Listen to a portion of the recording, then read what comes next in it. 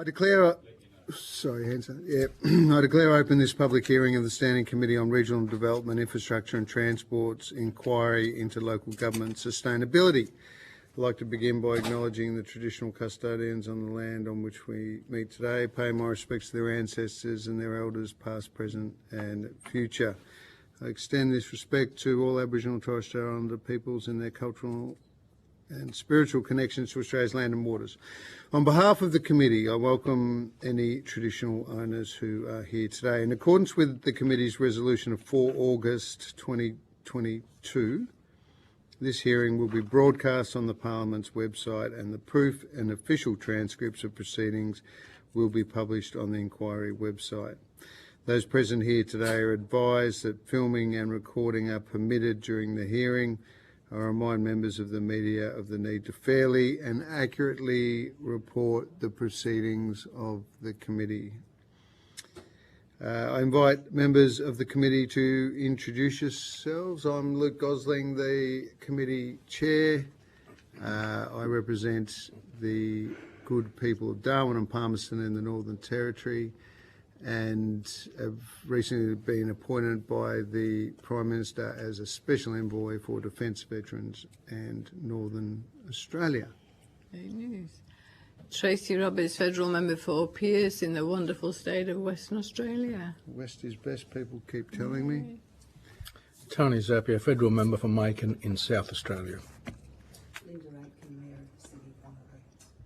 Bill Parker, Chief Executive Officer, City of Wanneroo. Wayne Jack, Chief Executive Officer, City of Kwinana. And Scott Buckholtz just ducked out, but he's from Queensland. Yeah. So I now call on the representatives. You've stated your names and the capacity in which you appear before the committee already. Although the committee does not require you to give evidence under oath, I should advise you that this hearing is a legal proceeding of the Parliament and therefore has the same standing as proceedings of the respective Houses of Parliament. The giving of false or misleading evidence is a serious matter and may be regarded as a contempt of Parliament. The evidence given today will be recorded by Hansard and attracts parliamentary privilege. I now invite you to make a brief opening statement before we proceed to discussion. To assist with the transcription of the public hearing, it would be appreciated if you could please state your name before responding to each question. That just helps us when the transcript's been written up. A small group like this should be okay. But Mr. Jack, if I can ask you to start off with a brief opening statement, and then we'll hear from the City of Wanneroo, and then we'll just go to some Q&A. Thanks, Mr. Jack. Thank you. Good morning, Chair and members of the committee. My name's Wayne Jack and I'm the CEO of the City of Kwinana. Appreciate the opportunity to speak to you today on the topic of local government sustainability. Local governments in Western Australia, including Kwinana, face significant funding challenges, revenue primarily coming from rates, charges for goods and services and grants from federal and state governments. However, constraints on revenue generation and increasing cost of services and infrastructure put immense pressure on our financial sustainability. One particular area of concern is the provision of regional open spaces, which are vital for the well-being of our growing communities. In Kwinana, there's a significant shortfall in playing fields and recreational facilities, and while the city's community infrastructure plan provides for future sporting facilities, it doesn't account for regional level amenities, leaving communities underserviced.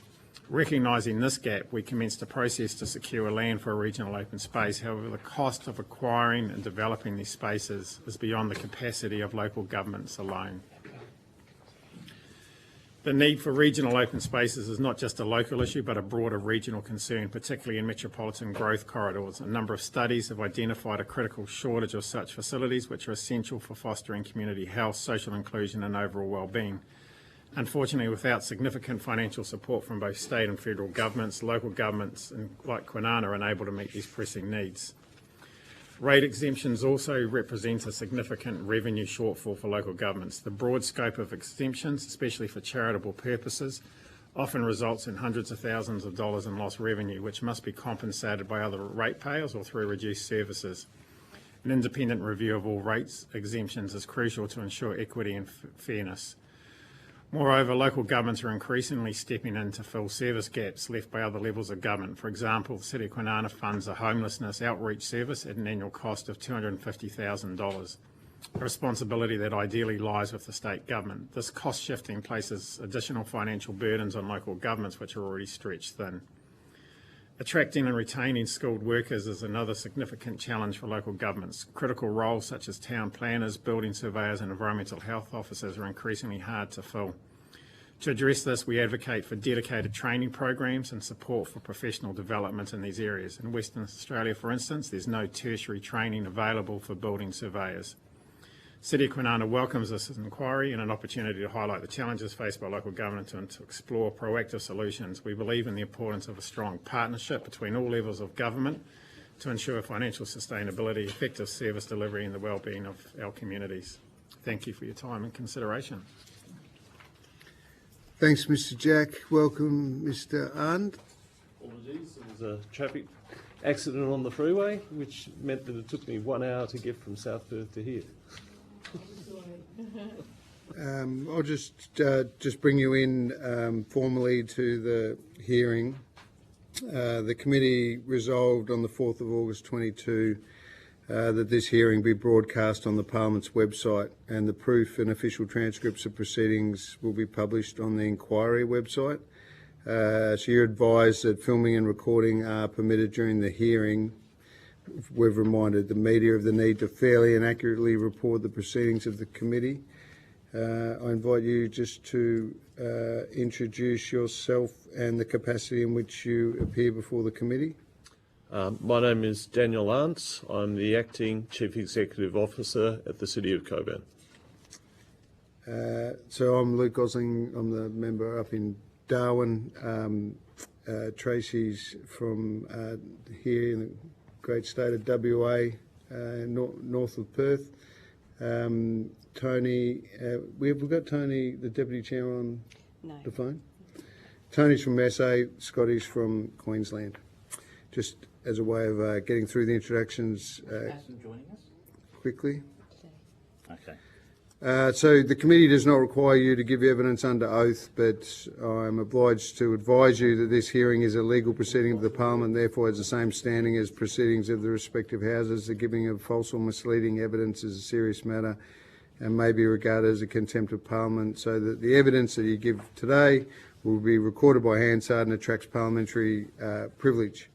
We've just had Mr. Jack provide an opening statement.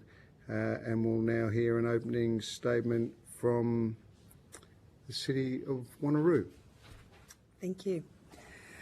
I'm Mayor Aitken, and I'd like to thank this Standing Committee on Regional Development, Infrastructure and Transport for inviting the City of Wanneroo to report on our experiences regarding sustainability in the local government sector.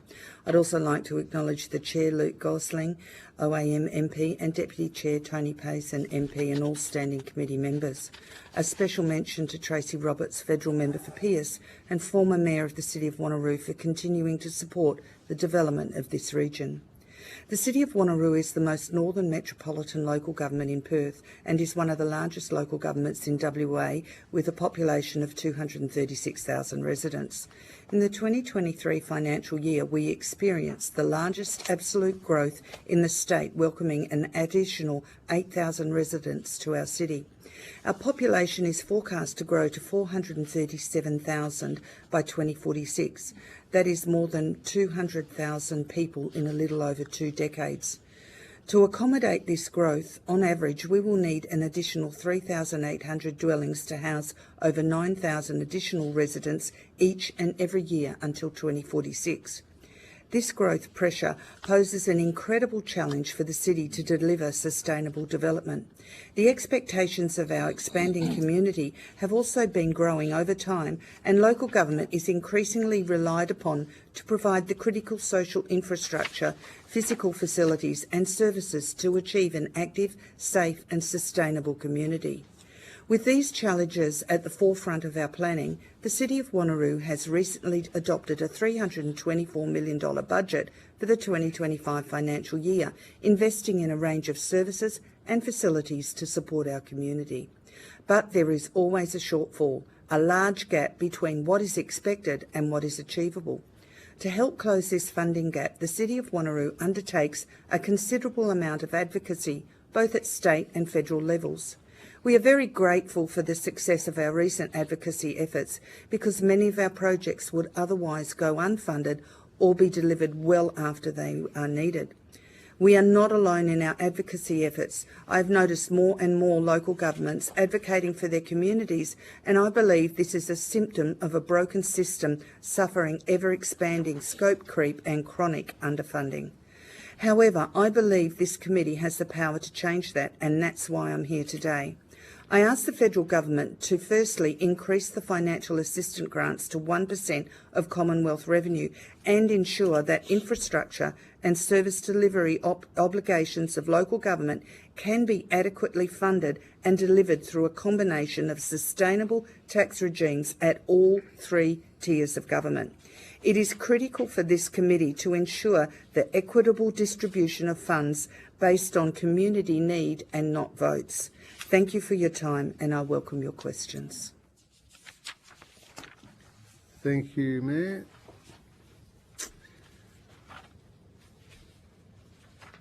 Okay, City of Coburn. Thank you. Firstly, the City of Coburn would like to acknowledge and appreciate the opportunity to actually make a representation to the Standing Committee on Regional Development, Infrastructure, Transport.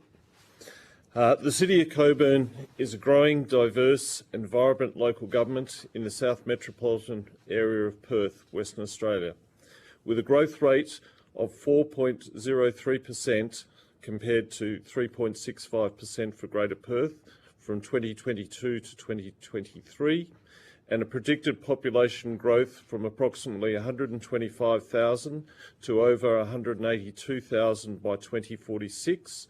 The City is advocating to sufficient resourcing to support that continued growth. It is an area with a unique location on the pristine coast, encompassing wetlands and 5 industrial hubs, as well as the largest marine industry in Australia, and an airport that needs The needs of our residents and environment are varied and diverse. The City is in need of significant infrastructure investment to support continued residential growth and the thriving industrial hubs to facilitate ongoing economic prosperity. As growth has continued, the City is growing concerned about the long-term financial sustainability as the persistent issues of cost shifting and insufficient funding considering the high growth occurring in the area. Residents are seeking continuity of costly services and infrastructure delivery that have made Coburn an attractive place to live and do business. The City's submission to the parliamentary inquiry has provided an overview of those issues affecting the City of Coburn in a Western Australian context. We've also made high-level recommendations from the Commonwealth to consider to improve the function and sustainability of local government. We welcome any questions that the committee may have. Thank you. I wanted just to kick off by just focusing on that issue of cost shifting. So from left to right, if we can start with Wanneroo, with examples of cost shifting that you may have, and what impact that's having. We had, Coburn mentioned cost shifting, but I think one of the other councils did as well. Wanneroo, Oak Creek. Yeah, we do have cost shifting. I mean, we collect the emergency services levy, but we also have to fund the volunteer firefighters. We find that we're getting increasingly looking after our homeless. We're having to put things in place looking after our homeless, which is not part of our core business. We find youth diversionary services we're dealing with an awful lot, which once again is not part of our core business. And I'm sure the CEO has a few other ideas as well as what is happening in cost shifting as well. Sorry, Mayor, can I just, the city is funding youth diversion programs? Yes, we are funding youth diversion programs. And we support other organisations that do that, but we are funding through our youth team, youth diversion programs. Do you have anything else to add to that? Thank you, Chair. I think the Mayor's captured that perfectly. Thank you. Okay. So Coburn, did you... Sorry, I just can't remember who else mentioned homelessness services. Oh, yeah, we'll get to... Anything from Coburn in terms of cost-shifting examples? Yeah, apart from the issue in terms of homelessness, there are also issues in terms of domestic violence, but quite clear, one of the more critical issues that we're actually finding is coming to the forefront is the issue of climate change and sustainability, where there is greater community frustration because there's a widespread misunderstanding of the roles and responsibilities of each level of local government. And this also extends the misunderstandings of revenue raising capacities of the different levels of government. And this ability directly impacts the capacity to deliver infrastructures and services, which is compounded by this cost shifting. Essentially, there's a greater awareness in terms of the community about the impacts of climate change. However, there is significant expectation put forward by federal government policy that matters would actually be addressed, and it often falls to local government or the expectation of the community for local government to look at how we actually deal with things like coastal erosion and how we protect coastal infrastructure. In addition, there's issues about the urban tree canopy and how that is actually coordinated with a lot of state government regulations requiring councils to look at increased urban densities, which means that we're actually leading to an increase in terms of built form and clearing of significant areas of vegetation and not allowing a lot of opportunities for street trees or tree plantings to actually occur. So what we're seeing is, as I said, there's a lot of federal government initiatives that have actually been put out and promoted, but it falls upon local government to actually try and look at how you address those without necessarily adequate funding sources.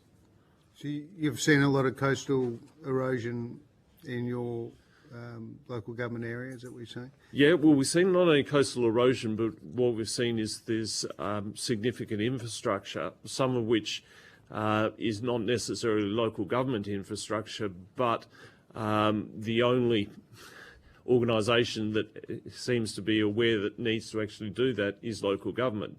And obviously that's quite a significant cost to actually undertake, and it often has significant repercussions further up the areas in terms of the actual coastline.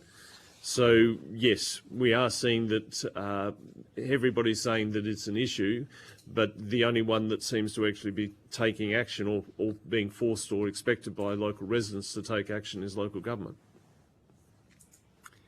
No, Mr. Jack, do you want to expand? It was homelessness services. Anything else? Yeah, thank you, Chair. So very much similar as Mayor of Wanneroo at the City of Kwinana. So we fund a homelessness outreach service, which we do through a service provider, but that costs in the region of $250,000 a year to run that program, to take rough sleepers, address their health issues and any other issues that they have, and then to place them into housing.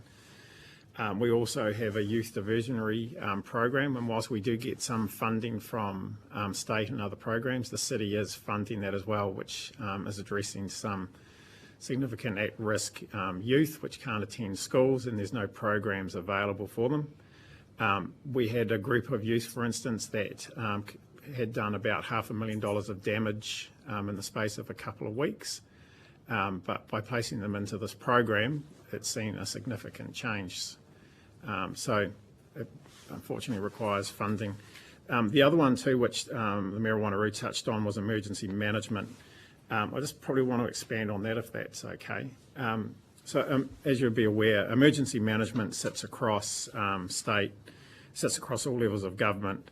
Recommendation 11.1 of the Royal Commission into national natural disaster arrangements was that state and territory government should take responsibility for the capability and capacity of local governments to which they've delegated their responsibilities in preparing for and responding to and recovering from natural disasters. As you'll be aware though, disasters now are becoming more than just bushfires. They're extreme weather events, heat waves, and so communities need to be more prepared and being able to respond to those. A more sustainable funding approach is required to enable local government emergency management that empowers local governments to undertake proactive approaches to, in terms of preparedness, prevention, response and recovery, so just moving beyond bushfire response.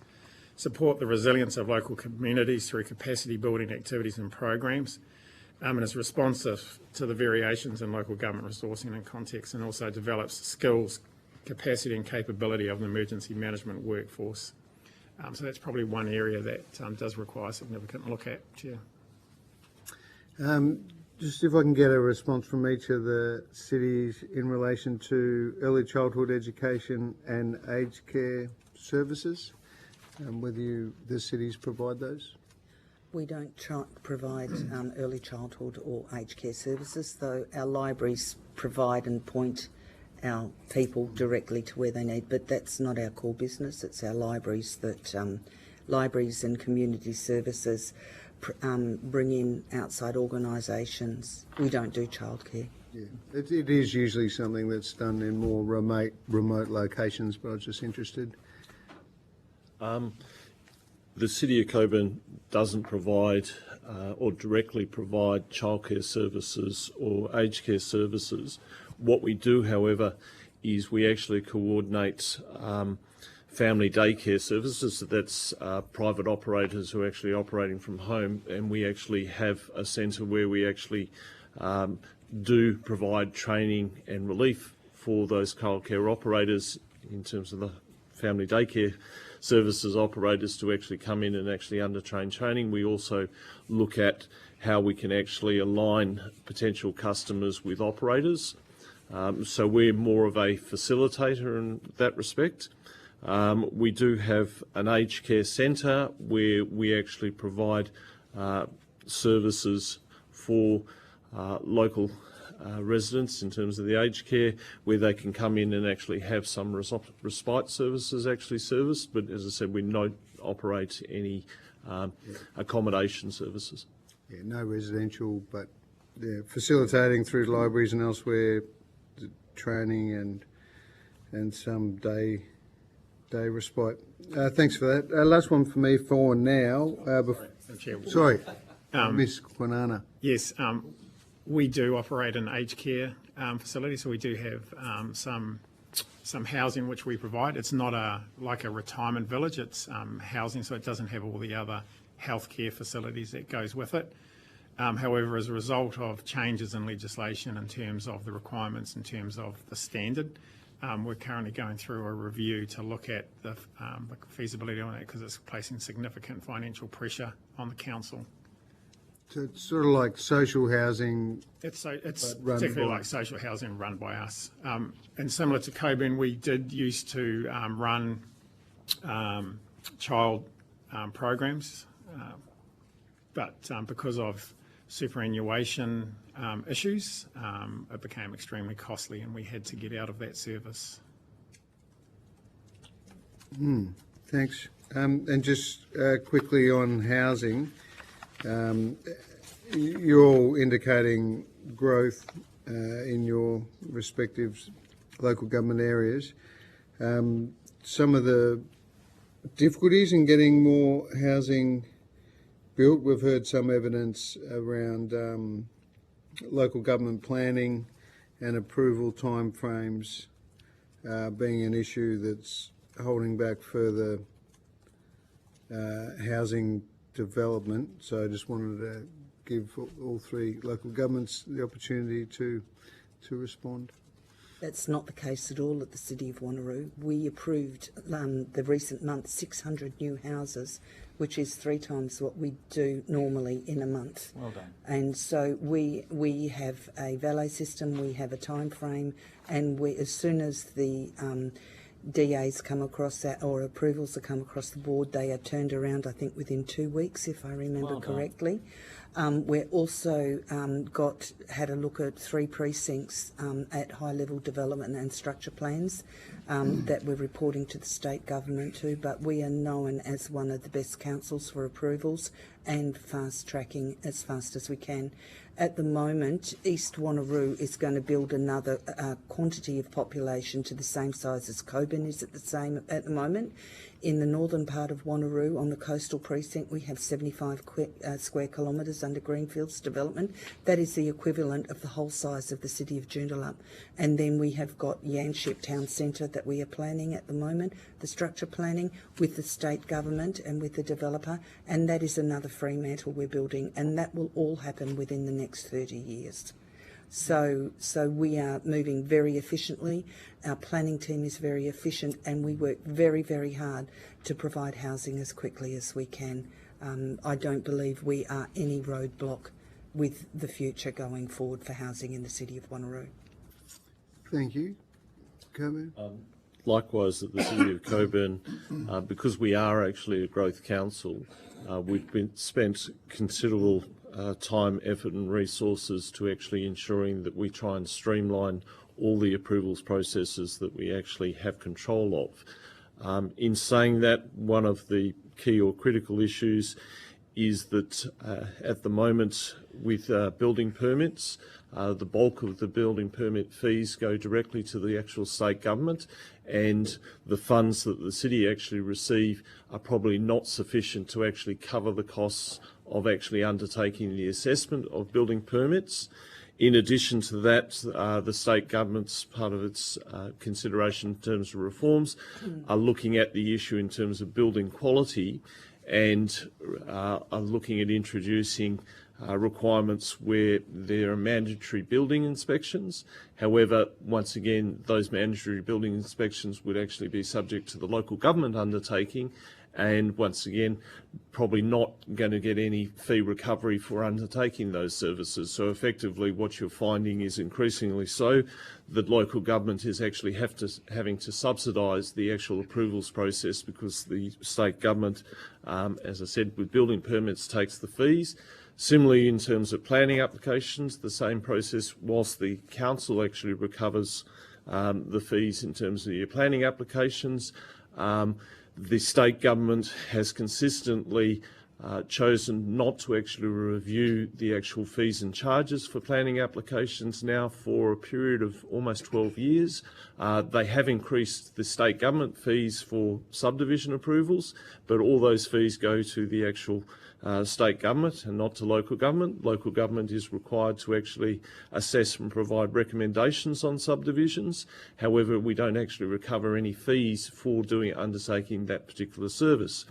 So yes, there is quite an area where we have tried to streamline to try and minimise the cost back to the actual council in terms of the fees and structures, and probably try and increase the amount of efficiencies, but increasingly we are frustrated by the fact that in relation to building permits, the state government actually keeps the bulk of any funds derived from the building permits, where it should actually be undertaken by the local government, because we undertake all the assessments.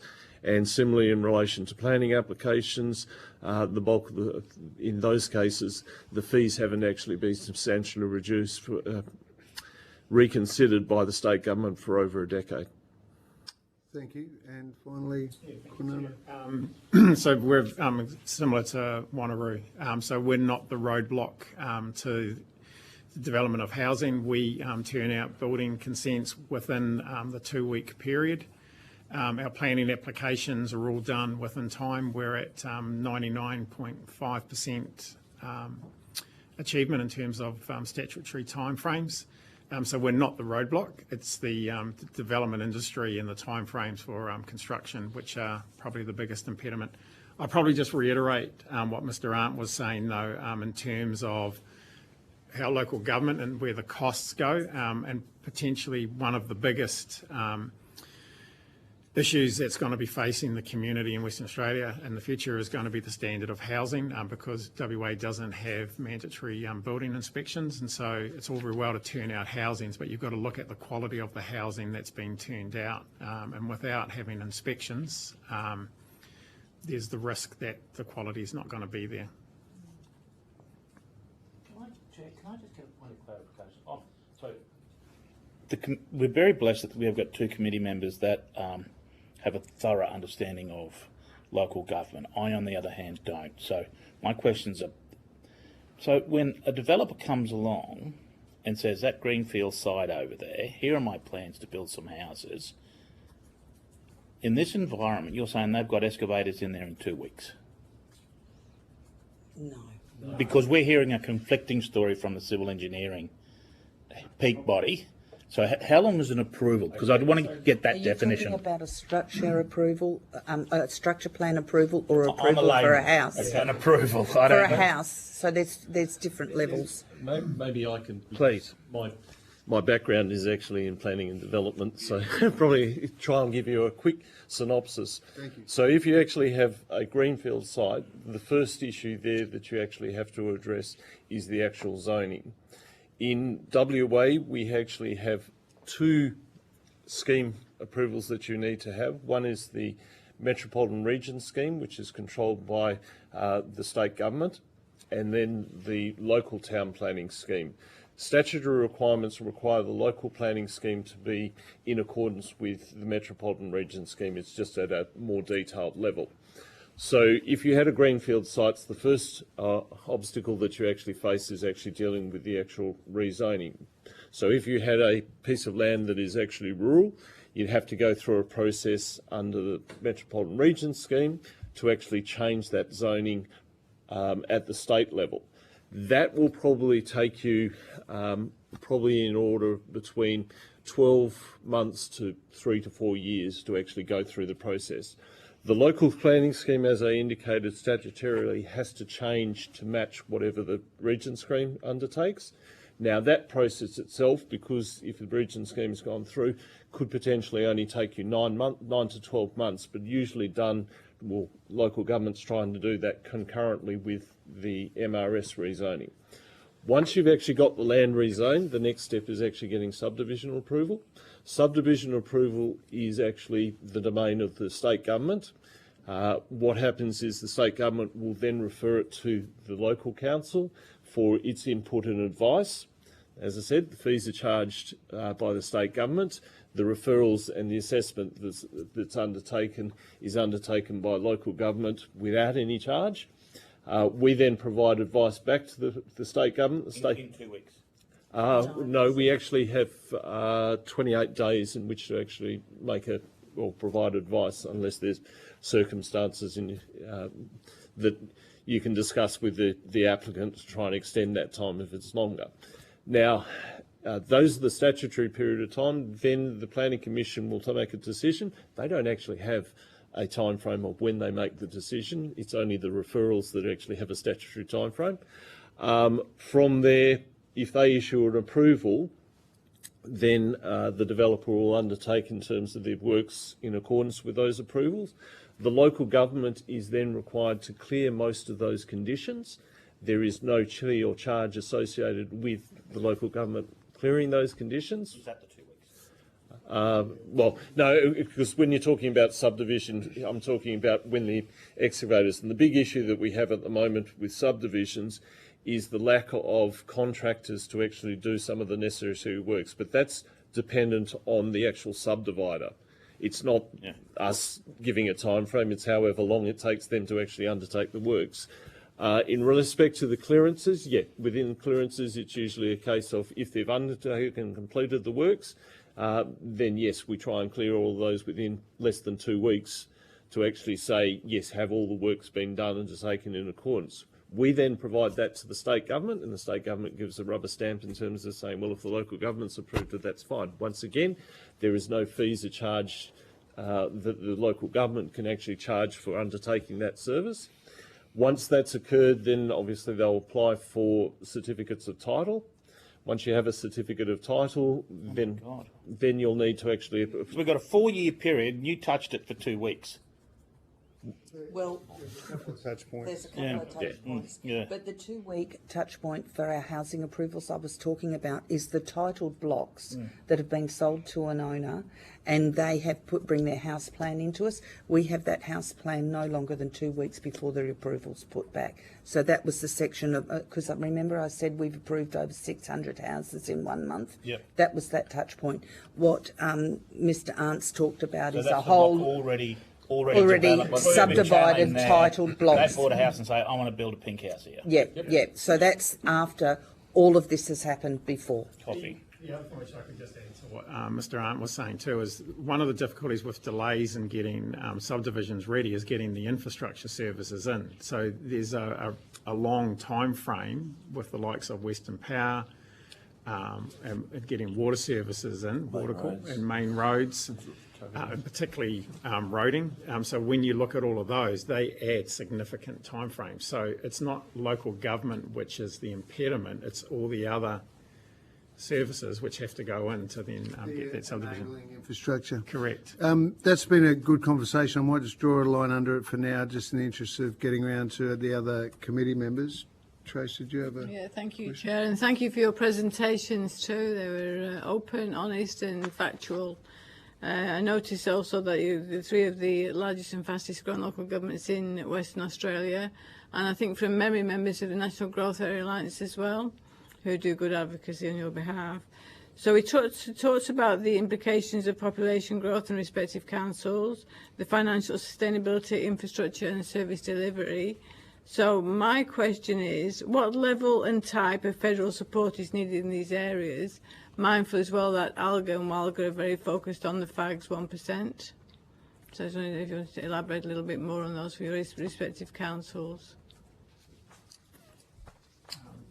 Yeah, we'll start. I'm quite happy to start. Common theme research with the financial assistance grants, which has declined. We had 1.2% of Commonwealth revenue in 1993-94 we received in the financial assistance grants. We are now down to 0.53% in 2021-22, and that is not sustainable with the growth of our communities and the growth. 0.53%. There you go. There's the data there. So where we were getting 1.2%, we're now down to 0.5. We've dropped our financial assistance grants by 50%, and it seems to be reasonable that we just want them back up to 1% of 1% of Commonwealth revenue. Just the FAGs, not all federal government assistance. No, that's line just one line item, which Ms. Roberts was talking about, which is the financial assistance grants. So it's really important to bring them back up to what we were receiving, at least in 1993-94. We've gone backwards over the last 30 years. Would you like to add to that? Yeah, I'll probably. I think you've covered the FAGs quite well. I mean, the point which I touched on in my opening comment was around community infrastructure and particularly regional open spaces, because the Growth Alliance Perth Peel, the GAP group of councils, so these are the fastest growing councils in the Perth area, a couple of years ago did a business case, submitted it to Infrastructure Australia around regional open spaces. There's a real shortage in the metropolitan area. These spaces are critical to communities and their social and health and wellbeing, but they're beyond the capacity of local governments to deliver. We're talking, $100 million plus developments, and so we do rely on state and particularly federal support, but there's no funding mechanism for them. Now, as an example, a couple of weeks ago, the Thriving Suburbs program was opened. It was only opened for a few weeks. $315 million. It closed on Monday, but interesting, on Tuesday morning at 8 a.m. after it closed, they sent out a thing saying it was going to be extended by another week after it closed. But that funding alone is not going to be sufficient for all of Australia, and never mind the requirements of the Perth metro area in terms of these regional open spaces. The one which we're looking to develop, that's got a cost of about $140 million. So It's not only just the development, it's the upkeep. it's the upkeep, because we're talking, $2 million a year to operate. So there needs to be a better funding mechanism for these rather than trying to have to advocate on each individual one. Can you just describe that for us quickly? What is the plan for that regional open space that's $130 million? So our regional, so the project that we're working on is, so we've got a real gap in our sporting facilities. So our sporting facilities under our community infrastructure plan are all at the local level, with one or two district levels. But sporting groups are crying out for more space. We've got a shortage of indoor courts. We've got a shortage of AFL footy fields, hockey pitches and that. So you need the regional open space to provide the scale to deliver it. Plus it's more efficient as well in terms of being able to manage and run it. To bring that all together, you need about 60 hectares of space. So once again, you've then got to acquire the land and then you've got to build the facilities. It's the scale of it pushes it beyond local governments, because it's also pulling in, and then once again, it's tapping in. So the one which we're looking to build will support the southern part of Coburn. It will support Serpentine, Jarrahdale. But trying to get 2 or 3 local governments to contribute to one area, it's not easy. No. And currently, with lack of regional open space, I've heard that the clubs are turning away families because they can't fit them in. So we've got a growing population with growing youth and not able to play sports. Yeah, that's correct. We've got examples from hockey having to turn players away, basketball, footy, cricket, they're all turning kids away. But, we've Does 130 to 140 mil include the cost of the land? No.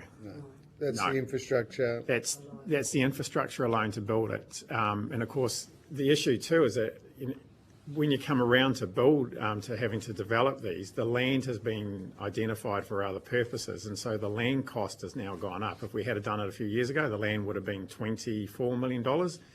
To do it now, the land's going to be $50 to $55 million. Right. Is that because it's in competition with industry or residential housing? Everything. Everything, yeah. Okay. Can I just contribute to that? In the city of Wanneroo, we've got to build 5 regional open spaces by 2050. So we've got Alkimos Regional Open Space happening at the moment. The land's being transferred. We have, with various levels of infrastructure, we have developer contribution funds and active open spaces, and we plan ovals, but they are not regional open spaces. So therefore, we don't have developer contribution funds to support regional open spaces. We are dependent totally on advocacy and grants and managing it, and through municipal funds. So therefore, regional open spaces, according to the Act, if I'm not correct, we're not allowed to use developer contribution funds for regional open spaces. But these regional open spaces are absolutely desperate for our community, and we do need support with getting them going and promoting them for our community. Would you agree? Yeah, absolutely. And I think there's a really good example. We've just had the Olympics. But hard for me being a Kiwi, but the Australians did extremely well. And the comment out was that we need to be developing the next stage of Olympians, but you need the facilities to be able to do that. And so these regional open spaces are critical to the development of the future. Not only that, for our youth diversionary we won't need so many youth diversionary services if our youth are busy playing sport and being mentored within. If there's not the sport and activities for them to have, they're getting up to mischief. And so therefore, it's a great avenue to be able to support our youth and give them focus and have them mentored as they move through teenage years and go through. It's really, really vital for the people growing up in our next generations. That social infrastructure, yeah, it's vital. The youth engagement hubs, swimming pools, sporting facilities are really important. That's great. It's a good conversation, and because you volunteered that you're a Kiwi, I'm reminded of something that Roy and HG said during the Olympics, and that was that New Zealand did very well at the Olympics, almost as good as Jess Fox and her family. So that was Jess Fox and her younger sister who did very well. Yeah. Chair, can I just make a comment? Whilst I totally agree with the comments by Wanneroo and Kwinana in relation to sporting, I think that there is also some fundamental issues with how the federal government actually goes about some of these grant programs, in that what typically actually happens is we have a formal announcement for a grant funding program that's going to be established. We then have a relatively long period where we are constantly asking about the grant funding, and the explanation is they're still developing the criteria for the grant funding to actually occur. Then there's an announcement, as indicated, that the grant funding round is actually open. And usually it occurs where there's about 2 to 3 weeks to actually make your submission. The federal government, in terms of the departments, usually take about 6 months to develop the criteria, but actually only allow for local governments a very short window in which to actually put together the application, which is very hard for us to do because it's very cost and resource intensive to actually put together grant applications, because usually the grant application nominations are fairly complex and require a lot of commitments by the local governments.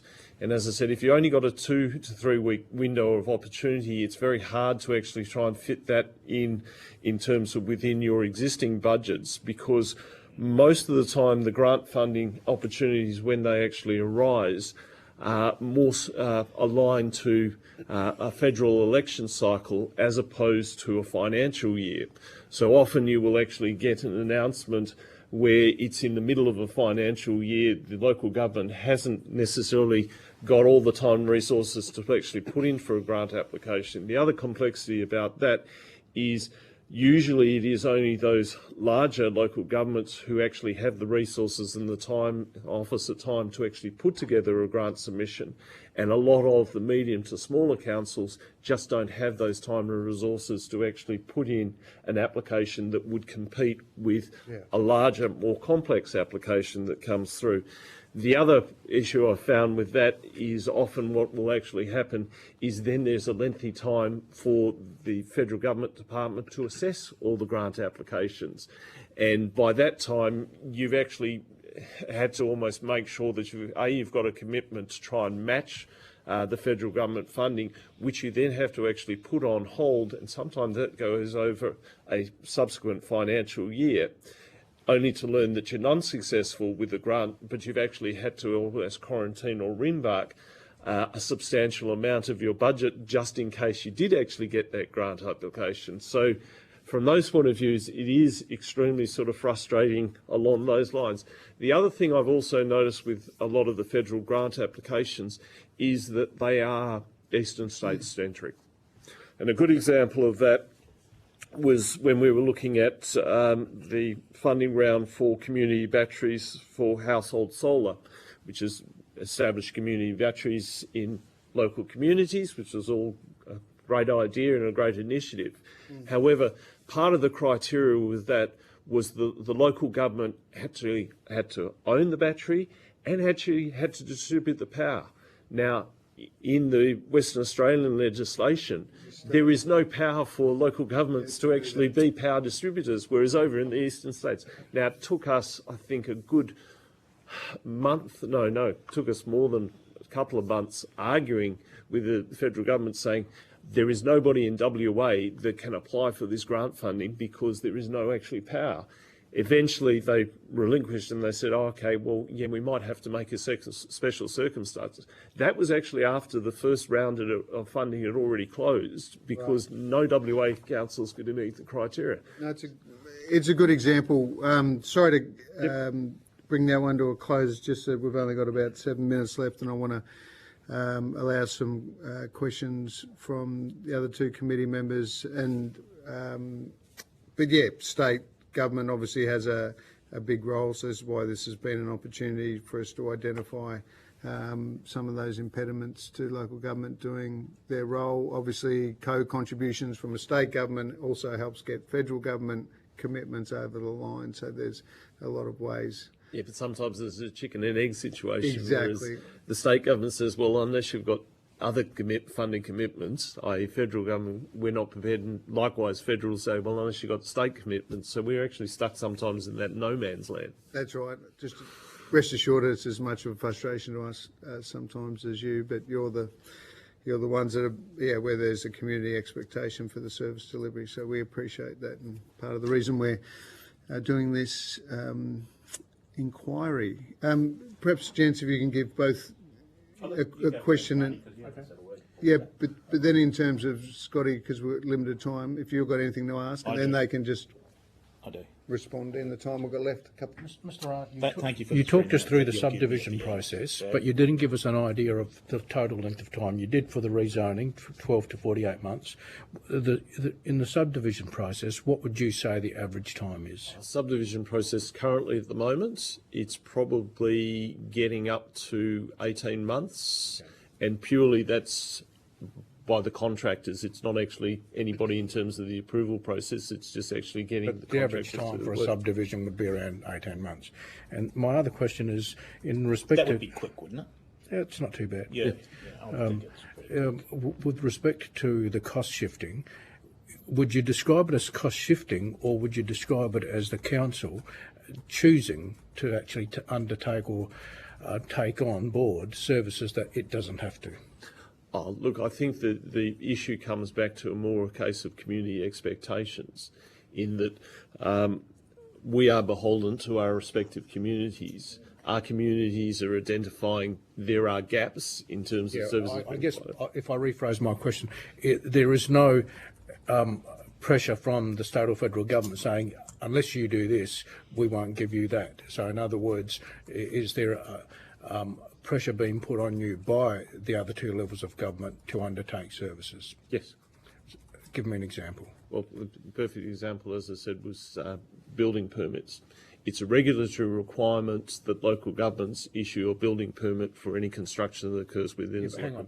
Is that cost shifting, or is that part of the process here in WA? No. If I get to the point, what I was going to say is that the fees that are actually charged go to the state government. No, I understand that, but I assume that that's always been the law. No, that was introduced probably about 10 to 12 years ago, where previously local governments actually basically kept all the fees, and then the state government actually changed that for, I think it's about 80% of the fees actually go to the state government, and the local governments retain 20%.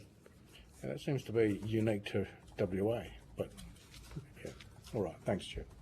Thanks, Tony. Thanks, brother. Final thought? Yeah, so not coming from council, can I just say your submissions, you can see there's a lot of work on it, so thank you for that, and congratulations on how expedient your turnaround times are. But I just want to, just from 1,000 feet, look down on these submissions, and the unit, the thing that holds them together is the 1% increase request, which is a request we get wherever we go in the country. There is growing evidence that the cost shift argument that's put forward is a real argument, and it's causing growing pains for local councils. I don't think there's any argument about that.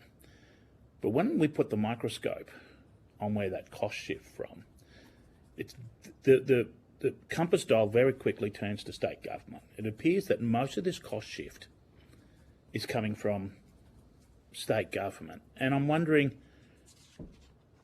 if you want to try and change the behaviour of the state government to continue to cost shift, what pressure are you putting on those legislative bodies, the states or Western Australia government for you guys?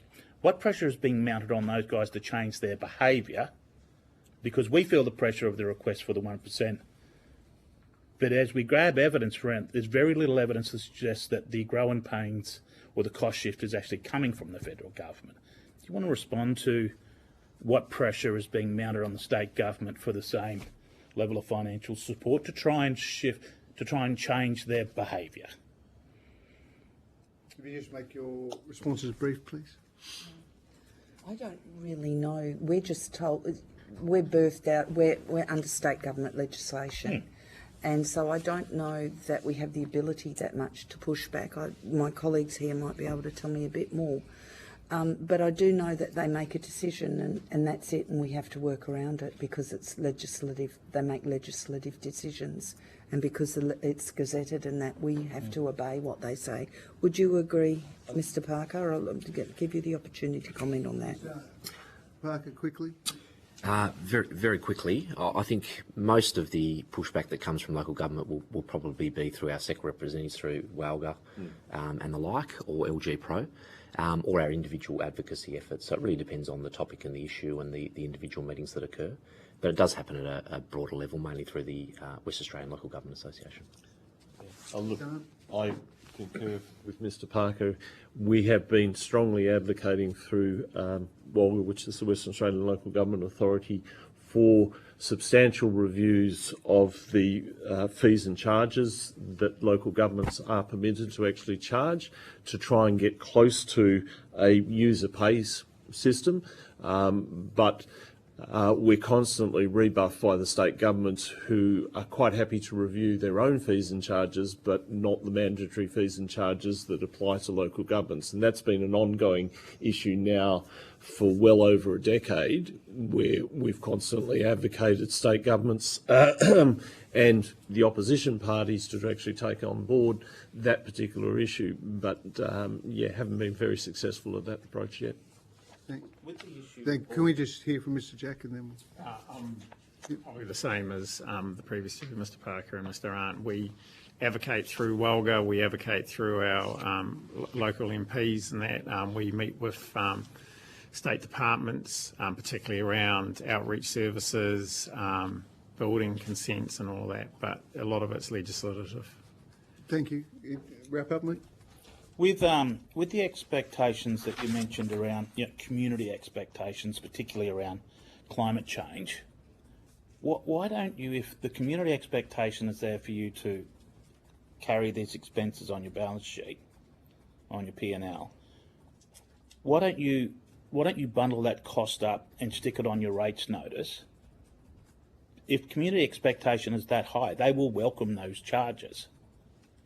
Because again, you're trying to change the behaviour of either greater expectation or a reduced expectation, either it's from the state government or from any of your stakeholders. Would council consider that? Well, most of our councils do on our rates notice actually put a breakdown in terms of what are the substantial costs that make up your rates, sure, to try and actually provide that sort of information. Yes, the issue becomes it's very hard to actually argue for somebody in terms of saying we're protecting the beach and actually having to spend $500,000 on sand renourishment on a beach, when you also have residents who actually live inland areas and say, well, I hardly go to the beach, so why should I actually be paying for the protection of the actual beach itself? Yeah, it was just a question in response to your point about the expectation of people with climate change in the community. Yeah, that's what Mr. Arndt made. But the issue with rates is the challenge that all councils face is that communities have this expectation to keep rates as low as possible, but there's expectations around high levels of service. They also make the connection with CPI. Local government's costs are not tied to CPI. As you know, the construction industry has been running at a lot higher than CPI, and so there's a mismatch in terms of that understanding. And then, of course, you've got the other capital projects and infrastructure renewal, which then also adds to it. And so it's getting communities to understand how local government costs are derived. And so that's the challenge that everyone faces. Yeah, and a continual education process, Yeah. no doubt. Just note that unlike Victoria and New South Wales, you are able to raise your rates. They're not capped, but at the same time, then there's the expectation as you You still need to do a lot of consultation with your community over rates. You articulated that well, and there was great responses, great evidence for us to consider as part of our report and recommendations. We're out of time, so can I thank you for your attendance here today. If you've been asked to provide any additional information, please forward it to the Secretary by 13th September 2024. I don't think there was any particular request for additional info, but if you did want to send any through, please do so by the 13th of September. We'll send you a copy of the transcript of your evidence, so you'll have an opportunity to request any corrections if there happen to be any errors. But thanks very much for coming in. Thanks. Yeah. Thank you. Good presentations. And really interested in that growth Yeah. council group too. That, National Growth Area Alliance. Very good one. A lot happening in WA. A lot of growth. See, not way too early. It's way ahead, isn't it? WA way ahead. There's a lot going on, that's for sure. A lot more than up and down, I'll tell you. Thanks very much for your time, and have a great day. Thank you. Yeah. Can the representatives from Augusta, Margaret River and Nowangarup hear us? Yes, yeah, we can hear you, Simon Nowangarup. Yes, and I can hear you here from Augusta Margaret River. Augusta, Margaret River. Okay, welcome. And thanks. We kind of went slightly over time with the last three councils or local government areas, but some great evidence and really looking forward to receiving yours. I'm Luke Gosling, the chair of the committee. And we have previously acknowledged traditional custodians. In accordance with our committee's resolution on 4 August 2022, this hearing is being broadcast on the Parliament's website, and the proof and official transcripts of proceedings are going to be published on the inquiry's website. Those present here today are advised that filming and recording are permitted during the hearing. Remind members of the media again of the need to fairly and accurately report the proceedings of the committee. We'll get the committee members just to introduce themselves quickly around the room. Tracy. Good morning, Tracy Roberts. I'm a federal member for Pearce in the great state of Western Australia. Woohoo! Scotty Bookholz from Queensland. Tony Zappia, federal member for Macon in South Australia. Thanks, committee members. So for the Hansard record, starting with Augusta Margaret River, can you please state your full names and the capacity in which you appear before the committee? Sure, it's Melanie May Stevens. I'm here as Director of Corporate and Customer Services for the Shire of Augusta Margaret River. Thank you. And Nowangarup? Well done, Nowangarup. Hi, my name's Kate O'Keefe and I'm Shire President. And David Nicholson, I'm the CEO. So Shire President's like a mayor, right, Kate? Correct. Do you prefer to be called Mayor or Madam President or Kate or whatever? Kate is perfectly fine, thank you. So where's home? Down Margaret River Way? No, Nowangarup is in the Great Southern region. We're about 140 kilometres north-east of Albany. So northeast of Albany. Great spot. Beautiful spot. It is, yes. We're nestled up against the Stirling Park. Right. And so that's sort of freshwater. Have you got any coastal areas or it's No, we don't have coastal. Inland, beautiful. We don't have mountains and inland. rivers yet. Great, thank you. And Augusta Margaret River obviously got some coastal areas as well. That was Mal, wasn't it? Yeah, it's Mel. We have plenty of coastline and lots of forest as well. Fabulous surfing. Yes. Lots of surfing, most importantly, lots of wine as well. Yeah, unfortunately, I haven't got time to get down there, but never mind. I know how good it is. I've got family down that way. So, although the committee does not require you to give evidence under oath, I should advise you that this hearing is a legal proceeding of the Parliament and therefore has the same standing as proceedings of the respective houses. The giving of false or misleading evidence is a serious matter and may be regarded as a contempt of Parliament. The evidence given today will be recorded by Hansard and attracts parliamentary privilege. I now invite you both local government areas to make a brief opening statement, and then we'll get into some Q&A. With coming in on the phone, it assists us in the transcription of the hearing. If you can just restate your name before responding to each question, just helps us to identify in the transcript who's speaking. And if we can start with Augusta Margaret River with an opening statement. It's really an opportunity to focus on your most important points you want us to take away. Thank you. No problem. Okay, so Mel Stevens from Augusta Margaret River. Really thank you for the opportunity to submit a response to the inquiry and then again attend today. There isn't really much I wanted to say, mostly it's all in the submission.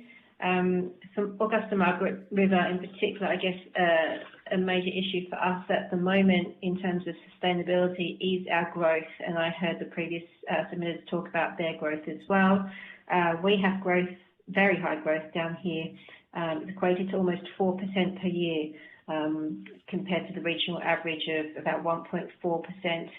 The issue we have down here is that we're also a very popular tourism area. So when our ratepayers are funding a level of service, they're not just servicing the population down here. We've also got a very high tourism base that is being funded through ratepayers, and a very large transitional workforce because of our wine industries as well. So that's a current challenge for us. Also, I guess we have issues like the ever-increasing demand for services in the region, and we've got emerging trends as well, like how do we adapt to the changing climate, how do we adapt for our changing population demographics, increasing cybersecurity risks, things like that. Being a regional area as well, I suppose a major challenge for us is also in attraction and retention of staff, which I noticed was part of this inquiry, exacerbated by issues with housing shortages and the cost of labour and just getting materials and contractors down here. So, yeah, again, really thank you for the opportunity to make a submission, and I'm really looking forward to seeing where this goes. Thank you, Mel. Kate?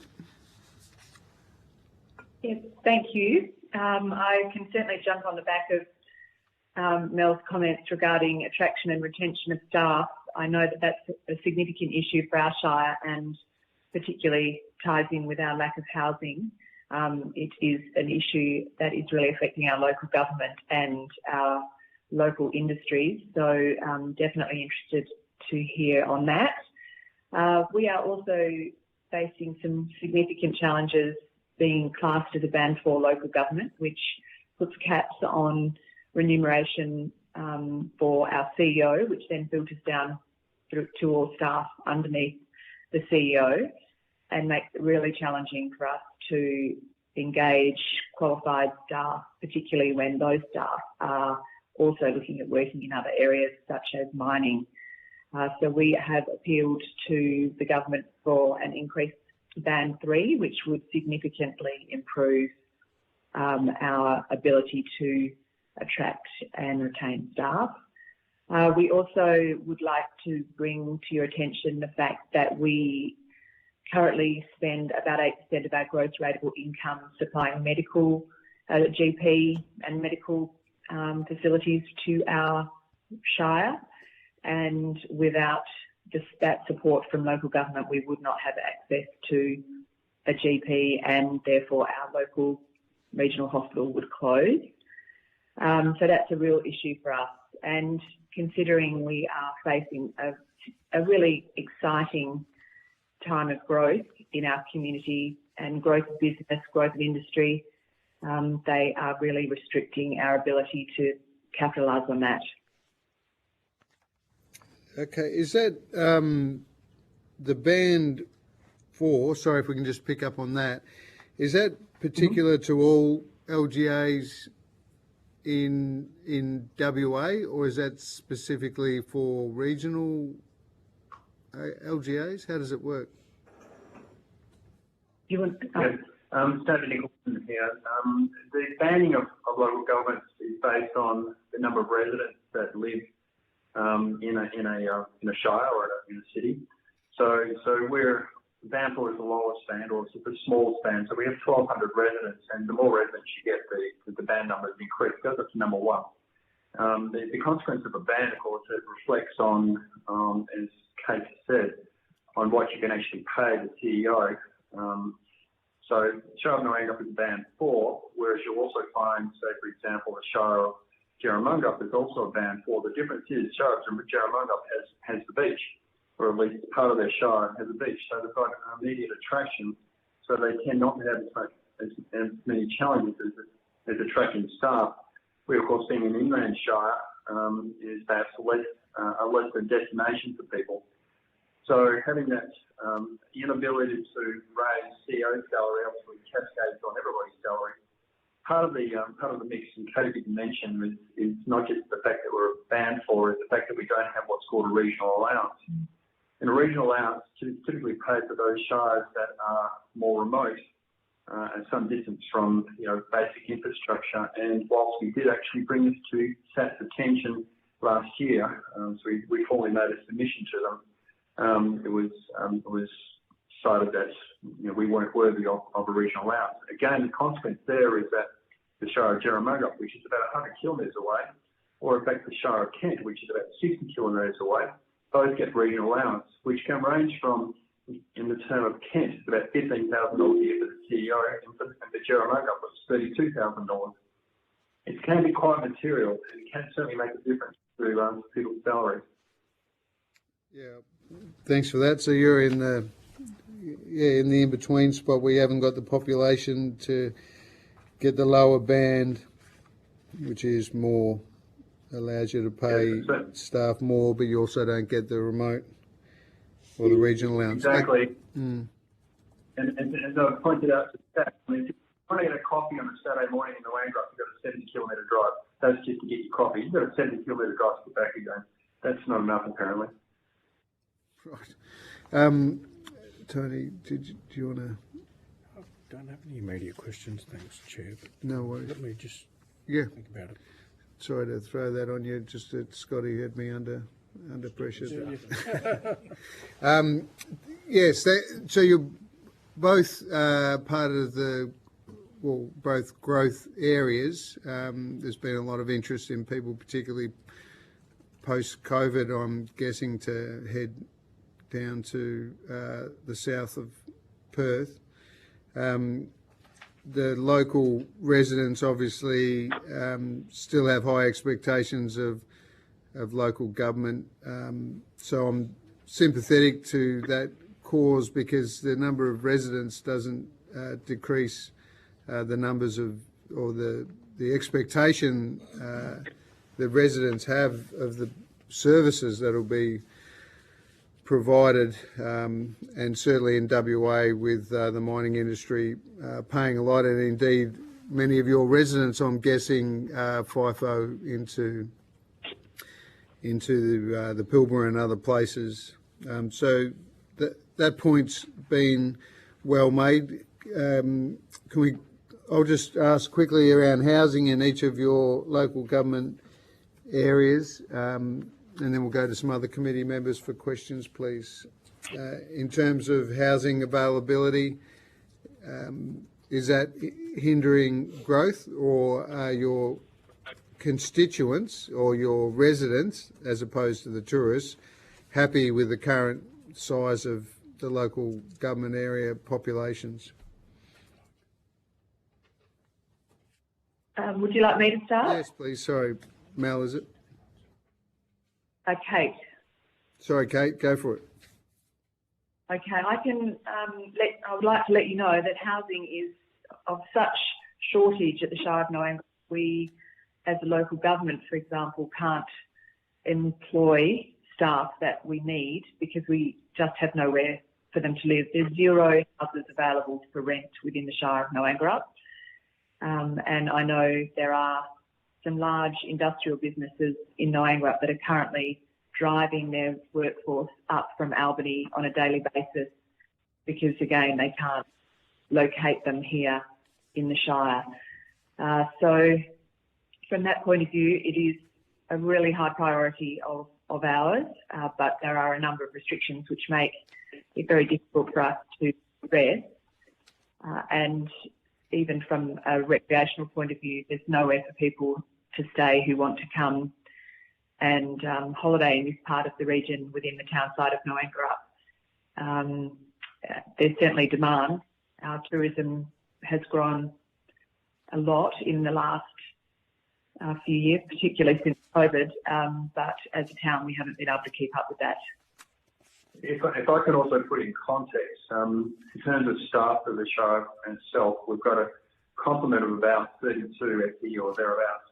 In our depot, which is the outdoor guys, maintain the roads in our assets, we've got about 15 positions there, and at the moment I have 11 vacancies. So you can't just attract people, but when they do apply, the first thing they say is, "Where can I stay?" And our first response is, "Well, we have nothing." And how far is it from Albany? 140 kilometres. Yeah, that is significant drive. Tony, Yes. Zapier? Mr. Zapier, please. Thank you, Chair, and thanks for your submission and your evidence thus far. Can I ask this, separate to the Western Australian Local Government Association, do the councils in Western Australia also have regional organisations where you collaborate and work together with the councils that are immediately around you in your region? I'm happy to respond to that, David Nicholson again.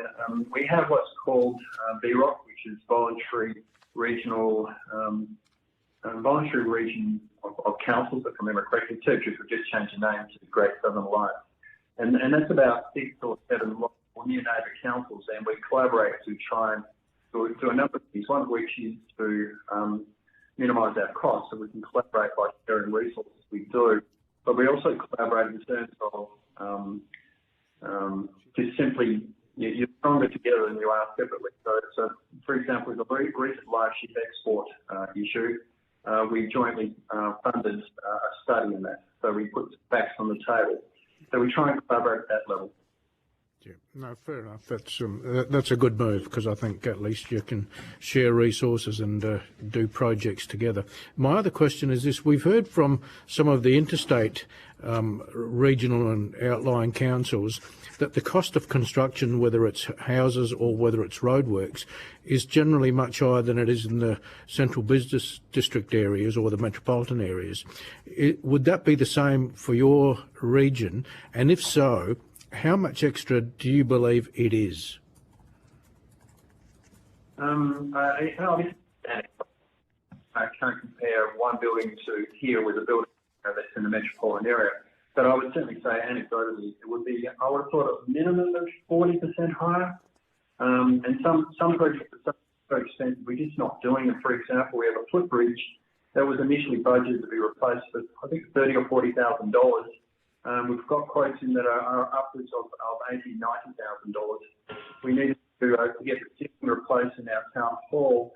And first of all, you can't get anybody to quote. That's the biggest challenge. And in the end, you can actually, when you manage to twist somebody's arm, and they'll come along and they might give you a quote, and the numbers are ridiculous. And so the town hall ceiling, the better part of, again, $80,000 or $90,000 to replace. And are you finding that once a contract has been issued for example, the bridge you're just referring to, that halfway through the construction, the company that's been engaged will come back and say, look, it's actually going to cost more than what we anticipated and what we quoted you for? It's a good question. Obviously, the bridge I can't use as an example because we haven't started it. But I can certainly give you an example of some roadworks where we've certainly had to reduce the length of roadworks because the initial price has gone up and we don't have any more money. So instead of doing, for example, 5 kilometres of roadworks, we might scale it back to 4.5. Yeah. No, thank you for that. Scotty, did you have Trace? Yeah, thank you for those presentations. I know the challenges are different. We've got the so Augusta and Margaret River population grew by 3.92%, and we've got Naranggarup, which has got zero, effectively not a lot of population growth, but concerns with regards to their salaries and 11 FTEs. So competing concerns, but nevertheless challenging in both instances. So my question is, given the implications of the population growth and also the challenges that you're facing respectively, and financial sustainability and infrastructure and service delivery, what level and type of federal support do you believe is needed in your areas? And I'm mindful that Walgra and Algra do good advocacy on your behalf, and I know there's been a big push for 1% with the fags. So if you could... Is it Tracy? Yeah, it is. Hi Tracy. It's David Nicholson from City of Wanneroo, by the way. I remember, David. I was going to say hi to you, yeah. Hello to you as well. Tracy, really good question, and absolutely, and I think Mel from Augusta Margaret River would have a similar response. A lot of the assets we have in the Shire of Naranggarup obviously are community assets, and I'm talking community broader than simply the Shire's community. I'm talking the whole state. We have lots of assets that people use, yet we pay for, and so grants from federal is really, really important. I mean, we have 1,000 kilometres of roads we have to maintain, for example, and 800 of those are gravel. And gravel roads need a lot of money spent on them all the time, and they're used by everybody. For obvious reasons, not like you're going to sign up saying locals only. So having grants is really important. Our rate space is small. The imposition on rate space continues to be high. We just put up our rates again by 6.5%. And we obviously justify that by trying to explain to communities some of the benefits that they're getting from that. But it's going to wear thin on the community when our assets are depreciating rapidly, and the cost of them to replace them is increasing just as equally as quickly.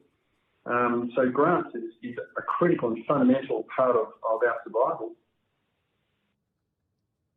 Can I add to that? It's Mel Stevens here from Augusta Margaret River. Thanks, Mel.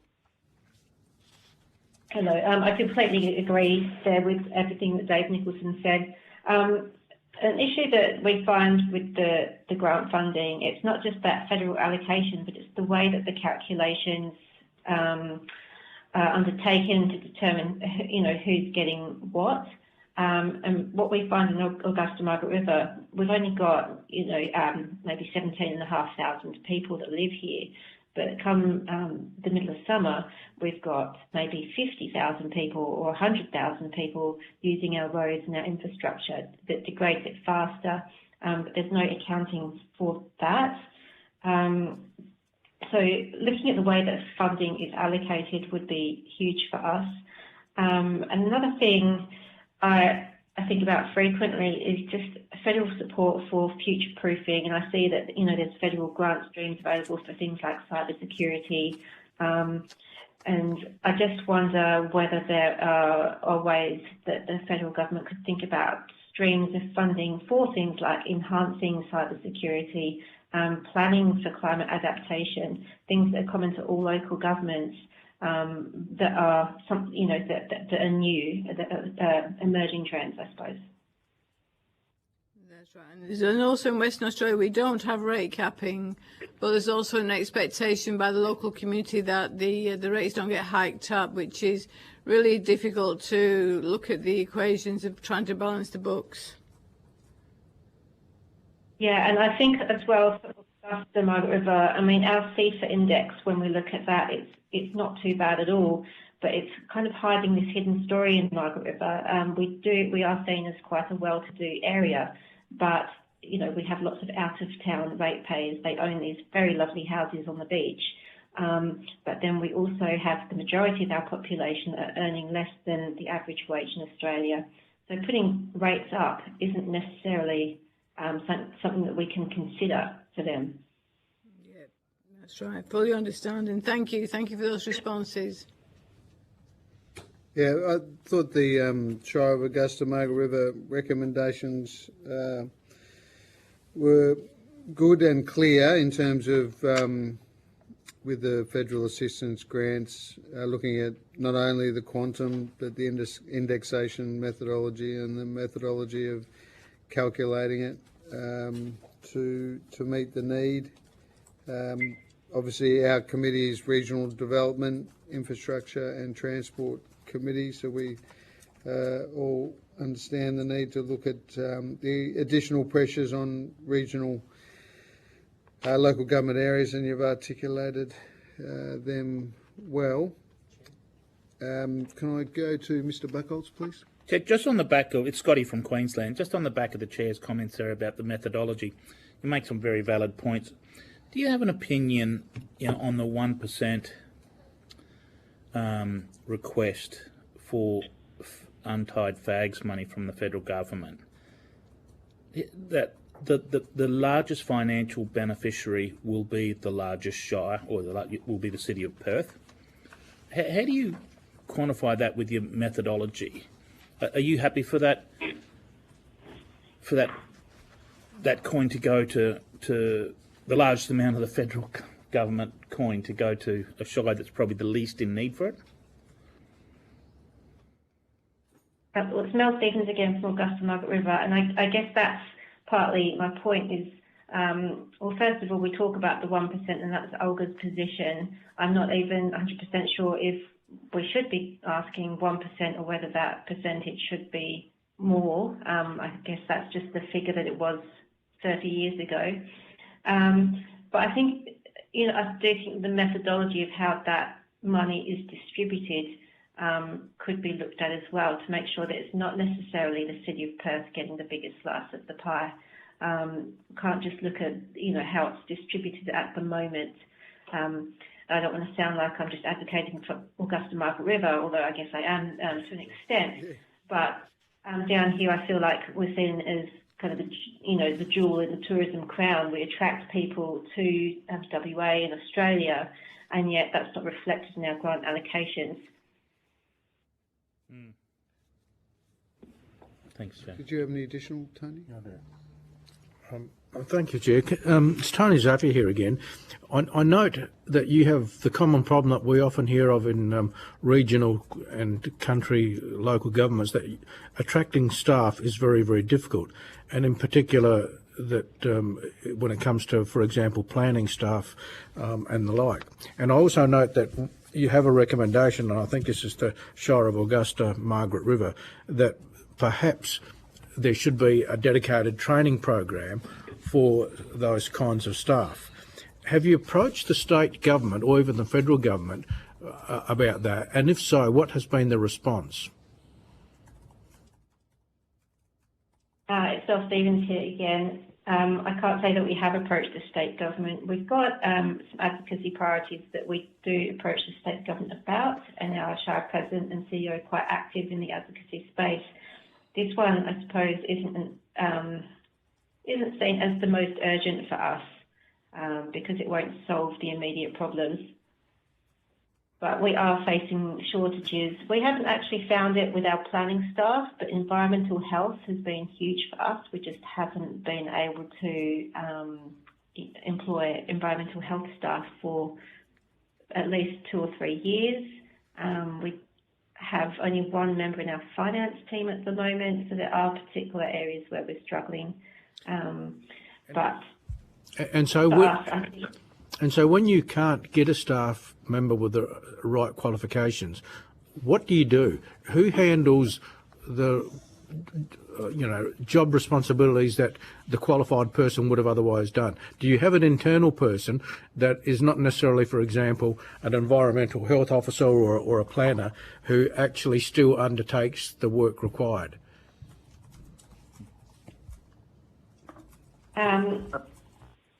Mel Stevens again. For us, I guess it comes down to prioritising workloads at that point, and service levels do necessarily drop. So we focus on meeting the absolute key requirement or the core requirements, and everything else falls to the wayside.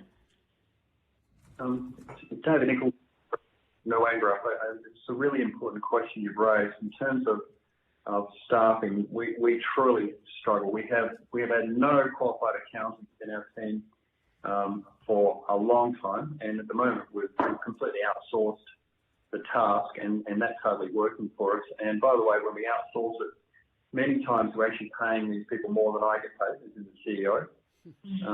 In terms of planning, EHO, both functions are outsourced, and one's with a contractor, and again, his hourly rate is more than what the CEO gets, and one's with a casual who spreads himself amongst many other local governments, and his availability is so slim. Currently looking at getting a second person, and again, paying premium dollars. And in the end, you have no choice. The work is a requirement by law, so you simply pay what you have to pay, and that includes travel, accommodation, whatever's required. And it certainly does add to our cost structure. And if I can add on to that, and it gets back to what I said earlier, or Kate also said about the SAT allowance for CEOs, we've tried to get an allowance, we've tried to get into a higher band so we can pay staff more, recognising that the current wages aren't adequate. And Kate pointed out how medical costs were high for the Shire. Well, we pay, in essence, the Shire pays for its doctor. And the Shire actually contributes over $400,000 a year to get a doctor in town. That, by the way, is on top of what the doctor themselves charge. So they make their own income. And then for them to say, we've got to contribute another $400,000. And I think to myself, if we can get it right as in terms of, well, we know we won't get a doctor unless we have to pay premium, how come the state government is putting this cap on what we can pay staff? Because guess what? It's not working. We can't attract people. And it reflects in the fact that we outsource so much. So either drive in, drive out, or people just don't come here. Everything is simply done online. And the hourly rates, as I said earlier, are higher than what the CEO gets paid. Yeah, no, thanks for that. And I would totally understand that outsourcing becomes a more costly way of doing things. I just think that the suggestion of having dedicated local government courses, where perhaps it's even a short course, that enables someone at least to do the basic work that's required of a particular job, is a good idea. And I think it's something that you should follow up. Agree. It might at least save you some money, because just for your interest, I used to be mayor of a city in South Australia, and whilst I wasn't there at the time when the city started, there was a city engineer and a town clerk who effectively did everything. It was actually a country type of council at the time, but everything that came up, effectively they were doing it because they were multi-skilled, if I could use that word. Yeah. Well, that's certainly the case now, but of course the legislative requirements are so much more onerous, and the community expectations, and for a very good reason, are so high. Perhaps the days where maybe a local government could survive on just a bare number of staff, I don't think they're long gone. Yeah, yeah. No, Mel Stevens here as well. I said that from the Shire. I just feel like the skills that we're lacking at the Shire are not ones that you can necessarily pick up with that short course. I think, it's things like having really good financial understanding that you could only get from a financial accountant, or having that, qualified EHO that's been through university and so they've got that certificate. There are, general admin things that you could possibly pick up with the short courses, but I'm not convinced that having short courses would fix the issue. Yeah. All right. Thank you for that.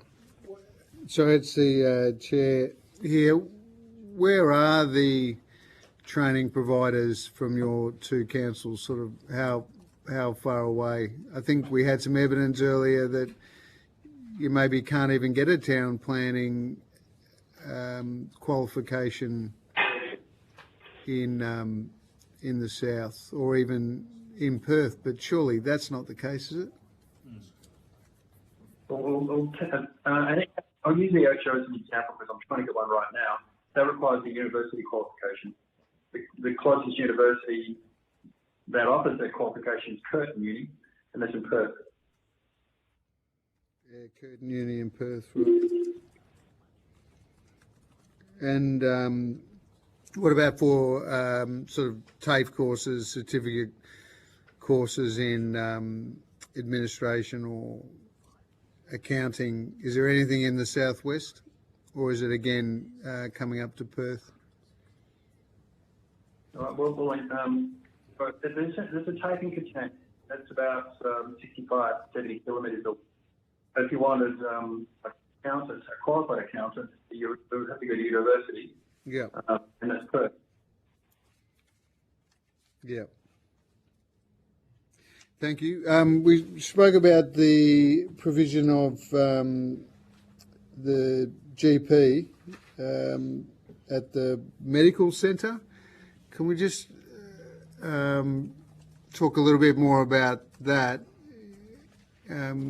So WA Health runs a small hospital or a health centre, I can't remember how you described it, and then in order for it to be serviced with a GP, the local government area is contributing to the GP's wage. I just want to make sure I understood that, because what I'm getting to, I guess, is any cost shifting from the state government to local governments and how much that's costing the local government.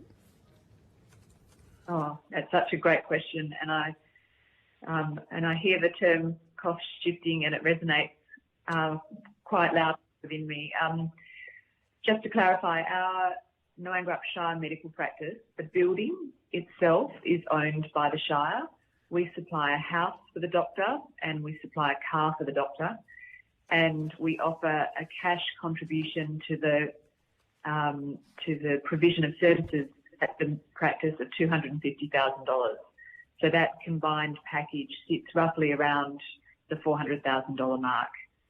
WA Country Health Services manage and run the Noangrap District Hospital, and they can use the doctor, the GP, that is working at the Noangrap medical practice on a contractual basis. Right. Are there any other cost shifting issues that either local government wanted to outline?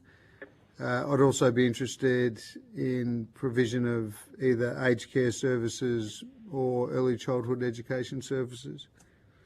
Maybe start with Noangrap. Yeah, I'm happy to comment because it's such an important question, and I've got some examples. Getting back to the housing issue, so I suppose it's not the medical, but it's the housing. Because there are no housing in Noangrap, and the Shire is now forced to build some homes. So that's for our own employees, because there are no houses for our own staff, but it's also for state government employees. So we've engaged with the state government to actually ask them to contribute, and it's very much a big fat no. By the way, this project is going to cost us between $5 and $6 million. We have a rate base of about $4.6 million. So the Shire's about to, or going to try and commit $5 to $6 million to build about 12 homes for Shire staff, but also for school teachers because they can't get staff, for police because they can't get staff, and for nurses because guess what, they can't get staff either. And as I said, the frustration is, despite having this conversation with the state, the response has been consistently no. The other one is in terms of cost shifting. We obviously live in a higher bushfire risk zone, so there are two positions that would normally be Department of Fire Emergency Services positions at DFEC. One's called a community emergency services manager, and the other one's called a bushfire risk coordinator. So two separate positions. They're both DFEC positions, but because we live in a high risk fire zone, DFEC has said, well, it's your problem. We're happy to help you. So they do contribute, but the lion's share of the costs are ours. Despite the fact, by the way, that both these employees are badged DFEC, so they have to wear DFS uniforms and their vehicles and all their equipment have to be to DFS specifications.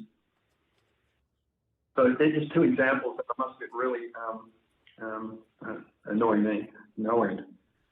Yep, we certainly got that. Thanks, David. On the back of that, Chair, can I just tap in? Please. Part B. It's Scotty from Queensland here again. We had a group of mayors and CEOs in this morning, and very similar messaging to what you guys are saying, loud and clear about the cost shifting and the evidence that we're taking from right around the country, that there's absolute sufficient evidence to support that there is an abuse, really, of cost shifting. But the abuse seems to be coming from the state governments, not just WA, but it seems to be coming from state governments. But the response from local government, from what we're hearing, it doesn't seem to be going back and having a collective pushback on the state. It just seems to be a collective, I know, we'll solve the problem by asking the federal government for 1% of the federal contributions. Can I just ask here in Western Australia, is there any, like the local government body or across the state, is there a coordinated request for a recalibration of costs with state government? I know you've indicated in your evidence that you've asked individually and been told a flat no. There's certainly a coordinated approach for asking the federal government for 1%. That's evident. My question is there a coordinated request of asking the state to try, for financial support to try and change the behaviour? Otherwise, you ask 1% for us, you're going to be back next year asking for 2% as the behaviour continues. Again, if I can speak to Noangra, and I get back to CO salary. So through WALGA, we have certainly advocated, and WALGA have taken up that approach. And in fact, to tell you the truth, it actually did result in a fairly good increase in CO salary to Band 4 COs last year. So in fact, the increase was, I think, 13%. So that's been through WALGA, and we certainly did put pressure on WALGA to try and assist in that respect. But other than that, as an example, I'm not aware. Yeah, I'm not aware either. Thank you. So just a point of clarification there, because it's not the best line. You were saying you did achieve Band 4. So previously you were saying for a long time Band 3 held you back, but you are now... No, sorry. No, Shire Noangra is a Band 4, a Level 4, and we still are a Level 4.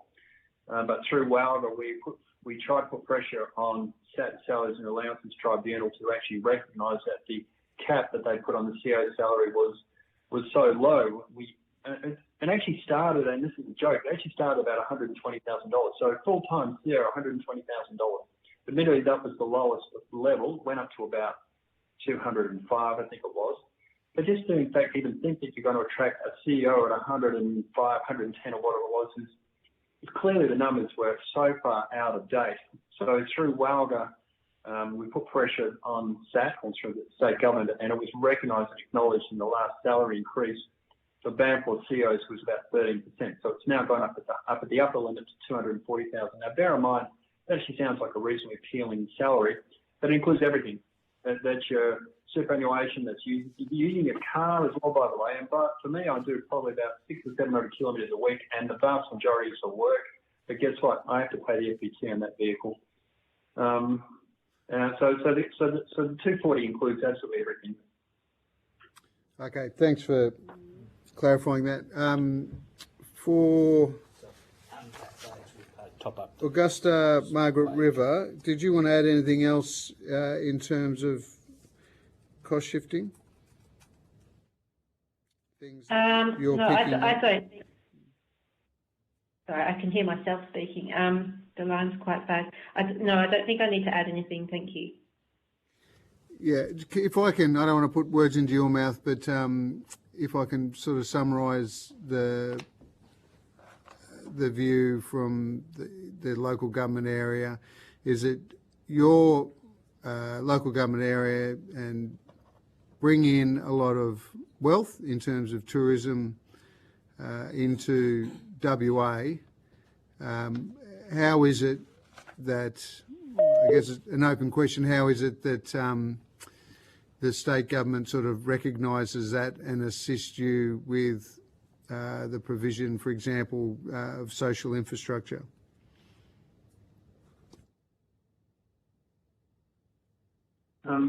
Again, in terms of Noangrap, I'm starting in, but the Shire of Noangrap is actually an extremely wealthy shire because we've got a lot of very successful and very good at what they do farmers. So it's not just through good luck, by the way, it's through a lot of damn hard work and a lot of generational, capitalising on the knowledge.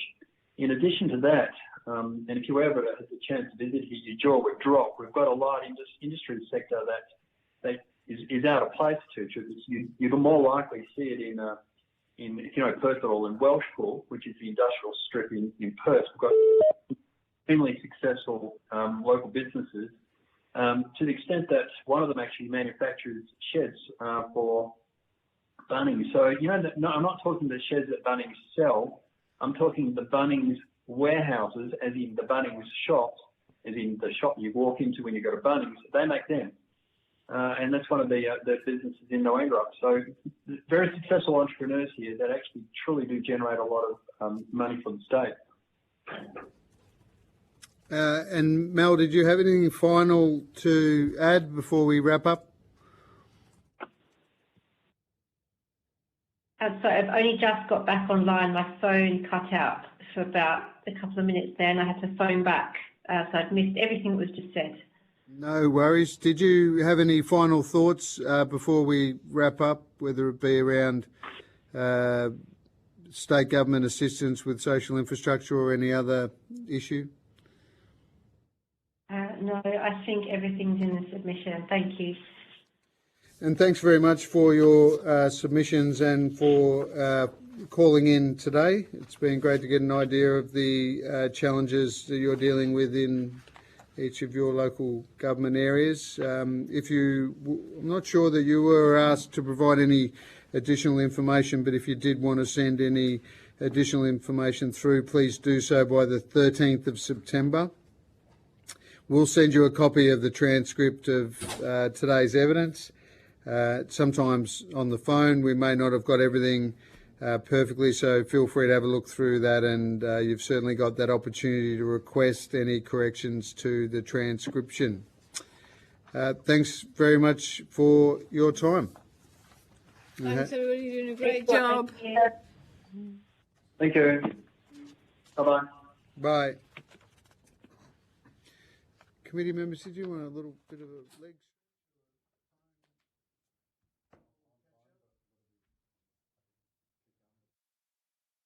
We'll just suspend the hearing. That's now in the transcript.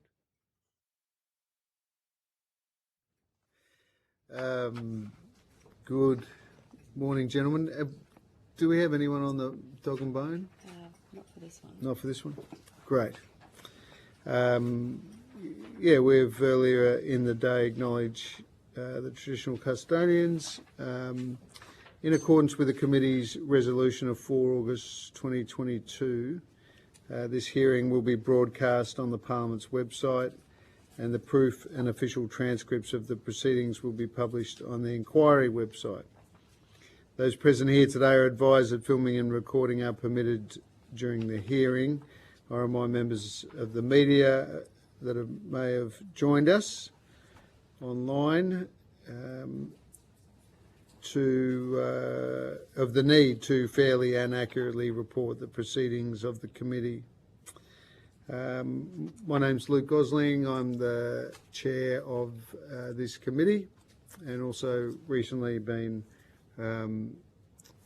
appointed by the Prime Minister as Special Envoy for Defence, Veterans and Northern Australia. That's just why I was asking about getting my head around sort of where that big electorate to the north is, Durack, which is the biggest in the country, second being Lingiari, which is in the Northern Territory, and almost all of the Northern Territory except for my electorate, which is about 20 kilometres by 20 kilometres. But Trace, could you introduce yourself? Tracy please? Roberts, Federal Member for Pearce in the wonderful state of Western Australia. Tony Zappia, Federal Member for Megan in South Australia. Scotty Buchholz from Queensland. For the Hansard record, would you please state your full names and the capacity in which you appear before the committee? And if we can, just for ease, we'll go Geraldine, Yalgu. No, we'll just go your way. I'll move my pages around. Chapman Valley and Yalgu. Thanks, Mr. McKim. Thank you. Yes, Ross Robert McKim. I'm the Chief Executive Officer of the City of Greater Geraldton. Jamie Clinton Criddle, I'm the CEO of the Shire of Chapman Valley. And Ian Holland, CEO, Shire of Yalgu.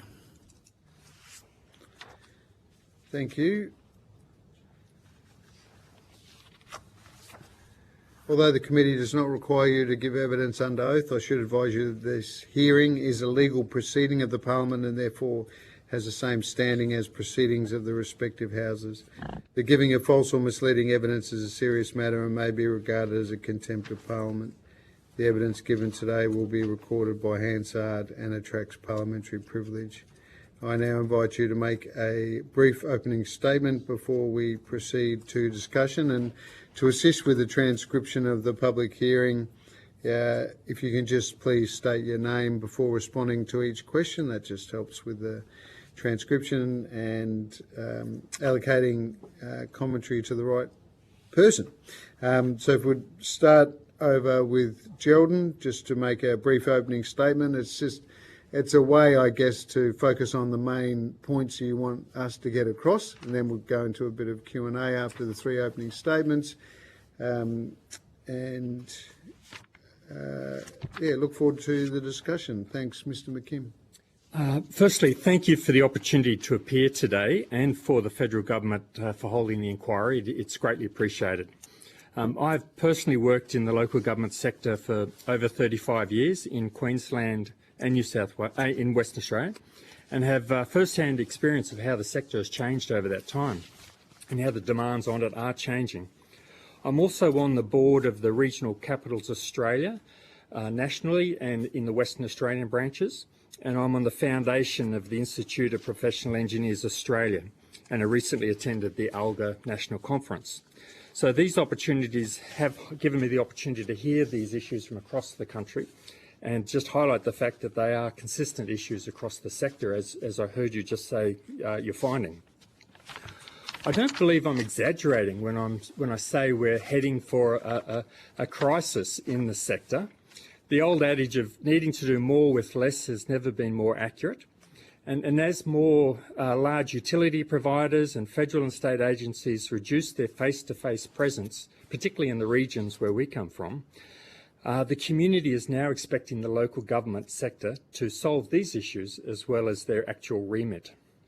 When you combine this with the never-ending legislative burden that's being thrust upon us, labour shortages, social media abuse and violence towards officers, we are desperately seeking some empathy and support from federal and state governments so we can deliver the community. At the end of the day, we all have the same common goal to provide efficient and effective services to the community, and I believe that the local government sector is in a great place to deliver that for all levels of government, if we can get some support and assistance. There's lots of issues, and I caught the end of your last hearing, and I would prefer to focus on the solutions if we can, or some possible solutions. But I'm happy to go through whatever issues or specific examples you'd like me to bring, because we do have those as well. Thank you. Yes, Jamie Criddle. Thanks again for the opportunity to present to the committee. This is, I suppose, a perspective of the Band 4 local governments, and there are obviously a fair few of those. Band 4 local governments at the moment are hurting, and hurting pretty bad. The financial stability of local government centres around adequate federal funding. With obviously Band 4s, they don't have the ability to raise extra cash as some of the larger ones. So rates and federal assistance are generally where we rely on. The restoration of the financial assistance grants to 1% of tax revenue is, I think, key around that, and also the continuation of untied and increasing of untied funding programs such as the Roads to Recovery, LRCIP. That's required to reduce the massive backlog of infrastructure projects. So it's, things such as swimming pools, rec centres, parks. When they were introduced, first and foremost, they were almost like a godsend, especially for those smaller local governments. That helped alleviate that asset renewal pain that local governments, and especially small local governments, obviously have. They put off, those infrastructure projects because they're dealing with the day-to-day operations. And when they came in, they were great at able local governments to get those backlogs out. So that continuation, whether that is via the increase of the 1% of tax revenue, that's another question. Obviously, to do that, I think that there needs to be a revamp of the financial assistance grant system, particularly around the methodology, and then allowing direct allocation to local governments. Obviously, the Roads to Recovery is a direct allocation to local governments, so there is that well, I hope there is that ability to do that, and I think it needs to be a nationally based system.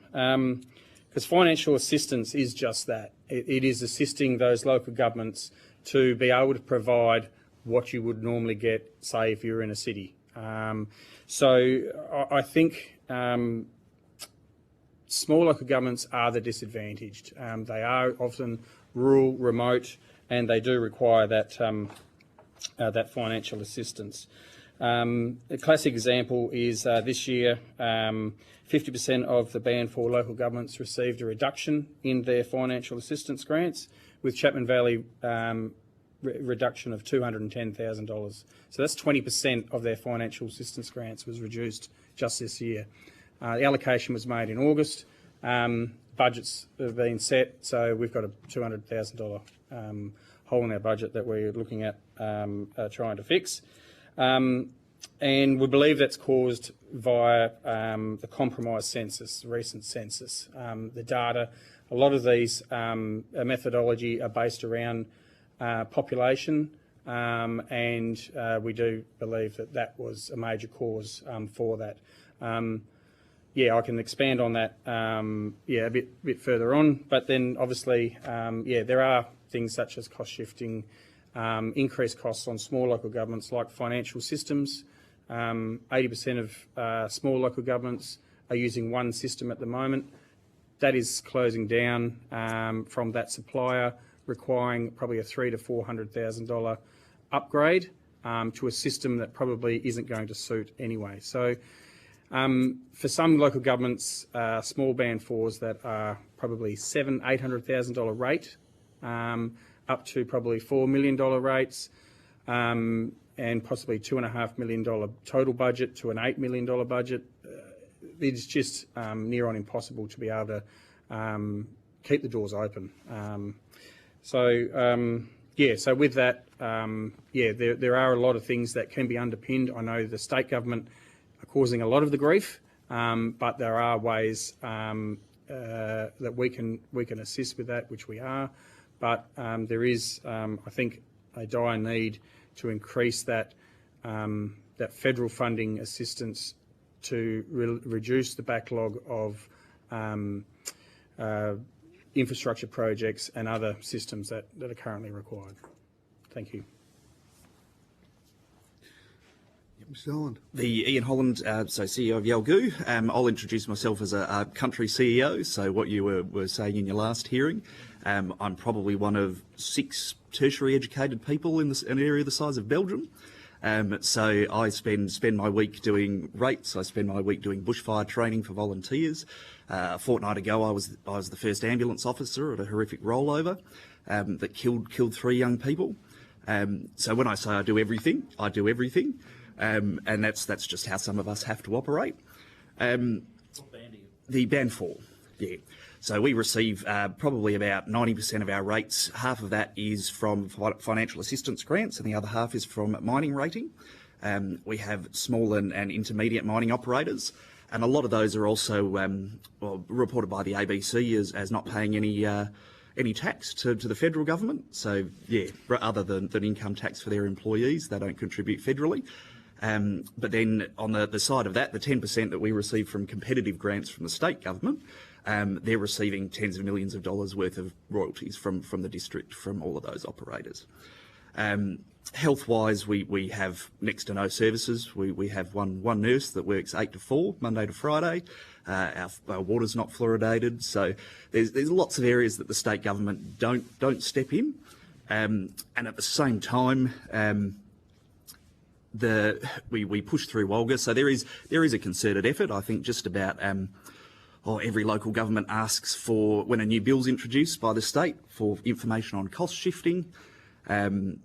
But yeah, we just get a blanket no, and there's no kind of support in that area. So there's resources and money that's generated in the district, but we rely on philanthropic support to RFDS for basic health services and all sorts of things like that, even though we're a wealthy district that pushes above its weight in what we generate. Yeah, and even amalgamations and making our areas smaller. Our crew already spend 4 hours of their day, 4 hours of a 10-hour day driving within our district to maintain roads for all of these resource operators.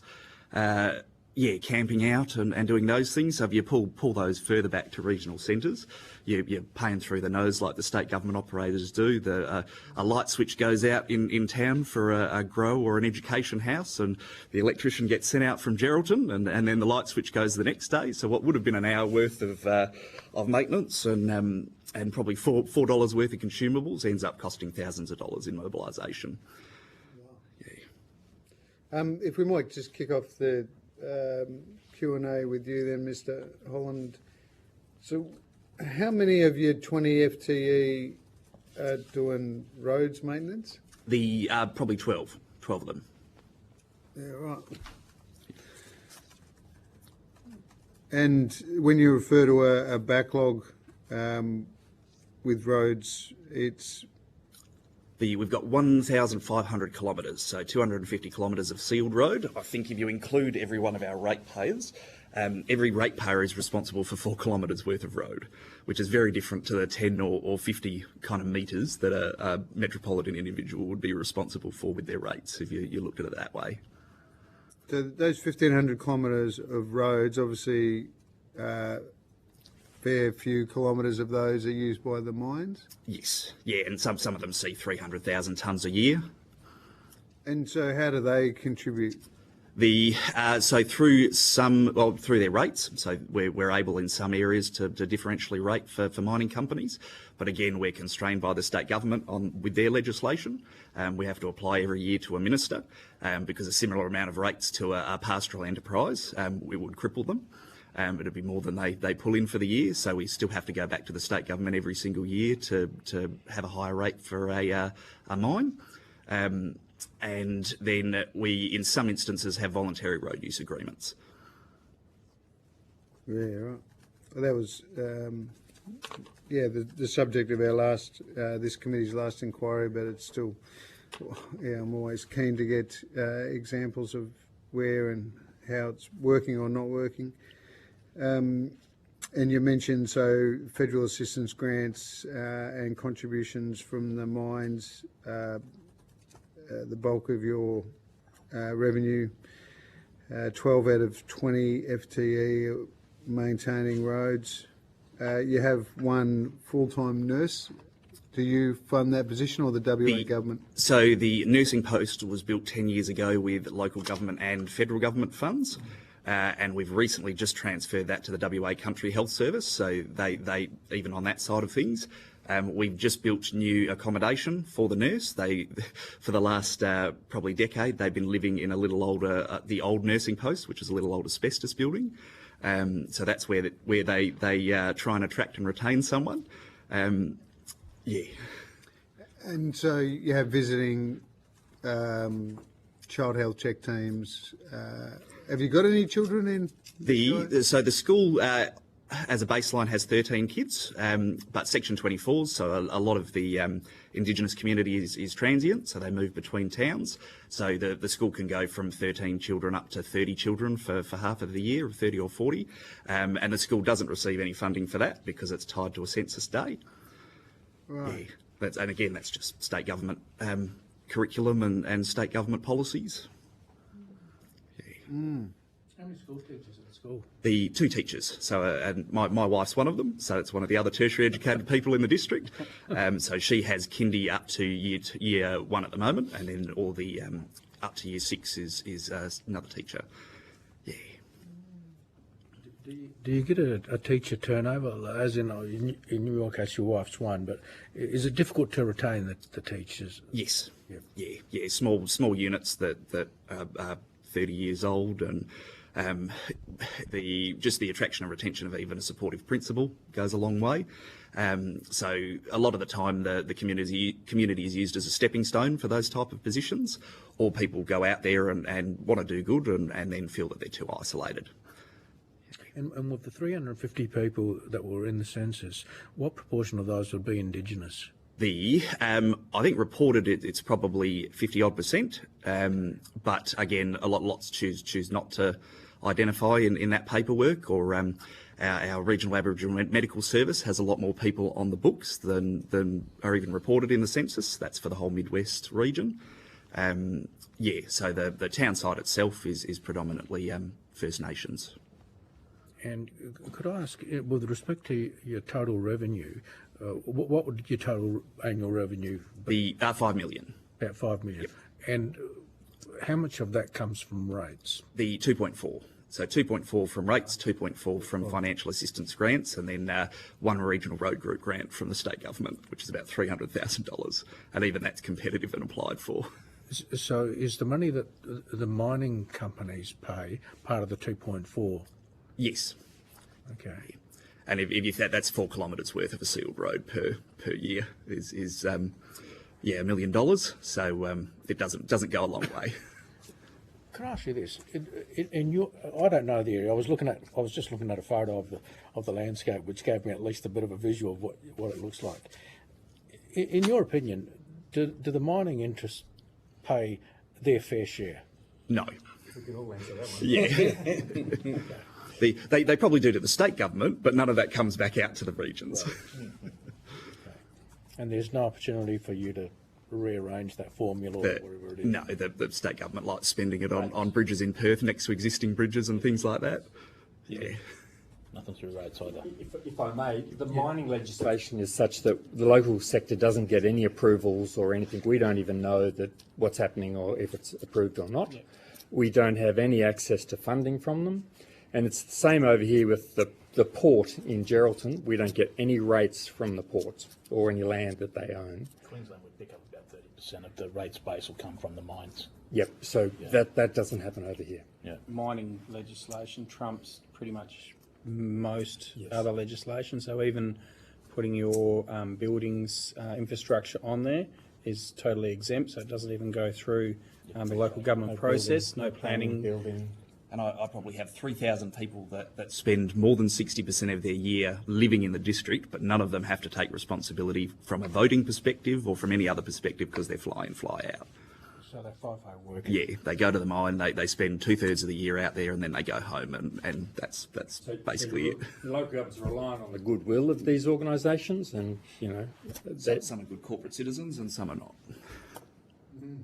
Can I just draw us back to the fundamental principle of this inquiry, which is financial sustainability of your local government areas.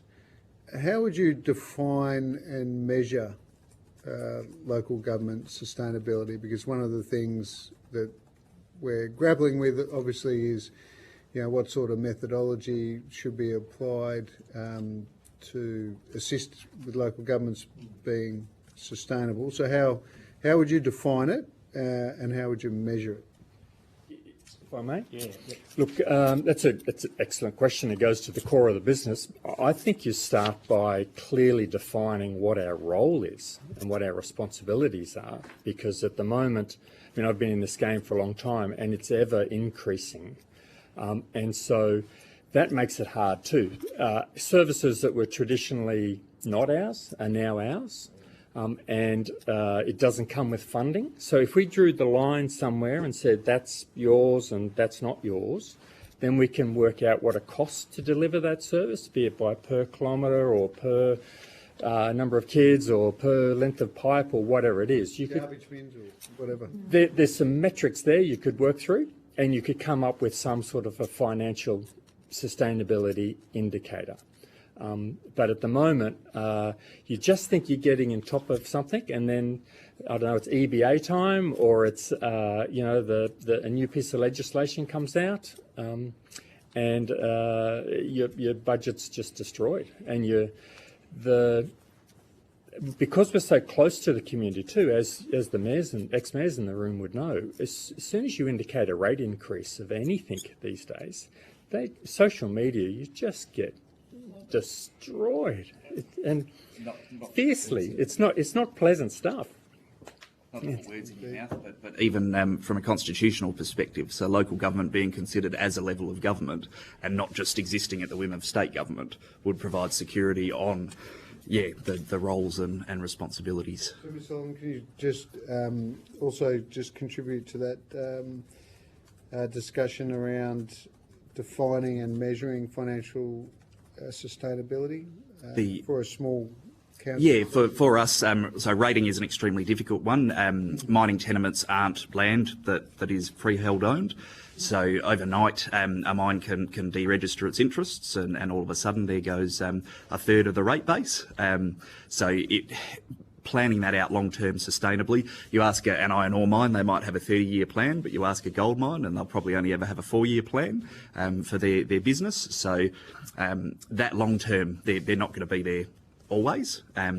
So investing in areas like tourism and having a baseline for the district is very important. We're looking at UNESCO listing for our region with a bunch of other surrounding local governments.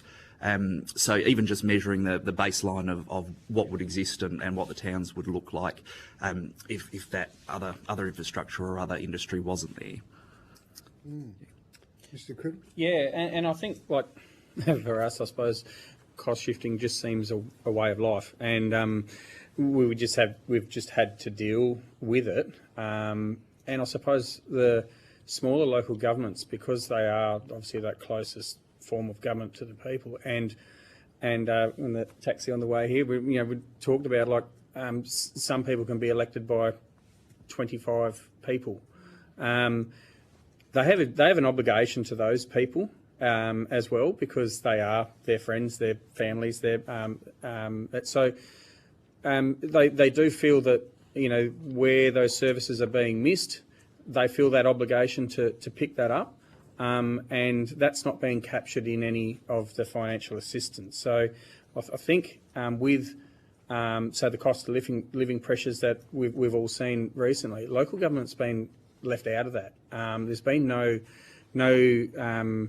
increase in our costs, which we are then reducing services so that we are satisfying our local constituents, whereas other areas. You mean there's been no increase in your assistance? Yeah, over that time, and exponentially, for a long period. So, obviously the sustainability side of things, everything the same basket is staying there, but the level of services is increasing so much. So something's got to give somewhere along the way, and as I said in my opening speech, we had a $200,000 reduction in our financial assistance grants this year, which is 20%. So all of a sudden now we're looking at wide-scale changes to our budget to make sure that we can still deliver those core essential services. Thank you. Tony? Yeah, I've got a question. With respect to the to your region, and it applies really across all of the what I would call the rural, regional parts of Western Australia, who decides whether a road is a state government responsibility or a local government responsibility? Main roads, Western Australia. Okay, and is there criteria for that as to how they do it? Yes. Yeah, average daily traffic and the key routes between locations and things like that. Significance. Yeah. Yep. If I may be so blunt, having worked in Queensland and in WA, WA is very paternalistic. So Right. in terms of roads and etc. So legally, I'm not allowed to put up a regulatory sign on my own road.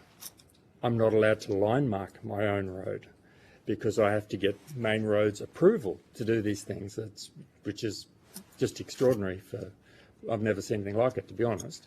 But yes, so main roads has the say on everything. They can override a decision for adding a vehicle to the heavy vehicle network, so a mine can use 60-metre quads, and then we've got to maintain it from there. It's a similar to Queensland process where roads can be mained and demained. I don't know where that word came from, but it's who owns it or not. And we have a section of road that we would like to give back to main roads at the moment, and it's going to be at least a 5-year process. Just to do that? Just to do that. I mean, my visual understanding of country regions, and I've driven it across many of them, is that most of the roads, when I think about it, really should come under the jurisdiction of the state government, because most of them don't just service, one or two properties. They actually become connector roads with other communities and other townships and so on. We're not arguing with you. We think that's a great idea. Yeah, we've been fortunate through the secondary freight network. The federal government have contributed 71 million, I think, in the first tranche, which will upgrade some of those roads. But they're one-off things, like I mentioned prior, about like the roads to recoveries and LRCIPs. They're great when we get them, but we just can't keep hold of them, whether that's through change in governments and philosophies, ideologies, or it's just that wasn't my idea. So, we would love for some of these things to be able to take the pressure away from local government's core business. Which is. And so, in your cases and in your two councils, what percentage of your budget do you reckon goes on to maintaining roads? Including overheads for us, probably 4/5. And then we've got a handful of community facilities. You've got 12 staff, full-time staff. Yes, yeah. And even administration are effectively just meeting audit requirements so that our road guys can keep working on roads. We have to pay the state government, or not the state government, the Office of the Auditor General, more money than all our ratepayers we collect from them for emergency services levy. So unless we're out there putting out a bushfire, then next minute 4,000 hectares of bush is gone, and tens of hundreds of kilos of CO2 are in the atmosphere. It's a little bit too hard to respond to a lightning strike from a regional centre, or from DBCA headquarters and DFIS headquarters in regional areas. Yeah, ours will be close to two-thirds. So we've got fluctuates obviously from year to year, but probably around about a $6 million budget. Yeah, and I'd say probably at least $4 million, close to $4 million would be spent on our road network, whether that's capital. 1.4 is capital. And probably another 600 in maintenance. Maybe even more. Yeah, it'd be 50% for us. Yeah. Well, thanks for that. And then Scotty. Thank you. This is a situation that's not been happening just recently. It's been going for decades. So my question is about financial sustainability and cost shifting. There's been quite a few of my questions already answered. But I'm fascinated about and I've known it's been high, but I'm just looking at it now. Yalgoo generates tens of millions of dollars in revenue for the state government annually, yet receives very little remuneration or community infrastructure in return. So that's one of the key issues there. And then I noticed the recommendation is about the state government, stopping the state government or limiting the powers of state government to override and cost shift to local governments. So given that that's a significant number. How would that, if that was able to be changed, how would that impact positively on you for Yargoo? So instead of only receiving $300,000, which is about 1.2 kilometres worth of a sealed road construction, the one iron ore operator, which uses, I think, 6 kilometres worth of Shire Road and is currently fighting with other mines to be able to use the state rail network, but instead they cart through about 4 or 5 other small communities, just massive road trains day after day, just because companies aren't getting along and there's no strategic leadership for rail. But they pay about $12 million worth of royalties to the state government, and even when you include the maintenance on the highway, the one nurse that we have, the 2 police officers that spend most of their time out of the district, it's not even 10% of what that one mine contributes to the state.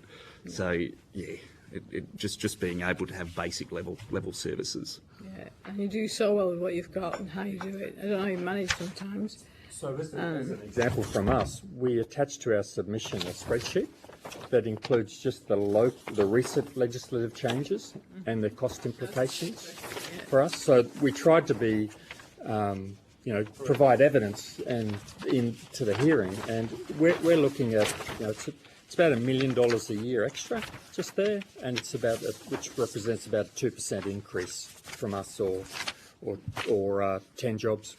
It is significant. Yeah, 200,000 in those. Yeah.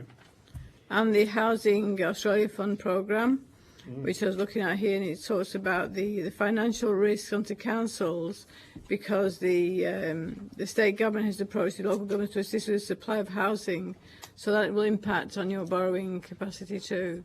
Yeah. If I may, that's a topic dear to everybody's heart across the nation, as I'm sure you're aware.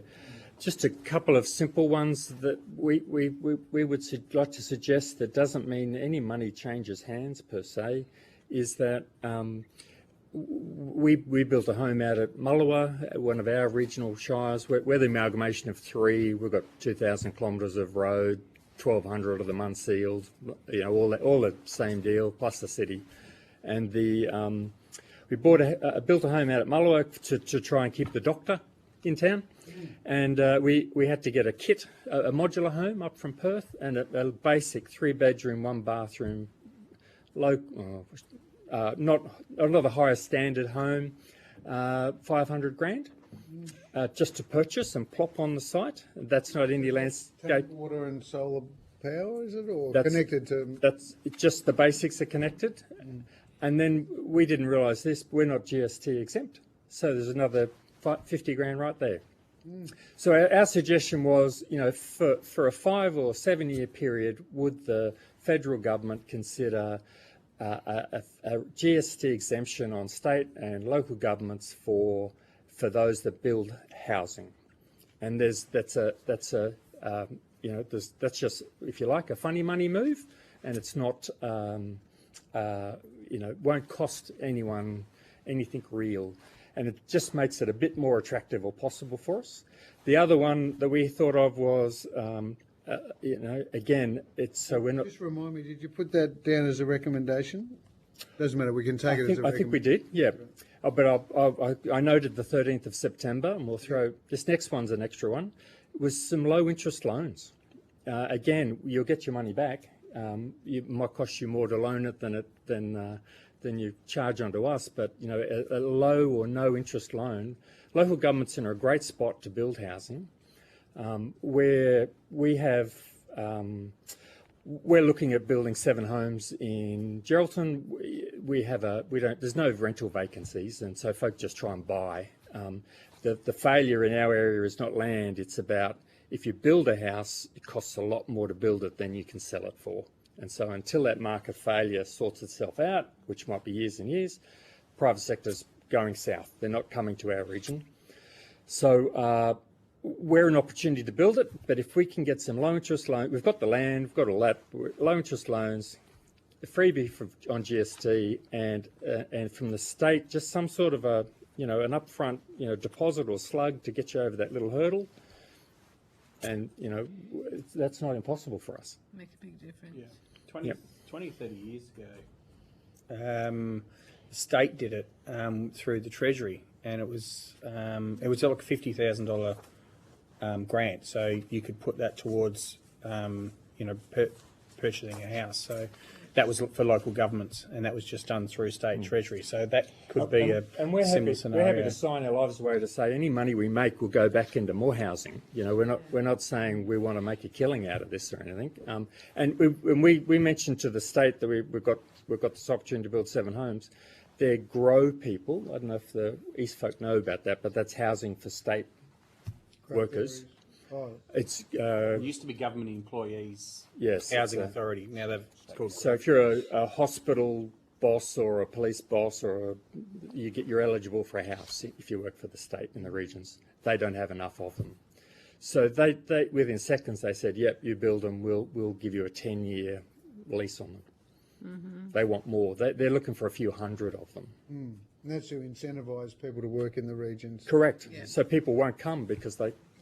We also have we've got to use the right words, otherwise we won't get the grant, a key worker accommodation project where we can build up to 300 key worker, like a cabin type scenario, which when the boom ends, if it does, it can be turned into a caravan park or low-cost housing.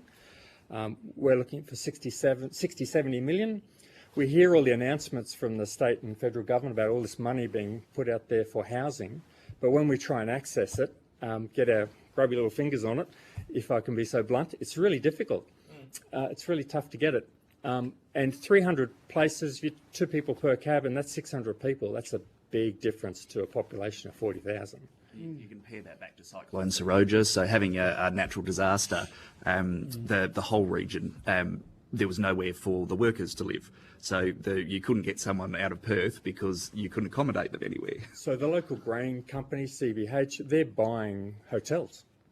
They bought the Tarcoola Tavern, the Zebra Hotel. They're just buying them so they can put their workers in them.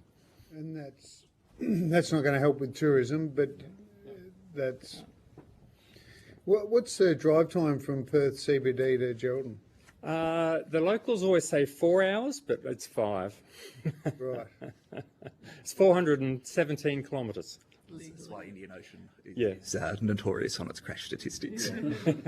That's not a weekender trip out of Perth then. With all due respect, people will go down for the day to watch the football. Right. Or there's soccer teams or football teams in Geraldton that will travel down to play and come back. And you mentioned Mullawa? Mullawa, yes. Right. So we're the amalgamation of Mullawa Shire Council and Greenock Shire Council and Geraldton Council. Is that where the old Tardan Aboriginal mission Yes. was? Yeah, all out there. Yep, Pindar, Tardan, Una. Oh, well, no, Una's your way. That space. Yeah, it's stunning country. If you have a spare day at the moment, the wildflowers are out. The best they've been in about 5 to 10 years, just the timing of the rain. Yeah, right. Don't drive. Yeah, no, I visited that mission as a young fellow. I just remember some excellent football players. The Mullawa Football Club has a fantastic history. I think Ernie Dingo might have he's from that area as well. Is he?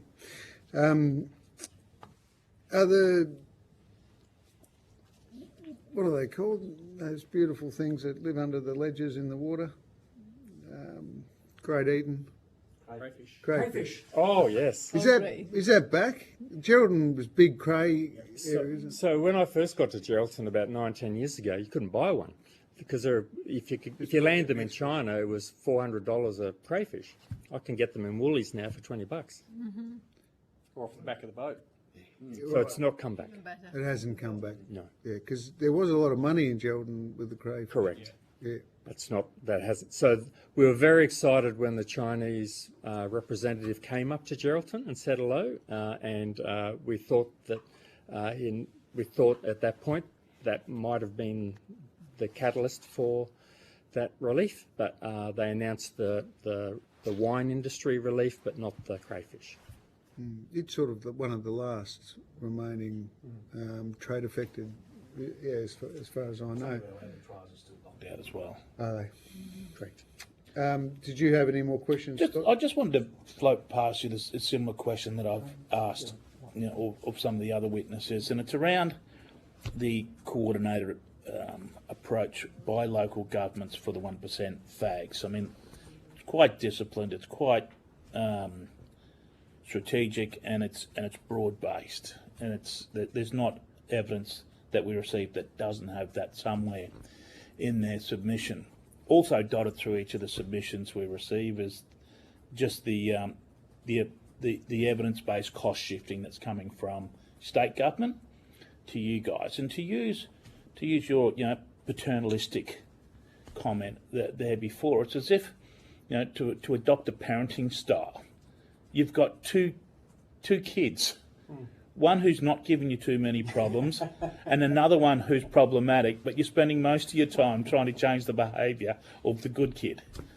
It just doesn't make sense. My question is, why is it that the same level of discipline and enthusiasm isn't being directed to the state government from what all evidence is we're picking up is where your problems are coming from? Yeah. So, have you been presented with this one? This is fresh off the Walga list. This is their state election wish list, if you like. Yep. Just got that from the president yesterday. It's a good document in terms of. Do you want to receive this into evidence, Chair? Yeah. It's a public document. Yes, it's Western Australia Local Government Association wish list. Please go on, Mr. Mickey.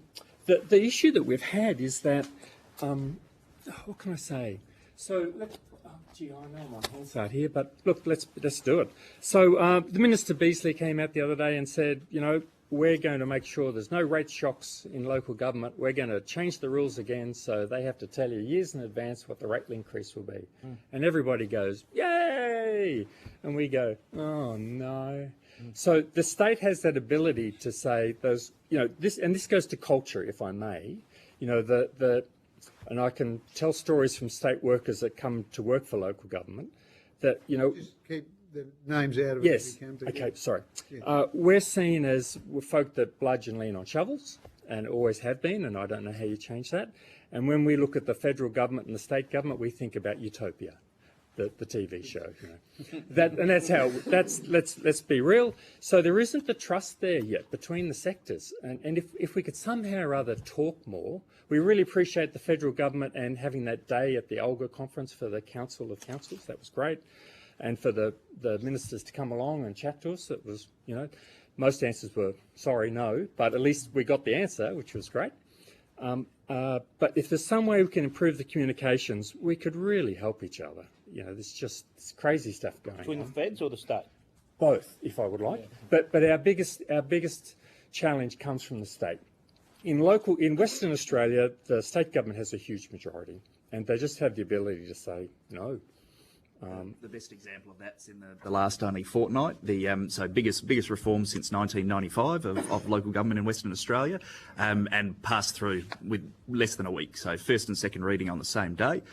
So because it's so one-sided, so not picking a preference either way. When it's stacked in one direction, if that's what's said, that's what goes.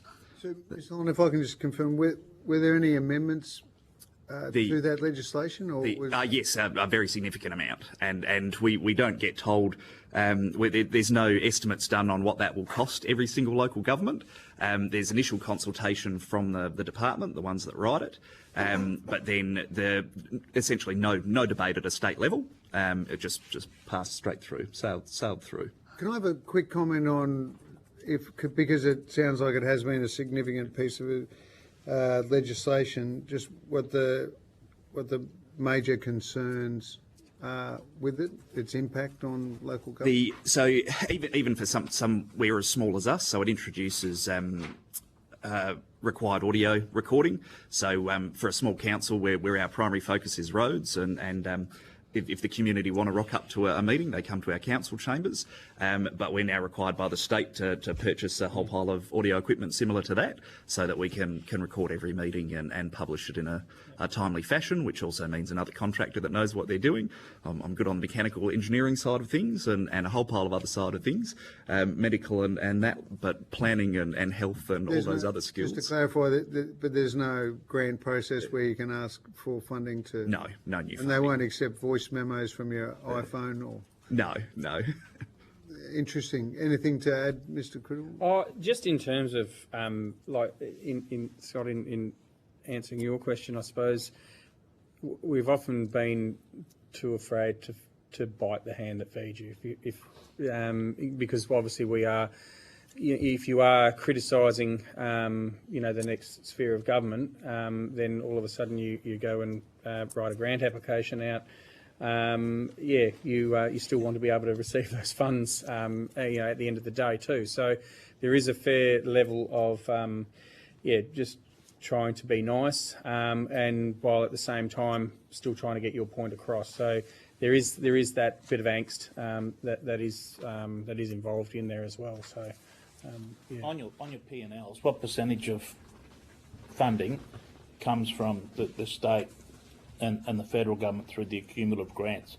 Is it more from the state than the feds? Federal, the financial assistance grants would trump by a long way. We find that consistently. So, to use your analogy, you're not actually being fed by the state.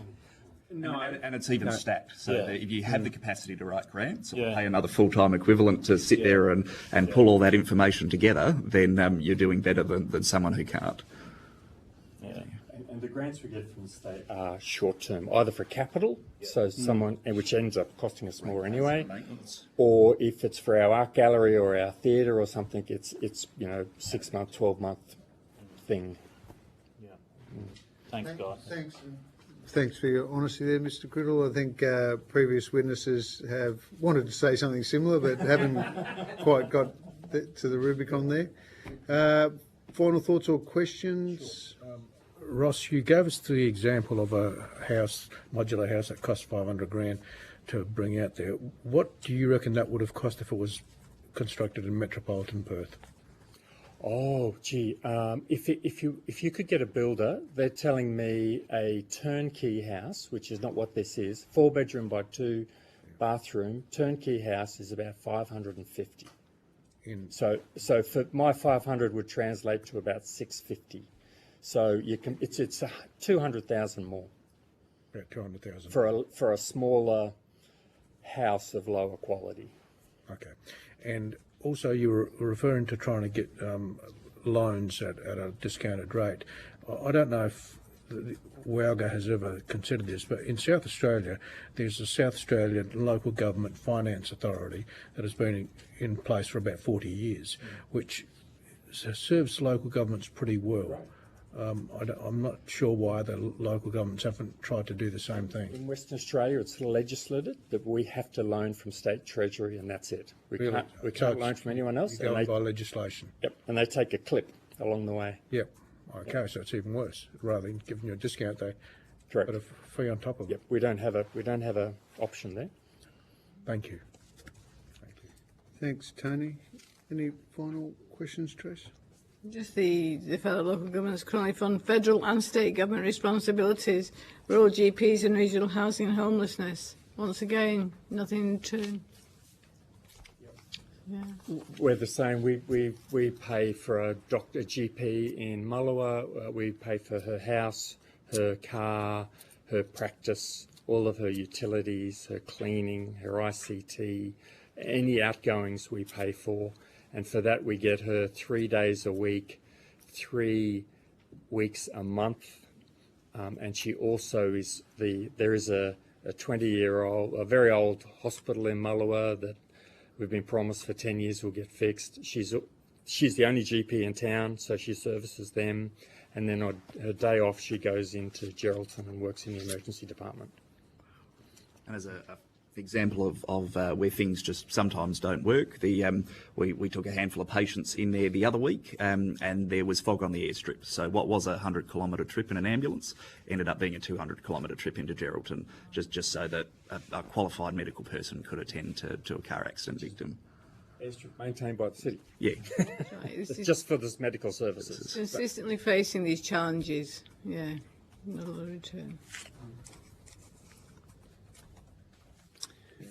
Yep, please do. Just to Got a finish few off minutes on left. the, on Yep. the hours, look, just a couple other thoughts we have. There's often services that the federal government needs to run, either long-term or short-term, in the regional areas. Maybe there's an opportunity to actually pay the local governments to do them for you. One of them would have been the census data collection. That was, with all honesty, didn't go well in our region. It seemed to underestimate numbers that we know were there.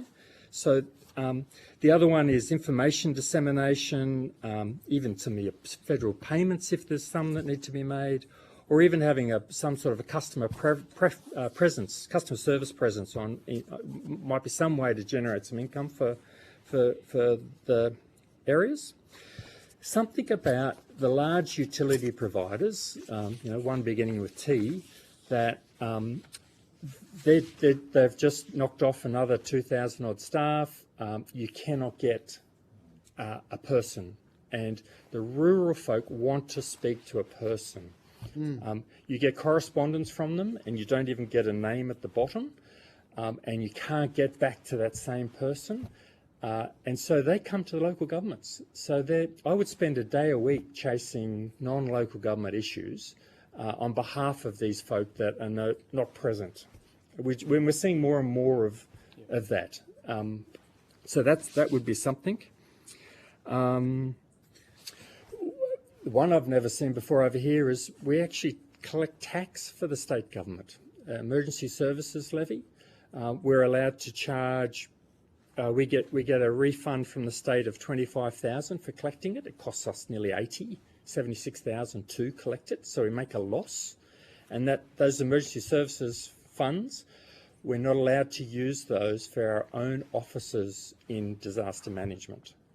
So we have to fund 2 officers out of ratepayer money, because we have to collect all this money, hand it over holus bolus at a cost to us, and then we can't use it for our own needs. So that one just doesn't seem, it's just some minor tweaks there would be good. As these fellows have said, just in some of the grants that come through, recognising the revenue generated from the regions somehow or other in some of those criteria, we think would be fair. We often get the line, oh, you guys in the bush are so expensive to service. And then the response is, but we're the ones that give you the money in the first place. But that doesn't seem to get into the mix of how things work. I'd also like to see, if possible, a review of the remote zonings, the way that works. So Geraldton's not in that. Everywhere around us is. Maybe it could be tiered rather than all in, all out. It could be, well, you're remote, but not all that remote. So we'll give you a little bit. But if you're out, Good idea. you get a little bit more. One vote, one value is fine idealistically, but when someone has access to every government service and every amenity and other people have nothing, then, it's not quite level. At the ALGA conference, a lot of councils were referring to themselves as peri-urban. Geraldton's referring to itself as peri-remote, being cheeky. And little things, like a federal one, Centrelink, a simple one is in Geraldton. Most things now have to be done online. So mum and dad come into the Centrelink office desperate for a payment.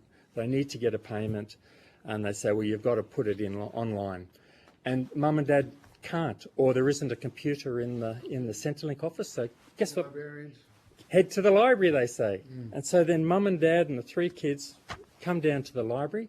Mum's doing these ones, dad's outside with the kids, and he's getting upset because he's, and then before you know it, we have a nearly a violent issue in our library because the core is that the Centrelink didn't have the machine that they needed or the person to teach them how to use the machine. So it saves someone some money in Centrelink somewhere, and that's great, and that's more efficient, but it just moves the cost down the road to us. And that one's quite difficult for us, because I'm nearly saying, well, we're going to pull our computers out because of the level of hostility that we're facing in those libraries. Yeah, but then the stress comes onto you that then you're not providing a vital service to your constituents. Yeah. Which gets back to how the state is able to bring these things in, because if we say no, we're terrible people. The Royal Commission into into poor behaviour in institutions back in the day. There was 2 recommendations that came to local government. We were assured by the state that that would not cost us any more money. You know, it's just information dissemination, blah, blah, blah, blah, blah. In the end of it, I've got a letter last week saying they're coming to audit us, and if we haven't got all this stuff in place, watch out. You know, so we do have, and I have personally, I've got 7 days to advise the Ombudsman, I'm not sure why, of if I hear of a rumour of something's going wrong at the local football club, and if I don't, I'm in strife. But then if I do, and it's not right, I'm in strife. It's a lot of responsibility. And they're talking over here about a puppy farming legislation, that's what they're calling it. And it's not something we disagree with, but as part of that, the new legislation will be that if you own a dog older than 2 years, it has to be desexed, male, female. So at the moment, my rangers will go out and catch a dog. We can't give it back unless the dog is microchipped and registered. So that'll cost you about $100. And so I literally have people coming into the customer service centre banging their head on the wall because they can't get Fido back because they don't have $100. Now I won't be able to give the dog back unless it's registered, chipped and desexed. Wow. So that's going to cost mum and dad $500-600 if it's a female dog. If there's a vet within 200 kilometres. And they won't have that. And so I'm not saying it's a bad law, but just the practicalities of it haven't been... The implementation and of unintended consequences, because as you'd be well aware, you know, if you take a pet away from someone, anxiety, mental illness, all that stuff, and being the personal level of security, government closest to the people, you're the ones that see it and feel it at the coalface. And then you see it on Facebook. Unfortunately, we're having to put screens up. I mean, we were impressed by the level of security to get in here. We're going to have to do that. State government, see? I mean, so, you know, we have... Yeah, anyway. No, your point's well made. And well, not just the former local government mayors here, but I'm sure I speak on behalf of Scott and I that we really appreciate that. Could I offer one really controversial one? Very briefly. Quickly, don't defame anyone. No. And then we'll go to Scott and that'll be our final contribution. How about, so we find out by accident that there are actually federally funded offices out in the regions. There's the RDA. There's a lady in Geraldton, we found out after Cyclone Saroja that she's part of Disaster Management Australia. There's another fella in some economic position. They come in once and say hello, and then you never see them ever again. That money, how about you give that to us and we'll talk to you directly rather than those folk doing, well, we don't know what they do. Or you keep that money and then let us talk directly to you somehow. Because, I don't know, in my experience, they're just not adding the value that, you know, they should be. That's my controversial one. Just to be clear, you've got a fully full-time Centrelink office in Geraldton. We do. Yep. We also have an office of the Prime Minister. Right. 1 or 2 staff, and I've met them once when they wanted a car for Headspace. Okay. An office of the Prime Minister. Apparently, yep.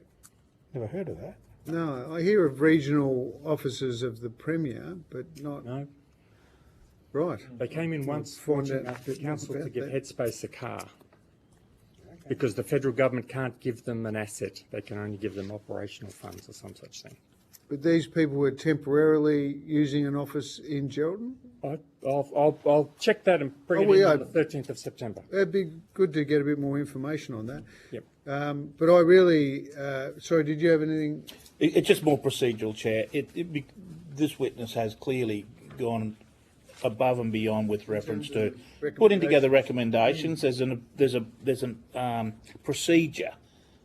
Rather than verbalising it, you'll be given an opportunity with Hansard, which the Chair will lead you through the process in a moment. But could I invite you to consider formalising some of those requests, putting it into a document, seeking feedback or input from other witnesses today. Right. So, and then through that process that the Chair will outline, give it to Secretariat so it's a working document. We will do that. So we that was all, Chair. We put this one in. Yes, I've got that one. And that was endorsed by our zone. Yep. So the 10 odd local governments in the area. So, but we're happy to add just add the more constructive comments that your recommendations. I think they were. Yeah, if you want, send in a covering letter with your recommendations. I mean, I've noted most of them down. We've caught them in the transcript, but it's helpful to have them, make sure we don't miss anything. And I really appreciate how much time and effort and thinking's gone into those recommendations as well. So, Mr. Holland, just finally, how do you go about with you and your staff sort of critical incident debriefing after attending vehicle accidents and the like? Sometimes we get lucky and WACS organise it, but a lot of the time it's so we have one community paramedic for 200,000 square k's based in Mount Magnet, and he's one of I think 5 positions in the Midwest, of which only 2 are filled currently. So we have good support when we can get it, but sometimes that's just not there. So WACS is WA Country Health Service. So St John in Western Australia is volunteer based regionally. I believe the state government contract says best effort. Right. Because I know the police. You said I think there were 2 police. They would have a system of debriefing, but just make sure you're looking after yourself and any of your people who are responding to critical incidents like that, because I know it can have an effect, and it's good to avail yourself of whatever services are out there. Thank you. We appreciate your service to your communities. It's been a great session. We've really appreciated it. And thanks again for your attendance here today. That additional information, can you please forward it to the Secretariat by 13th September? Gives you a few weeks. We'll send you a copy of the transcript of your evidence, and you'll have an opportunity to request any corrections to transcription errors, but also an opportunity to add additional information as we discussed. Thanks very much for your time. Thank you. Have a safe trip back. No, good to see you. That was a great presentation. Well done. Didn't leave any stone unturned. And talk about multi-skilling. Yeah, very good. All right, take care.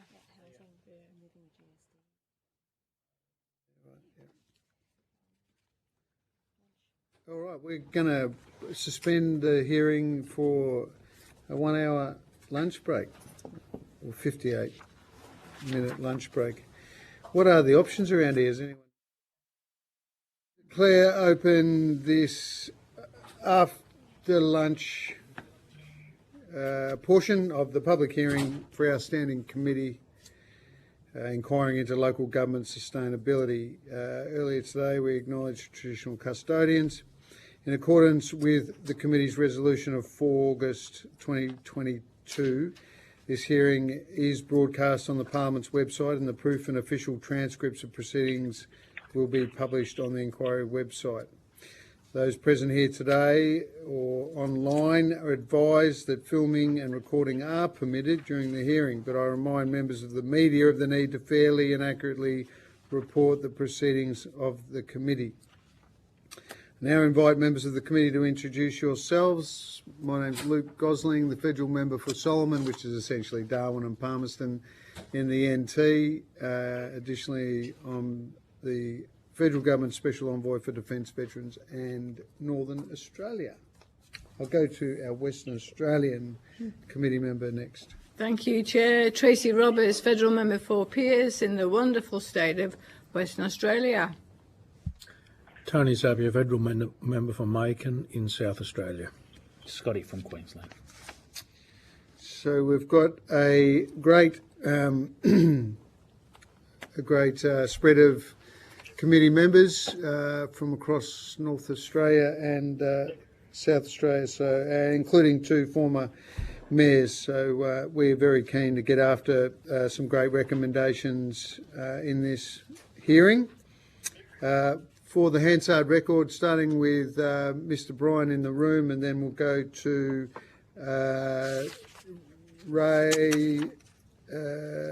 Mr. Griffiths, and then to Mr. Warren. For the Hansard record, please state your full names and the capacity in which you appear before the committee. Yeah, thank you, Mr. Chair. Andrew Bryan, I'm the Chief Executive Officer at the City of Kalgoorlie-Boulder. Excellent, welcome. Raymond Griffiths, Chief Executive Officer for the Shire of Calabarin. Can you just get that pronunciation for me, please, Mr. Warren? Mr. Griffiths? Calabarin. Calabarin. Excellent. And Mr. Warren? Yeah, Nick Warren, Chief Executive Officer, Shire of Yilgarn. Yeah. Welcome to you both. Thanks for calling in.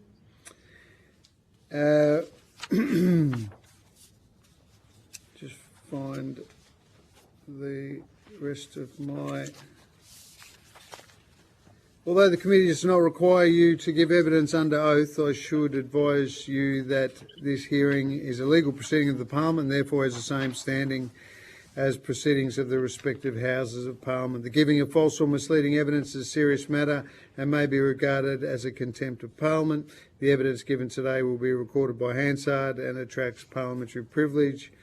I'll now invite you to make an opening statement before we proceed to discussion. The opening statement's really an opportunity. We've got your submissions, but it's really an opportunity to focus in on the most important issues for our committee to take on board. But then we'll go the same order, starting with Kalgoorlie-Boulder, and then we'll just get into some Q&A, tease out some of the big issues in this space for your local governments. To assist with the transcription of this hearing, it would be appreciated, particularly for those online, just to state your name before responding to each question, so then we can hear clearly who the contribution's coming from. Thanks very much, and I now invite you to make a brief opening statement, Mr. Bryan. Yeah, thank you. Good afternoon, Mr. Chairman and committee members. Thank you for the opportunity to present here this afternoon and provide further information on the Council's submission. Just to provide some background, I've been employed in the local government sector since 1991 and have served as a Chief Executive Officer in 5 local governments since 2004, including the amalgamations in Queensland in 2008. Having worked in both Queensland and Western Australia, I've been employed in metropolitan, urban, regional, rural and remote local governments during this time, so have some additional insight that I may be able to provide. I've been employed as the CEO for the City of Kalgoorlie-Boulder for the last 2.5 years, and it's on that basis that I'm appearing here today. However, I will be prepared to provide any other reflections that the committee may wish to hear based on my local government experience. To help put the city submission into a little more context, City of Kalgoorlie-Boulder is located 600 kilometres east of Perth and covers an area of approximately 95,500 square kilometres, with the local government boundary extending all the way to the South Australian border. The resident population is around 30,000. However, we have what we refer to as an additional ghost population, which is about 4,500 or 5,000, which isn't accounted for through the census, mainly working in the resources sector, but also a lot of transient population who come in from the surrounding Aboriginal communities. I mention this specifically as it relates to the ability of regional local government, specifically those with the resource sector, to raise revenue to service the needs of those temporary residents. Some of the highlights from our submission: with the issues faced by regional local governments in Western Australia, particularly those areas with heavy resource sector bases. We emphasised the pressing need for financial support and equitable funding from the federal government, highlighting that a one-size-fits-all approach cannot be applied across the diverse geographical, societal and financial needs of the various local governments across Australia. It's underpinned by the importance of flexible funding streams and increased financial assistance grants from the federal government. I'm aware that Mr Paul Rosaire, representing Regional Capitals WA, will be presenting later today, and I'm sure he'll present around the issues of the formula and calculations for the financial assistance grants and the challenges that creates. Our ability to provide essential services relies heavily on the revenue streams which are vital for offsetting funding gaps that rates and other sources of income cannot cover alone. And lastly, we address the critical issue of local government workforce retention and service delivery in regional areas, especially ones like Kalgoorlie-Boulder that are competing with the highly competitive salaries in the resources sector. Submission was endorsed by the City's Council on 28th of May, and it highlights the financial sustainability challenges faced by local government. And again, thank you for the opportunity to present here today, and look forward to some questions and hopefully providing some commentary to assist the committee. Excellent, thank you. And yeah, we certainly do want to take advantage of that over 3 decades of local government experience. Mr Griffiths. Yep, thank you. So, Raymond Griffiths, Chief Executive of Shire Calabrian. Obviously, we welcome the sector's opportunity to provide this submission. The Shire Calabrian submission addresses the challenges encountered by majority of the local governments with the pressures in funding, the local government expenditure and labour challenges and skill shortages. Also, one of the biggest troubles we have at the moment with a lot of not-for-profits and aged housing and the like is the rate exemptions currently, which actually reduces the income capacity for all of the local governments. At the moment, I think we predict around about Calabrian's loss of income is about 2% of rates for that certain aspect of funding. The road expenditures, obviously, exponential has been quite phenomenal, especially in the regions. We're 204 kilometres east of Perth on the Great Eastern Highway. Our road infrastructure and the upgrade requirements due to grain freight routes and the like is becoming more and more hectic for us. We're by the last mile. So we have a standard gauge train in Calabrian, so basically all the grain pretty much gets to there. That's the quickest access back to port. So every year with the funding that we actually receive, we're actually really only trying to, between 3 to 4 kilometres of reconstruction is all we can manage with that funding due to the increased costs. FAG grants haven't been kept up with CPI. The payment method that we're even receiving is also causing issues with local governments with the 85% and 100% payment up front and not knowing what the funding is in the following year when your budget's already adopted prior to actually receiving the following year's funding. The removal of the LRCIP funding, that was it's been quite critical and harmful to the regional local governments. It gave us that extra capacity in funding to actually spend on infrastructure renewal. And yeah, we just find it's the funding opportunities now also where we previously used to get some sort of funding is now all competitive funding. It's very hard for us smaller regional local governments to place submissions or grant applications in when we're fighting against larger councils that actually have the ability to employ someone on a full-time basis to put out those grant applications in, whereas we're only a small base of office here of 9 or 10 staff. So, yeah, we again thank you for the opportunity to put in our submission. Thanks, Mr Griffiths. Mr Warren. Yeah, thanks. Nick Warren, CEO, Shire of Yilgarn. So thanks to Chair and Committee for allowing the Shire of Yilgarn an opportunity to present. So I thought I'd give a quick snapshot of some of the issues that the Shire of Yilgarn, but I suggest most small regional local governments are facing in the Eastern Weir Belt, and why it's important that we are adequately supported by our state and federal government to ensure that our community-driven work that we do can continue. So as a bit of a reference, the Shire of Yilgarn is 370 kilometres east of Perth in WA's Eastern Wheat Belt, and we cover a vast area of over 30,000 square kilometres. The Shire in the last census had 1,200, but a bit like Kalgoorlie, we serve well over that due to our resource industry and the FIFO and DIDO workforce that aren't registered, but certainly use the services within the Shire. So small regional communities like the Shire of Yilgarn, we feel are vital for the health of the state of Western Australia, with an industry blend of agriculture and mining, and now we're starting to get the renewable energy coming through. We think these industries underpin the funds received by the state and federal government.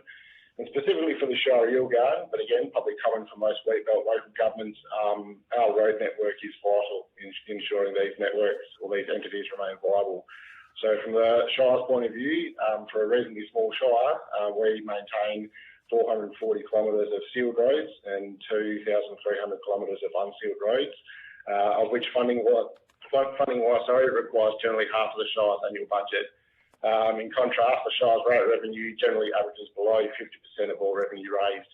And in 22-23, it only equated to 28% of our revenue, which indicates a heavy reliance on alternate funding streams. Due to the increasing mine activity on Shire roads and heavier loads that we're seeing on the roads, we're seeing an enhanced deterioration of our road network, and this, of course, then equates to a high maintenance cost. Outside of roads, our core business seems to be increasing as well. For the Shire of Yilgarn, this has included significant funding being allocated to primary healthcare.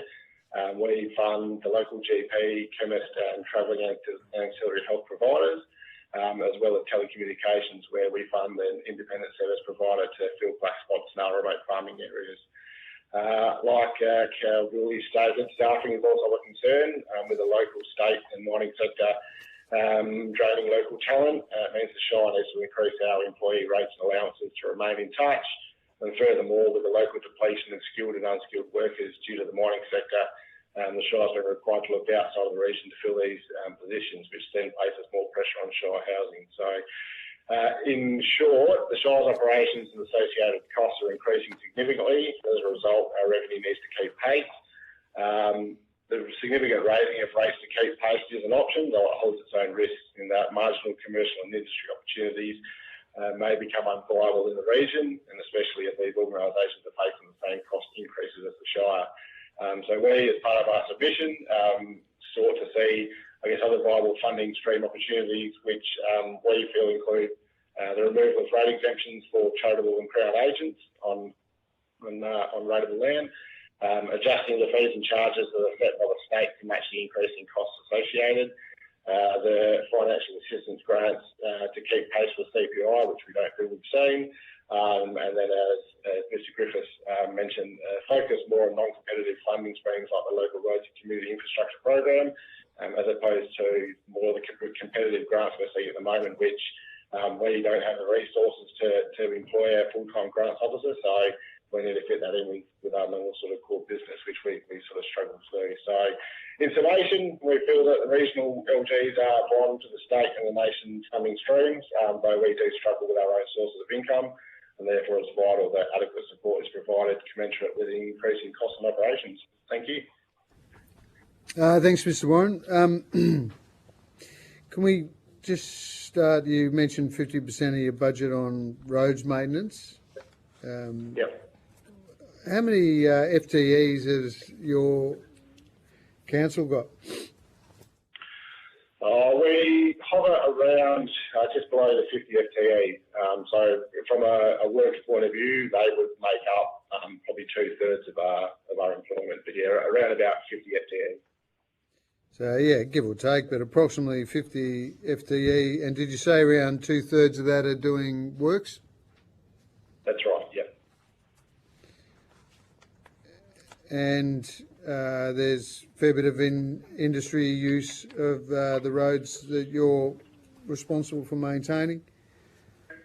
Yeah, well, I mean, we welcome it. There is a lot of mining development that's occurring, and we do have a road user agreement policy that we sort of follow, but I guess it's all the ancillary traffic and what's not covered under the haulage, which adds significant weight to it, and it's a fine line between charging the users a fair price, but also making sure that it's still a viable option.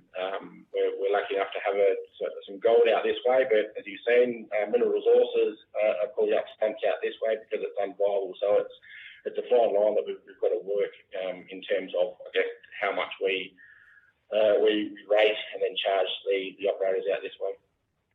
Right.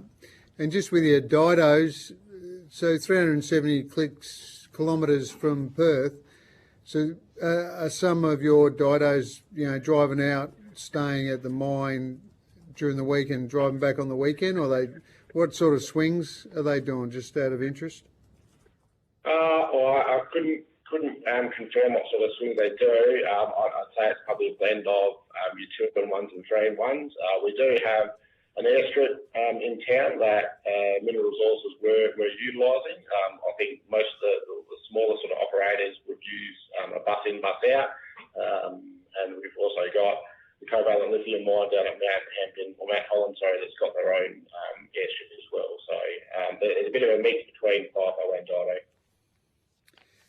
Thank you. I've just got one question, then I'll go to the other committee members, and then we'll circle back around afterwards. But can I just ask each of your,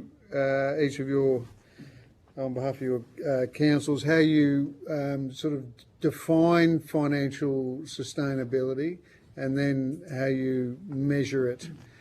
This inquiry is inquiring into the financial sustainability of local government, so it's helpful to have an idea of how you think that's best defined, and how you measure it. Starting with Kalgoorlie Boulder, thanks. Yeah, thank you, Mr. Chair. From a city perspective, the primary focus that we look at is the reliance on rates and charges as a percentage of total source revenue. The city is probably in a bit of a unique position in that we only require about 24% of our total operating expenditure and capital funding comes from rates and charges. So if you look at some of the smaller councils, they're up around 70 or 80% of their total rates revenue just goes on operating costs. So they've got very, very little money to actually move around. So it's the ability or the capacity of the community to pay is balanced out against the service delivery in every other area. So general rates makes up that portion of it. The rest of it comes through commercial charges and user pays charges, so that we have a lot of other revenue streams that we use to offset that. So not every local government has that opportunity, but certainly from our perspective, it is the percentage of general rates which makes up your total revenue. Chair, can I just invite Kalgoorlie to break down what the 76% looks like? Please. Because we had some of the other CEOs that said that they couldn't rate their mines. So, in terms of rating the mining sector, it becomes very difficult. Yeah. Mostly they're covered under an improved, I can't even think of the right terminology for it, but we don't have that same ability to rate. So GRV is the main rating methodology in Western Australia, so gross rental value. State. GRV picks up all the commercial and residential, and that becomes that component of it, but the mining sector contributes very little in terms of general rates.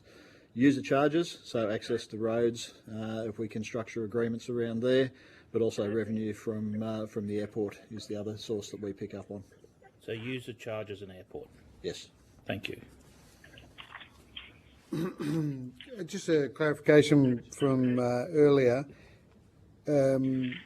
Is your local government a Band 4? Band 1 council?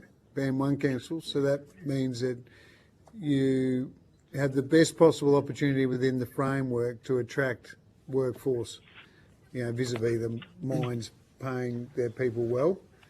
So we do. We have the opportunity. We have sufficient revenue. We currently run at about 22% vacancy rate, which is an improvement on where it was a couple of years ago. We're up around the 35% vacancy rate with nearly a 40% turnover. And predominantly that's going to the mining sector. They pay, even if you're looking at an apprentice, probably $15,000 to $20,000 a year more than we can afford to pay still, even though we're a Band 1 council. So whilst we have additional capacity compared to some of the smaller ones, we certainly can't compete still against the mining sector. There's nowhere to go though. There's no Band 0.5 or... There's nowhere else to go at this point in time, although some of the metropolitan councils have suggested they should be in a different category again, but we don't support that. Thanks for clarifying. So we're just looking at how financial sustainability is both defined and measured. If we can go to you, please, Mr. Griffiths. Yep, thank you, Chair. So it's sort of from a council perspective, it's also how do you look at it from a Shire officer perspective or also a community perspective. So community expectations actually sort of sometimes dictate what councils are trying to expend and what they need to do to actually keep their community sustainable. So obviously a lot of government sustainability is linked to community sustainability. So from the finance perspective, obviously rates, especially majority of the rates in a regional community are made up of the rural sector. Although at times they do have the capacity to earn significant money, not all times due to drought in the area that we actually live in is whether or not they have the capacity to actually do that. The increase in expenditure and also the costs associated with being a regional community, also basically whether the sustainability, obviously that inhibits us a little bit. And like I said, also the cost shifting. So like the medical services, as CEO from Yilgarn indicated, there's been a very significant cost shift in regards to local governments now, providing remunerations, houses, vehicles, staffing, facilities and the like to actually attract and retain doctors and their staff. And for us, the significant one for us is that, is that we're expending significant amount of money on our road network to actually make sure that our road network is sustainable in that sector, purely and simply because of the grain freight that's actually travelling to and from outside of other shires and councils, or bins from CBH that they actually have for bin cartage, or just paddock to bin cartage, which is some of our roads were lasting 20 to 30 years. Now you're looking at 5 to 10 and they're requiring major repairs again. And also then you look at the natural resource available for that, for the gravel. It's not a renewable source, and the ability to actually find that. A lot of the farmers are trying to actually grow every inch of paddock they possibly can. It becomes very tough as well. Thank you. And before we ask the same question of Yilgarn, you just had on workforce challenges, Mr. Griffiths, around incentives for regional and remote councils. Might just take that one on notice. We'll ask that one a bit later, but I just wanted to mention it so I didn't forget that workforce challenges and what incentives there might be. But Mr. Warren, can you reflect on the definition of financial sustainability and how it's measured, please? Nick Warren, CEO, Yilgarn. We sort of mirror what Kellerberrin do. We're a very small local government. Everything we do is for the community. We assess how we perform based on our community strategic plan, and everything underneath that falls into how we fund it. And whether or not we're meeting the community strategic plan goals will determine how we're going from a financial point of view.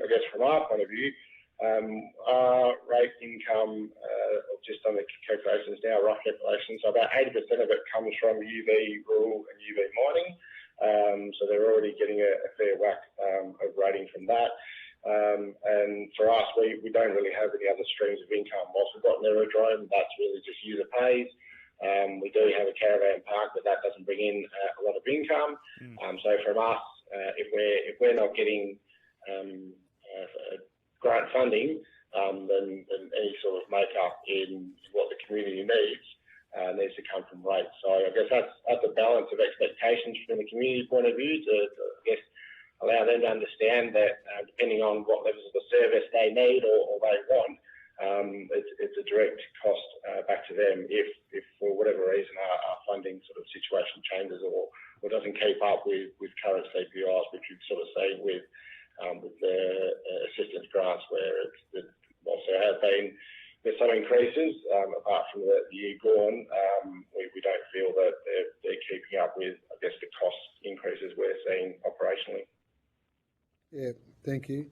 I'll just hand over to other committee members in a minute. I'm just interested in your caravan park. Do you have dongers there and so forth that where you hire them out to the mining companies, or is it just kind of locals, affordable accommodation, living in caravans or cabins or what have you? Yeah, we do do have dollar accommodation. We try and avoid as much as possible leasing out to I guess mining operations. Our primary goal with the caravan park is from a tourism point of view to try to diversify as much as we can. If they're booked out with workforce, whilst that is a good sign, we're missing out on I guess tourism opportunities, and we've got a few other accommodation providers in town which we prefer they focus on. So we do have ad hoc workers hiring it out, but we do try and focus more on the tourism market as opposed to booking it out for workforce. Thanks very much, all three gentlemen, for those responses. I'll hand to Mr. Buckholz, and we'll go to Mr. Zapier and Ms. Roberts. Thank you, Chair. I still want to stay on the financial sustainability question that the Chair led with, but more on the income stream. Do each of you have a sense what the state government royalties are that come out of your respective areas, just to put into perspective the sense of wealth leaving your shires? Yeah, I couldn't tell you the amount that comes out. We know it is significant, and certainly the state government has done a bit to try and, I guess, subsidise some of the operations and community livability factors through some of that funding. We're looking at the moment through the state government grant funding programs of probably in the order of about 30 to 40 million, which is a direct reinvestment from the mining companies back in for community infrastructure, back into the Kalgoorlie-Boulder or the Goldfields region. And that's only a percentage of what's coming out. So that's additional. I guess it's on top of the royalties payments that the state's currently taking. So that's an additional component there, getting the mining companies to pay. So the 30 to 40 million in Kalgoorlie-Boulder is directly from the mines. It's not washed through the state government. It's in addition to. Okay. So, the actual royalties funding, I couldn't tell you how much they're taking out of that region. Yep. Kalgoorlie-Boulder region probably contributes about 16.1 billion overall in terms of the economy. Okay. Anyone else have an idea of what their money leaving the Shire?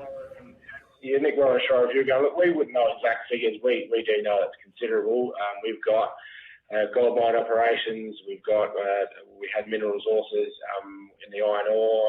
We've got the West Farmers back cobalt lithium. I know markets are volatile, but we've sort of seen or estimated some sort of values, and it is significant. I wouldn't put it. I'm not going to put an amount on it, but it definitely is.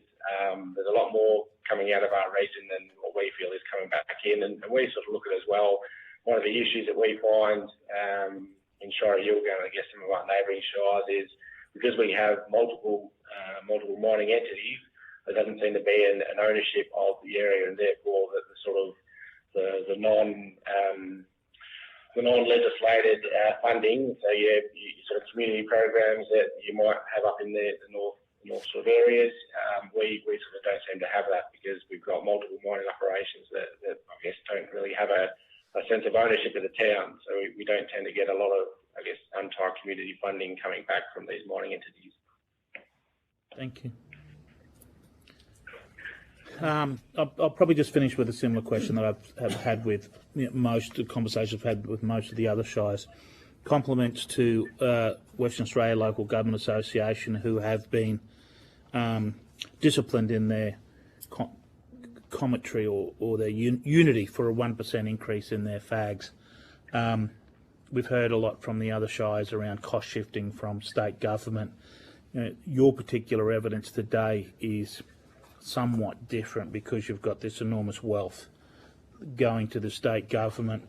Yet I still seem to find an absence, whilst there's a level of discipline and unity towards the federal government asking for a 1% increase, there seems to be a vacuum or a void that we can see of a request to the state government for a similar amount of a similar request. That level of discipline doesn't seem to be there when it comes to asking the state to make an additional contribution. But clearly, with your witness evidence here today, there's a lot going out and not a lot coming back. Thank you. I would agree with the comments. It certainly is something that the City of Kalgoorlie-Boulder is also part of the Regional Capitals Alliance WA, and it is something that we're currently looking at from that area. So we have 11 member councils as part of that group who are looking at how we can actually try and tie a percentage of the royalties back to the regions it's coming out of. So we're doing some work on that at the moment, and even if it was less than 1 cent coming back in, it would probably make every local government in the state more sustainable. Yeah. So it is work that's currently being undertaken at the moment, and we hope to be in a position to report that sometime in the near future. Good luck. Good luck. Thank you. Thanks, brother. Mrs. Epping. Thank you, Chair. Thank you, Chair, and thank you to all three of you for your submissions. I want to go to the issue of the rate exemptions, which has been raised by some of the other councils and their submissions as well. So it seems to be an important issue. Two questions immediately come to mind, and perhaps just to put on the record, because I know you've made comments about it in your formal submission, but what kind of exemptions are you referring to? Who's getting the exemptions? How much are they cutting into your rate base? And my other question on them is, who are you suggesting, and this question perhaps goes straight to Mr. Griffiths, should carry out the independent review that you refer to in your recommendations? Now, I don't mind who wants to have a go at answering some of those. Yeah, Raymond Griffiths, Shire Calabrian. Obviously, so at the moment, I think, and also Yilgarn, where it has the same situation, we have aged care housing in town. So we have probably, I think we've got in town personally, I think it's 28 properties in town, 28 houses that are actually on various blocks of land that are actually unrateable through to charitable status. Yep. So I think one property, one of the organisations is effective at about $13,000 in rates. Yep. One of the other biggest exemptions that probably hasn't been affected on is also his CBH. Our CBH area in Calaverian is actually quite a massive area in our industrial area, and also because of that, and where we are located on the Great Eastern Highway has a massive impact. And it's probably similar to the mining sector, I suppose. There's all these royalties going out, there's all this money coming in, and obviously CBH, but there's actually nothing coming back to the people that provide the infrastructure for that facility to be available where it actually is. Yep. Do the exemptions that you refer to also include the religious churches and the like? Yes. Yeah. Okay. And who do you believe should carry out the independent review? Is that would that not be a state government request? I think it's all three tier of government need to actually undertake the review to provide the information, and then also look through on all aspects on how it actually fits and where the charitable status sits through the not-for-profit. And because I know with a couple of the not-for-profits here, they believe that the money that they're making is turning back into creating more asset base for what they're trying to achieve, which is aged care housing. So the rateable status comes through, and I think all three tiers need to be involved in some sort of part of that review. Yeah, no. Mr. Bryan or Mr. Warren, did you want to add to any of those comments? Thank you. In relation to particularly around the community housing, it's probably a good example of some of the cost shifting that you hear about. State government, who currently owns a lot of the houses which are provided, transfers that across to a community housing provider, then it becomes rate exempt. So all of a sudden we've lost the rate income from those properties as they've been transferred across to the not-for-profits who get the exemptions. Therefore, council's still got to provide the same level of service, but with an exemption that comes in there.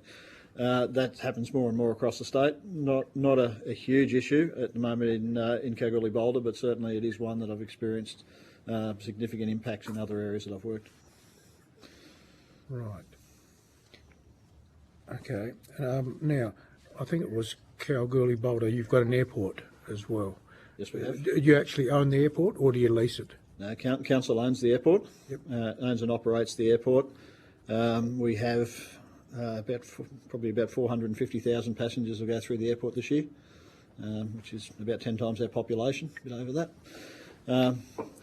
Out of that, probably about 70% of the people going through the airport are mining related and industry. Does the airport operate at a profit, a loss, or a loss? The airport operates at a profit. It's one of the few that does. Yep. There's been certainly we because it operates at a profit, you can't apply for any. A lot of the grants are excluded from it, which means that the residents and ratepayers are propping that up to some extent, whether that's through the parking component of it or charging passenger taxes as flight comes through. Is it exceptional management or volume? It's probably a little bit of both at the moment. The airport master plan upgrade is in the order of about $70 million to bring that upgrade through. So we're looking at reserves to actually fund some of that, but it'll also have to be borrowings, which then places an impost back on the broader community. And lastly, again, the issue of staff turnover has been raised. On average, how long would most staff work at within the council? What sort of, are we talking about 2 or 3 year turnovers, 5 to 10 year? What would be a figure that gives us some understanding of how high the turnover is? From a City of Kalgoorlie-Boulder perspective, 2 years ago we were talking around the 40% turnover. That annual 40% turnover, we've dropped that down to it's probably into the high 20s now over the last 2 years. And we're still running a bit over 20% vacancy rate at the moment. That was over 30%. So primarily that's because we can't compete with the wages, but it's also about the cost of living in regional and remote areas. So for someone to come out there at the moment, a 4x2 house in Kalgoorlie is anywhere around $1,000, $1,100 a week to rent.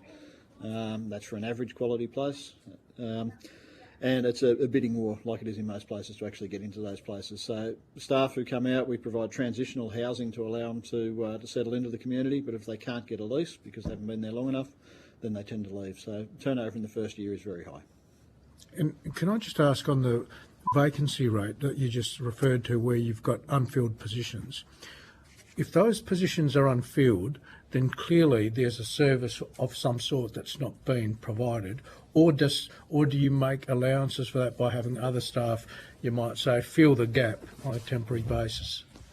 We have a lot of positions which are filled on a temporary basis. We move them around to deliver project outcomes, but that has a flow-on effect to the day-to-day service delivery. We have multiple contractors who come out. Every time we get, for example, a roads contractor comes out to do work out there, it might be $100,000, $150,000 mobilisation cost to get them out there, so that just adds to the bottom line as well. And even then they struggle to get accommodation when they're out there, so that just adds further to your costs. Thank you for that. Can I ask what the medium wage there is as well, just on the back? That's some great questions. For across the entire community. I think it's around $2,400 a week. I think I'd have to double check that figure, but it's around $1,100 a week rent. It'd have to be up there. You know. Thank you. Good questions. Just while we're on workforce, Mr. Griffiths, can I just pick up on that point that you made in your submission around workforce challenges and the suggestion that there be some incentives for regional and remote councils. Do you mean sort of in terms of someone goes and learns town planning or to be a building surveyor or environmental health officer, which is a degree in undergraduate degree in Perth, and then they get a HEX discount if they go and work in a regional area? I don't want to put words in your mouth, but is that the sort of incentives you're talking about, or something different? Most certainly, no, and obviously any sort of incentive. I'll give it for our example for Shire Calabarin. We actually don't have any of those expertise resources working on the Shire's employees. So all of that at the moment is all external contracted, which also then provides delays in being able to service the community. So it's all consultant-based. And I'm aware the consultant that we actually use has 5 or 6 other councils that they do service, so we haven't got the ability of calling on them on an immediate time if we have any issues that come about in those health, building and the surveying areas. So, even from a management perspective, like our deputy CEOs and managers here, majority of the time is basically they're anywhere from 2 to 3 years is probably the time they stay, and then they move on to something bigger and better. And, we've also had here the outside workforce. We actually now try and train, if the people from school, they come through, we try and keep them and retain them and train them up for people that actually just have the desire to retain in Kellerberrin. Otherwise, we can't attract anyone to come from Perth or any other surrounding community because we don't have any houses available.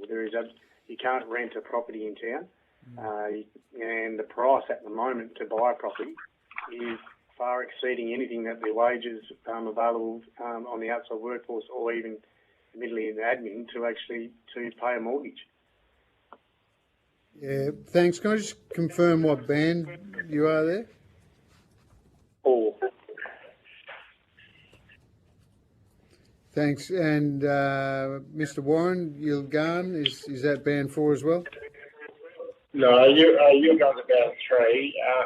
We're probably a tale of two sort of stories. It's from an admin point of view, we're pretty stable. We'd have a manager to the move on every 3 or 4 years. The admin staff are all locals and are generally pretty stable. But our issue is the outside crew, where we probably have a 20% turnover rate, which probably doesn't sound like a lot, but with a smaller group, and with training and licences and everything else that we need to ensure that they have, that is a huge sort of impact on our productivity, and that obviously leads into higher costs as well. So we're in the same boat as Kellerberrin. Our housing is very, very limited.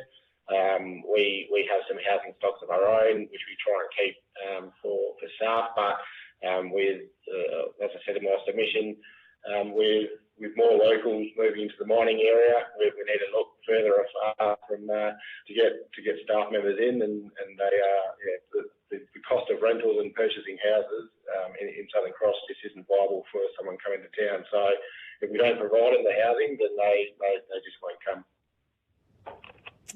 Thank you, Ms. Can I make it? So was that?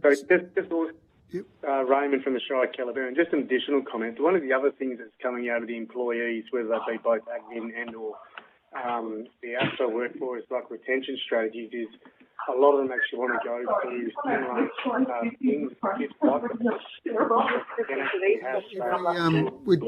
We're just getting a lot of noise from somewhere. Could you just start that point again, please, Mr. Griffiths? So one of the issues that's also coming out as a part of employee retention around in the Wheatbird is also becoming more flexible in the work hours in which you actually operate. A lot of the staff are now, because their ability to go to the mines and for additional money, someone like to stay, is they're asking for flexibility of working 9-day fortnights, different week on week offs, those different sort of swings, which actually makes it hard for us to actually undertake with an administration staff or with a workforce staff when if you have a storm or a rain event and all of those guys are actually out because it's not their swing, it makes it very difficult to actually have that full intense flexibility. Yeah, thank you. Point taken. Ms. Roberts, do you have any questions? Thank you, Chair. The joys of going last. Well, most of my questions have been asked, but Mr. Bryan said right at the very beginning, it's not one size fits all, and that's incredibly apparent. But what I do want to know is, I would like to tease a little bit more about the cost shifting and the impacts on the local governments. Yilgarn, for example, it says here, undertaken a full asset review and has estimated that the 10-year capital replacement cost for buildings and housing is 17.2 million. I know we talked about workers and not being able to house them, but one of the other points that was raised was a visa processing time, so clearly you can't attain the professions and the trades that you need. So my question is, effectively on the visa holders, is what's the current time frame, the lapse that it says for visas, and how many do you need? And if you do get them, are you able to house them? I'm happy to start on that, Chair. So from a City of Kalgoorlie-Boulder perspective, we're also the DAR, so we run the DARMA process, and we've recently started using it ourselves from a council perspective rather than just facilitating it on behalf of the broader community. It took us about 18 months to get a golf course superintendent through that process, and that's with us managing it ourselves. So we did everything we could to try and push that through. Anywhere up to 12 months is pretty normal to try and get people through the DARMA process. We've had significant numbers through and significant success in that process.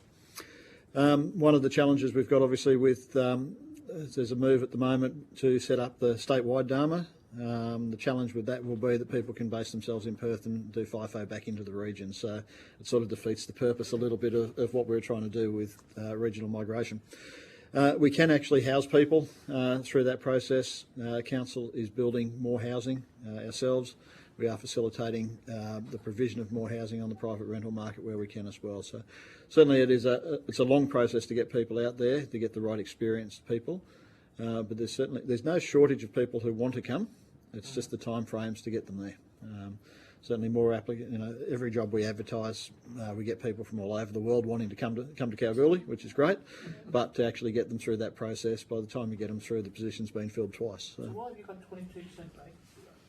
Because it's too hard to get people to, once they relocate there, the cost of living is what really hurts people. One of the challenges for staff in particular, and it's one of the areas we've been pushing hard on, is around the fringe benefits tax reform. The mining sector gets the 100%, we can get 50%. Equalise that, it'd make it much more affordable for people to actually move to the regions and actually buy or rent in town, which would be a big push. That would solve a lot of our issues straight up. As would the issue of caravan parks was touched on earlier, about dongers being set up in the caravan parks. All ours are privately owned, and most of those have been transformed into workforce camps. So they're all permanent mining camps now. Council runs a free 72-hour stop, and there's anywhere between 40 and 50 vans in that every night of travellers. So that's provided free of charge just to get the community to come in and stop in town for a few days to reinvest some money. But some big challenges. A long time to get people through the DARMA process, though. Okay. They're powered sorts? No. No. Just hard stands, somewhere to get rid of their water and... That's correct. Thanks for that. Yilgarn, Caliban, would you like to add to that? Sorry, Nick Warren, Shire of Yilgarn. We're not part of the DARMA. We don't have any visa workers with us, but anecdotally from some of the local businesses, there was a push to try and get a DARMA for the Shire of Yilgarn, but found the process to be quite onerous and time intensive, so it's not something that was progressed. But I do know that they do struggle locally, especially for seasonal workers. By the time they try and go through the process to get workers out for the agricultural sort of season, the season's gone, and it becomes an unwieldy process for them. So I do know there are issues, not from the Shire point of view, but from the community point of view, with that sort of visa process. And so Yilgarn also got you on the line. So you're talking about a full asset review. Wow, at 17.2 million. So when was the last time you did such a review? Well, look, we've had asset reviews done before, but there've been sort of a consultant come in and done it. This one we're doing in-house, so we've got our own staff doing it. And from our point of view, we think it's important to know what we've got, to I guess then create strategies that we can go to the community and say, look, you either have your levels of service or your buildings are going to cost you this much, or we can start prioritising and we're unfortunately losing populations in our sort of smaller satellite town sites. So the old town halls, which are quite maintenance intensive, sort of become unviable. So we feel before we can make those sort of decisions, we need to know exactly what we've got and how much it's going to cost us, and that's buildings, roads, sewage, everything. So we feel with that information we can start making the difficult decisions and probably unpopular decisions from a community point of view, but something that we need to do to be able to, I guess, reduce our financial liabilities over the next 10 to 15 years. Right. Thank you. Any final questions from other committee members? Can I just ask, and this is just from a federal government perspective, if we were to do something with the 1% fags, clearly the money's got to come from within the bucket that you already go. I suppose from our perspective, if we were to look at through the glass half full, all these competitive rounds, if we were to do away with all those, so the only money you got from the federal government was 1% through your fags, no roads to recovery, no local government infrastructure fund, no money for your sporting programs, no money for vets grants. If it all went through 1%, are you better off? Because my thinking is be careful what you wish for. It's a big hypothetical, and there's a lot of assumptions built into that question. But isn't that the idea of for us to ask questions? Oh, I'm not. Yeah. I'm just giving the witnesses the benefit of being able to say, yeah, don't know. But thank you. Through the chair, I guess you'd have to have the challenge would still be the formula for which it was allocated. Because there's some councils, the large metropolitan councils, that probably don't need it. They have enough revenue streams from other sources. Their rate base is big enough. Whereas you have the smaller rural and remote councils, which become heavily reliant upon it. So there's got to be a formula. If the formula can be structured in such a way that it actually delivered against that, it could work. But it certainly would take a lot of work to actually get to that position. And none of the states that we see are advocating for that. They're all advocating for the capital cities to be part of it, and particularly the eastern seaboards. We yet to get that over here. The peak body groups. Yeah. The algas and so forth. So did you have a final? Yeah, so there's an example for that is like paid parking. I mean, I bet you don't have paid parking per se in some of your, so I mean, because a lot of money can be made from paid parking, but not a lot of local governments have it. Spot on. True. Final one from me, and then we're out of time. Was just to Mr. Warren, just around your submission. I was interested where you've got a significant financial outlay to fund your GP and infrastructure for your medical service provision. So that's obviously a gap that you're filling locally. I was just wondering if you've approached the federal government through the PHNs or anything like that for some assistance. No, not to this point we haven't. Yeah, it might be worth having a yarn to the primary health network that covers your area and see if there's a way that they can assist. It was just a thought. Gentlemen, really appreciate your time this afternoon, unless there's any final points that you wanted to make. Just one, if I could, Mr. Chair, that I didn't get a chance to touch on, and that is about the transitional nature of regional and remote communities, so particularly the Indigenous communities. We have a lot of them obviously out through the Goldfields region. So those people are actually become part of the transient population that comes through town. There's no income source from them, from those groups, but the local governments are expected to pay that to actually fund services, which in our case includes temporary accommodation and everything else for those people, so that they're not on the streets homeless when they're in town.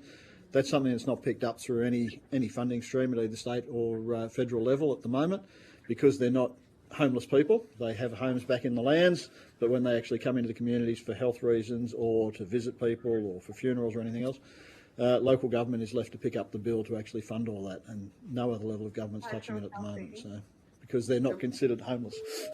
What does that look like, that temporary accommodation? So at the moment for us, we have a temporary camp and we have short stay accommodation in town. The temporary camps are at best a shelter, somewhere where they can have a fire. There's new ablutions and things like that go into there, but it is rough sleeping on the ground, but in an area that they feel safe. So we're currently working with those communities to develop new facilities there, but again, it'll be something that's funded by local government. Yeah, but overhead protection, rain protection? Or? Rain protection. Yeah. But we are doing a process of co-design to actually develop something that meets the cultural and needs of the communities. Good idea. It actually comes in, so that's a work in progress at the moment. Well done. That's that co-design piece is important, and then they'll tend to use it. But yeah, it is a big cost for the local government, and would seem that it'd be something that state government would be well placed to assist with. Yeah, gentlemen, thanks very much for your time today. If you've been asked to provide any additional information, please provide that to the Secretariat by the 13th of September. And we'll send you a copy of the transcript from today, and sometimes on the phones too. It doesn't pick up everything perfectly, so you'll have an opportunity to request any corrections to errors to the transcription. But really appreciate your time and have a great day. Thank you. Safe trip back to Kalgoorlie. Good presentations, well done. Yeah, very helpful. We'll just suspend. In accordance with the committee's resolution of 4 August, this hearing is being broadcasted on the Parliament's website, and the proof and official transcripts of the proceedings this afternoon will be published on the inquiry web page on the website.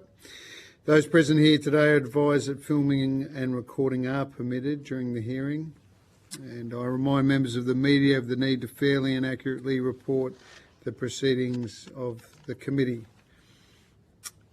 So my name's Luke Gosling. I am the federal MP representing Darwin and Palmerston in the Northern Territory. My committee members. Roberts, Federal Member for Peace in the wonderful state of Western Australia. Tony Zappia, Federal Member for Macon in South Australia. Scotty from Beaudesert in Queensland. So thanks very much for joining us in person here, Mr. Nikula, and for those online. For the Hansard record, would you please state your full names and the capacity in which you appear before the committee, starting here with Mr. Nikula, please. Thank you very much, Mr. Chair. Matthew Nikula, President of the Shire of Exmouth. Thank you. Port Hedland. Thank you, Mr. Chair. Steve Leeson, Director of Corporate Services, and I have our Manager of Public Affairs, Shana Crispin. Thank you. And finally, Shark Bay. Shark Bay, Cheryl Lorraine Cowell, Shire President. Thank you, Ms. Cowell. And I just note with Exmouth, even though there wasn't a submission, the Secretariat have provided us some information here, so we'll just tease out some recommendations from you later, just if you want to start thinking about a few things. We'll explain this at the end of the hearing, but there'll be an opportunity for you to send something in afterwards, including answers to any questions that you're not able to answer now and that you take on notice.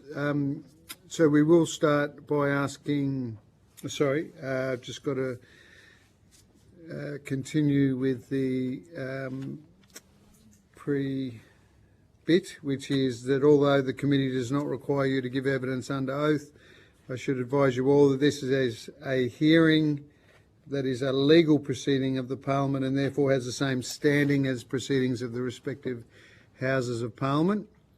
So the giving of false or misleading evidence is a serious matter and may be regarded as a contempt of Parliament. The evidence given today will be recorded by Hansard and attracts parliamentary privilege. So I now invite all three councils, starting with Exmouth in the room, and then we'll go out to Port Hedland and to Shark Bay to make an opening statement, and then we'll have a discussion and some Q&A. So this is an opportunity to get your most important points up front before we go to the Q&A, and to assist us with transcribing the public hearing for the website. It'd be appreciated if, particularly those on the phone, just mention who you are before you answer each question, just so we can work out who to attribute the comments to.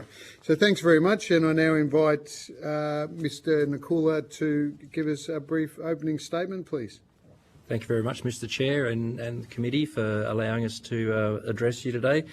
Imagine living in a world-class tourist destination and facing the challenges of a small rate base, having to cater for all of the facilities and maintain them for the expectations of international visitors. And that's the very real situation that we face. The Shire of Exmouth, a remote regional community in Western Australia, is grappling with this challenge. Our unique location, combined with a small ratepayer base, presents significant financial hurdles that threaten our ability to deliver our essential services, as well as the provision and maintenance of important assets and infrastructure in the Shire. We are associated, obviously, with the Ningaloo brand. It's gained global recognition and is basically the flagship of Tourism WA's international branding with the whale shark and the Visit Ningaloo. It is absolutely a worldwide bucket list destination now as far as tourism in Australia. And although we appreciate this exposure, providing adequate infrastructure resources required puts immense pressure on the Shire of Exmouth as a small Band 3 local government.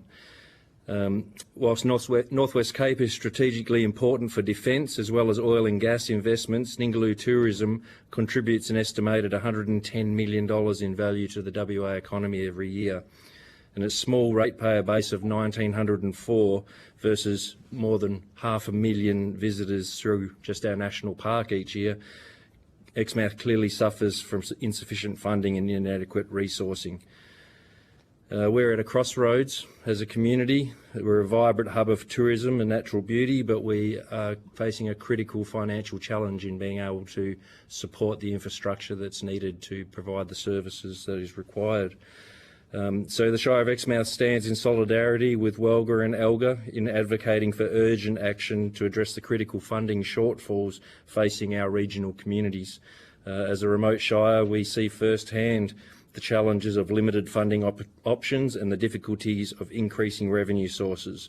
And so we implore the inquiry to prioritise sustainable funding solutions to ensure the ongoing delivery of essential services and the preservation of vital community infrastructure in our regions. Thank you very much. Thanks, Mr. Nikula. Port Hedland, please. Thank you, Chair and Committee. Steve Leeson, Director of Corporate Services at the Town of Port Hedland. Port Hedland in the Pilbara region of WA is often described as the engine room of both our state and federal economies, and we are a fortunate local government area. Our financial sustainability, like all local governments, would benefit from a return to 1% of federal taxation receipts, which is now near half what it was a couple of decades ago.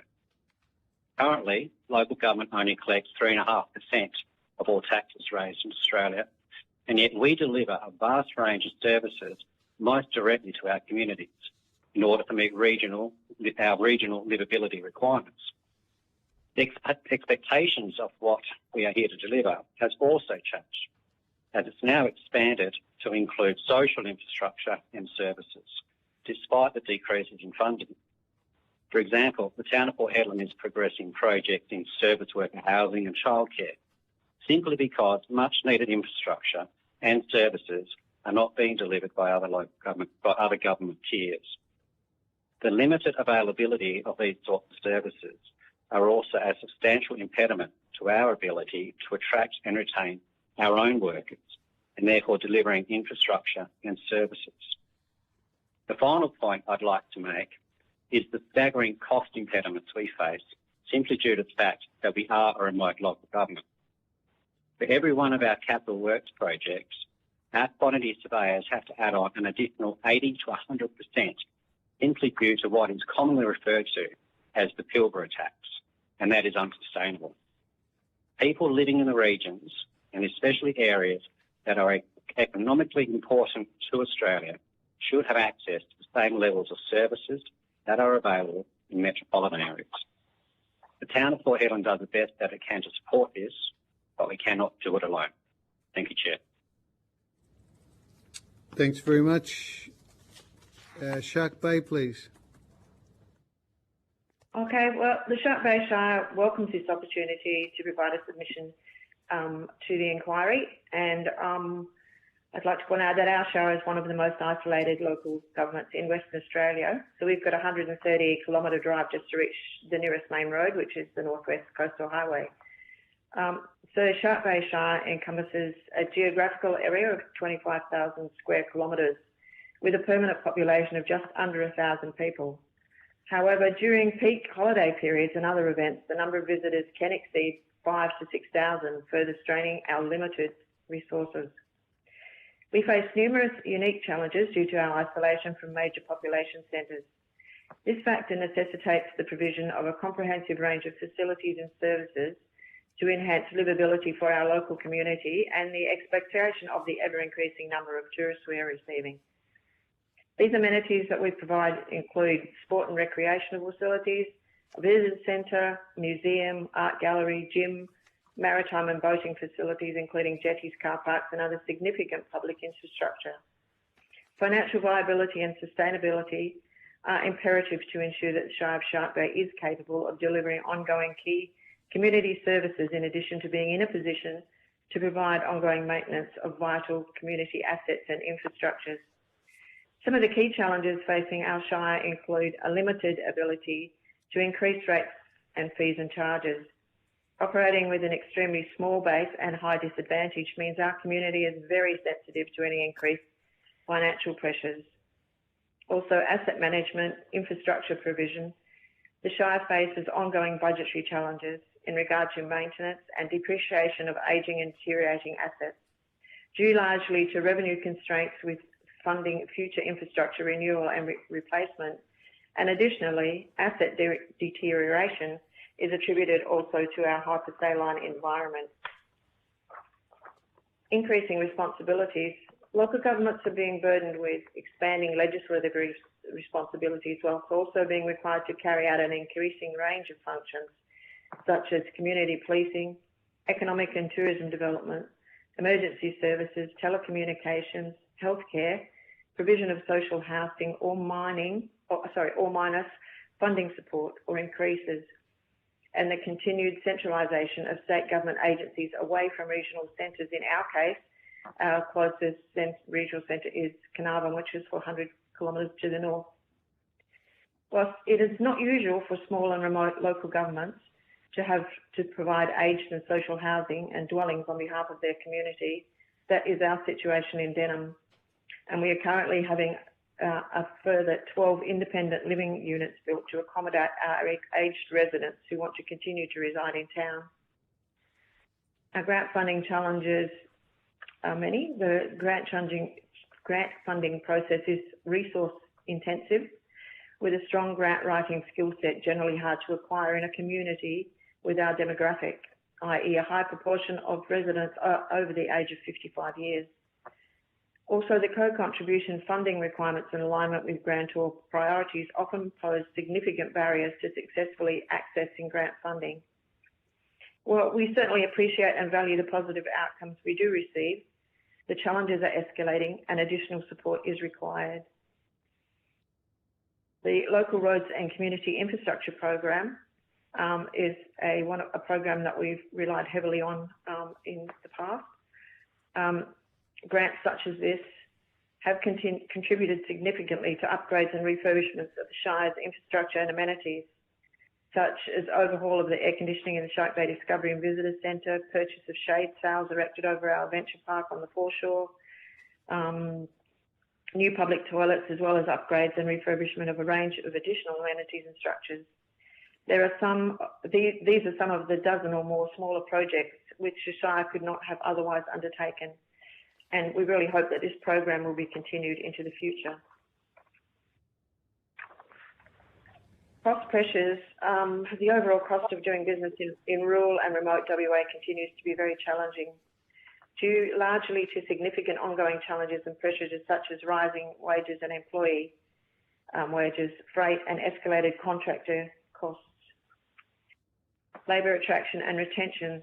The three main issues with attracting and retaining staff are being able to compete directly with a metro local governments and the resource sector, both in salary, benefits and the provision of long-term accommodation. And touching on regional collaboration, which comes up every so often, the concept of sharing resources between local governments within the Gascoyne region was introduced several years ago, and whilst it was initially embraced, it quickly became evident that the tyranny of distance between the 4 local governments in the Gascoyne rendered the proposal untenable. To the financial assistance grants, in consideration of the above challenges and addressing them, the Shark Bay Shire strongly supports the WA Local Government Association and ALGA the advocacy position of an increased financial assistance grant to 1% of national taxation, with additional support to address funding gaps and review of the grant allocation and distribution methodology, which recognises the differences between metro and regional LGAs, both within Western Australia and also nationally. Financial assistance grants make a significant contribution to our financial sustainability in rural, regional and remote locations, and can be critical to the survival of small shires such as ours in the region, as the funds can be utilised for projects specifically relevant to each shire based on a community consultation. It should also be noted that metropolitan local governments are usually not responsible for the upkeep of roads within their local government area, whilst around 80% of roads within regional shires are local government owned and managed. In conclusion, the Shire of Shark Bay seeks an outcome from this inquiry which will acknowledge the funding challenges of regional and remote local governments, including the limited funding sources available, and which understands how critical sustainable funding solutions are to maintaining and improving service delivery, and also to the maintenance and renewal of valuable community infrastructure. Thank you. Thank you. Can I just clarify first with Shire President Cowell, are you a Band 3? 4. You're Band 4. Band 4. And you said 350k on the road just to get to the the south-north highway or the western highway, whatever you call it. Northwest Coastal Highway. Yeah, so we've got 150 k's from Denham, the town site here, just to get back out to the highway and sort of, go from there. And just for the benefit of myself, and I mean, I can see where you are on a map. The tourists that obviously got a bit of time on their hands, whether they be grey nomads or whoever they are heading up to that part of the world, they're coming to. Are they coming out to see sharks, or are they going there to fish, or? Well, a bit of all that. So we are a World Heritage Area, which is part of the attraction. We do get a lot of grey nomads. We've got 3 caravan parks in town, all of which at this time of the year are, pretty much full up, chock-a-block up. But we also get a lot of backpackery people coming through as well, and always looking for work and also looking for accommodation. So that's obviously short-term work that they're interested in. And we also are a holiday destination, particularly in kids' holidays. And so most of our town, apart from the actual long-term residents, we have a hell of a lot of holiday houses and short-term rentals. Right, and people fly from Perth to stay there. Generally, most of our visitors are by road, so a lot of them, as I said, have caravans and or they've already booked out the holiday houses. As far as flights go, we only have Rex, just hanging by our teeth for Rex. Rex have confirmed that they won't be closing down our flights from Shark Bay and Carnarvon further north back down to Perth. So those regional flights will still remain. Do you mind me asking, what you'd be looking at for a return flight to Perth? Given a reasonable amount of booking in advance. Yep. So there's three layers, I think. So you've got a community fair. Once if you book it in, you get a discount if you book further in advance, etc. But yeah, you're probably looking around about $500 for a trip down, $450 somewhere around there. If you're not in the. Yeah, so yeah, $1,000 return more or less. So just because you're so isolated, I was just keen to get an idea of those costs. And good news that Rex is saying they're going to continue to provide that service to all three local. Sorry, go. Sorry. Currently, Rex has with our Department of Transport in WA has a contract that it has to honour anyway. So. For us and Carnarvon further north of us.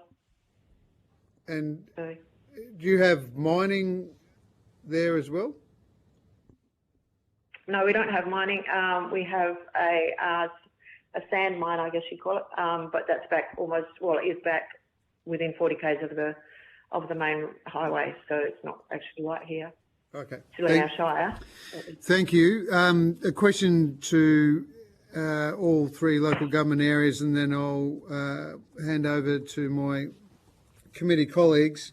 We're just trying to get an understanding of how local governments around the nation define financial sustainability for local government and how you measure it. So we'll start here with Exmouth, go to Port Hedland, and then to Shark Bay. So how do you define financial sustainability and how do you measure it? Oh, defining it is difficult. We've got a situation that we are catering for a much bigger base than our natural population. So we have a staff of 90 people. We've got a $9 million staff bill. We have a $6 million rates income. We're operating a waste facility for 15 to 20,000 people that are there all the time, but our staple population is recorded at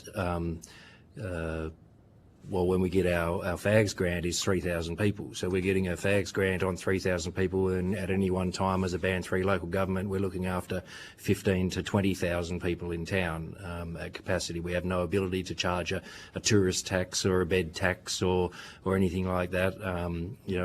As I said before, the sheer amount of infrastructure that we have to maintain and keep at that highest level, we unfortunately don't get to have those conversations with our community and say, well, this is the income, this is the service level. The expectation from the international visitor and the Australian visitor and everything is that all of those infrastructure will be maintained, the facilities, the toilets will be clean, the bins won't be overflowing, the boat ramps will be working, the fish cleaning stations are all done. We need to provide that, but there's no way that we can recoup funding from that. It's kind of the underwritten, whilst everyone has a great tourist season, we can't stick the hand out at the end and say, hey, how about a little bit more? We've made several presentations to the FAGS committee that comes around, basically saying, it's not a fair allocation of what we're doing. The distribution, the model doesn't work, and whilst we are on the highest amount that we are, just the per capita that we get, it doesn't make it sustainable.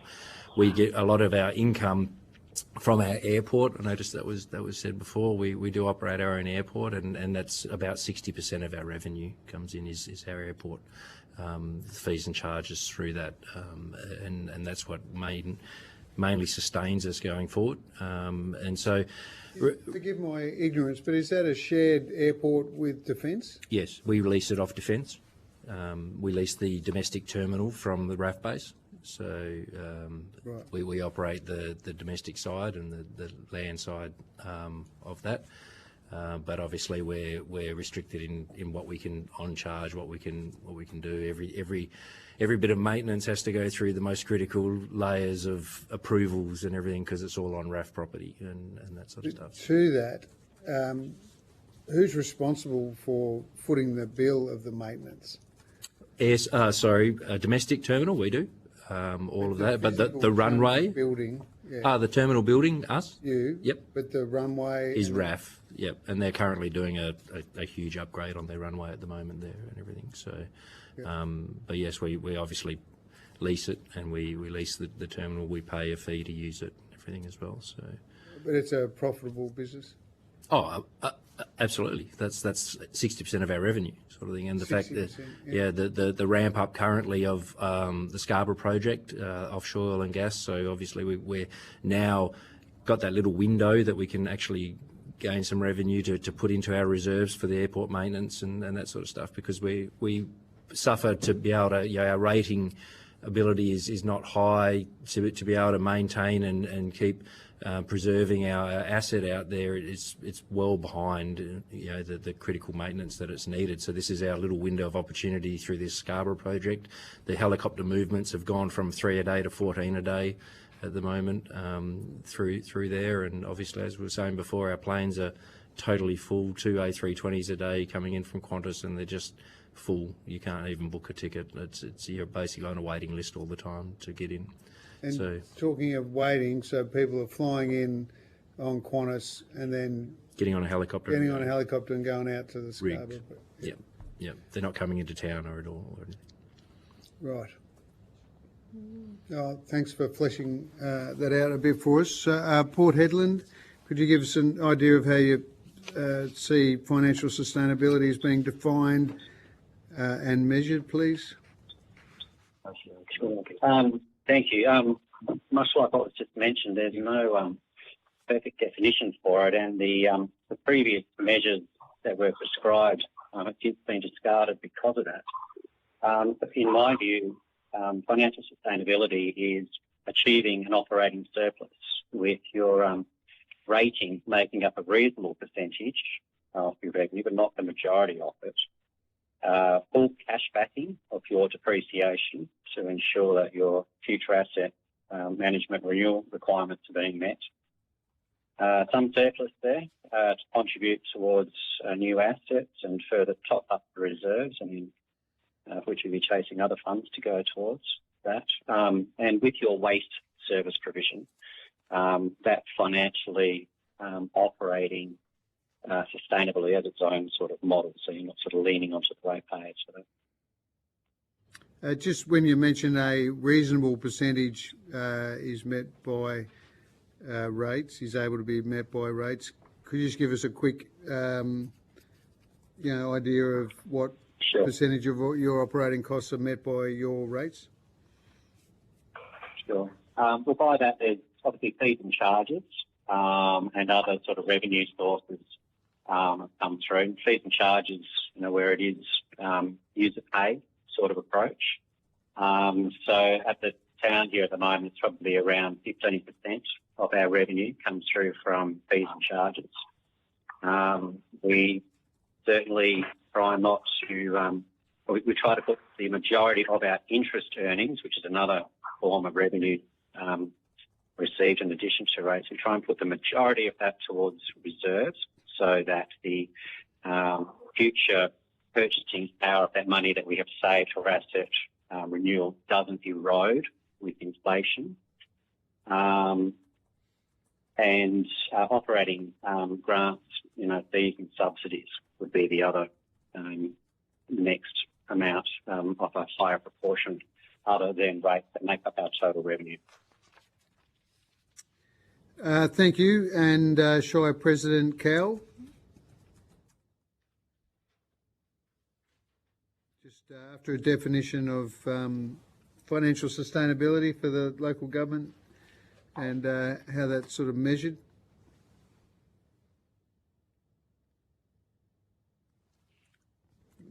You might be on mute, or you might have fallen off.